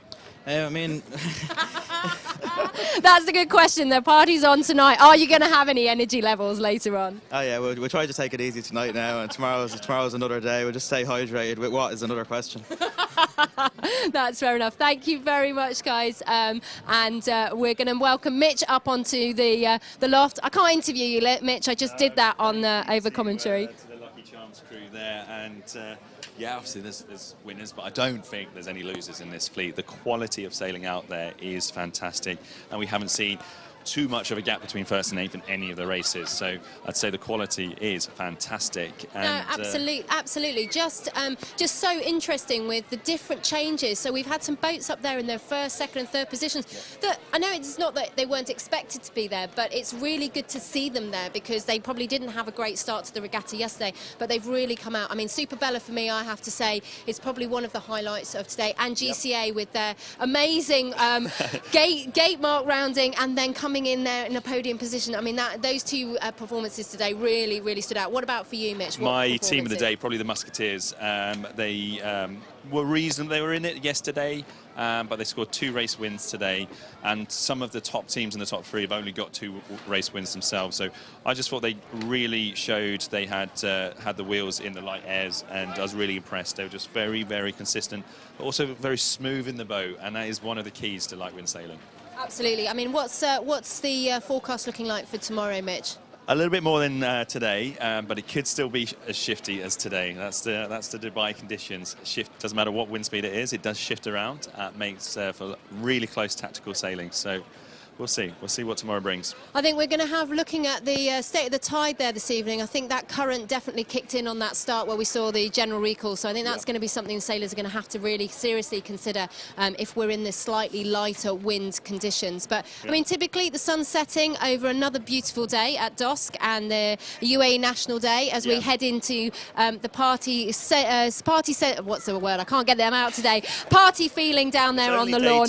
I know, it's terrible. We've got to keep going. But no, again, UAE National Day, 50 years of the amazing leadership from our founders. It's been fantastic. We are so privileged to be part of 50 years, and we're hoping that there's going to be 50 more years of fantastic. 50 years. Yeah, absolutely. And, you know, thank you to our sponsors, Dubai Duty Free, Ribcraft, Beneteau, CSMN Live, Ribcraft. Oh, I've said it all already. And a big thank you to all our interviewees today. We had a real mix of characters on the balcony here today. And thank you to the sailors for giving us the entertainment for us to talk about. And we'll be back with you tomorrow for day 3 of the Dubai Duty Free Sailing League Regatta. Thank you so much for joining us.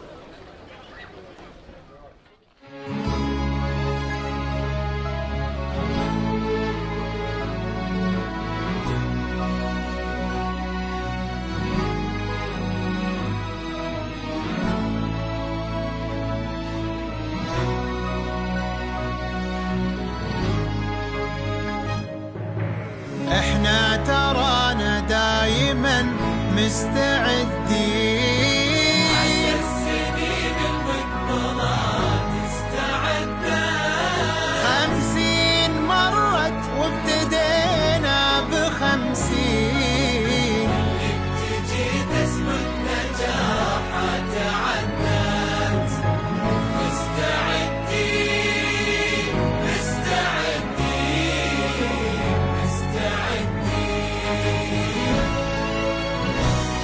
احنا ترانا دايما مستعدين عسى السنين المقبلة استعدت 50 مرت وابتدينا ب50 واللي بتجي تسبق نجاحها تعدت نعرف طريق المجد نمشيه من وين وكل الطرق لأرض الإمارات ودت عيال زايد ما يقولون بعدين ولا يهابون الظروف انتحدت كفو دايما عسى السنين المقبلات استعدت 50 واللي بتجي تسبق نجاحها تعدت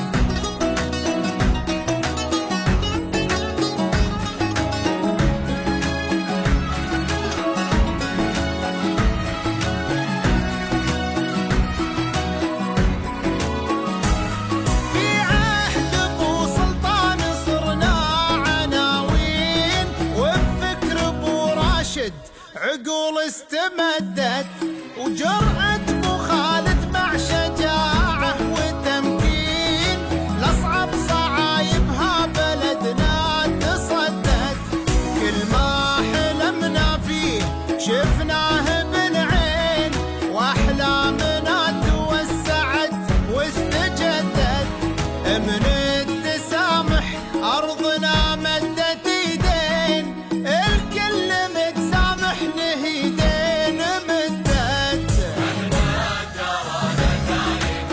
مستعدين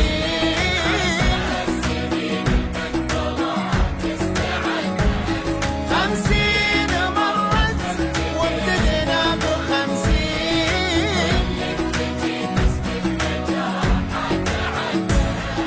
نلين كل ما وقتنا يسمح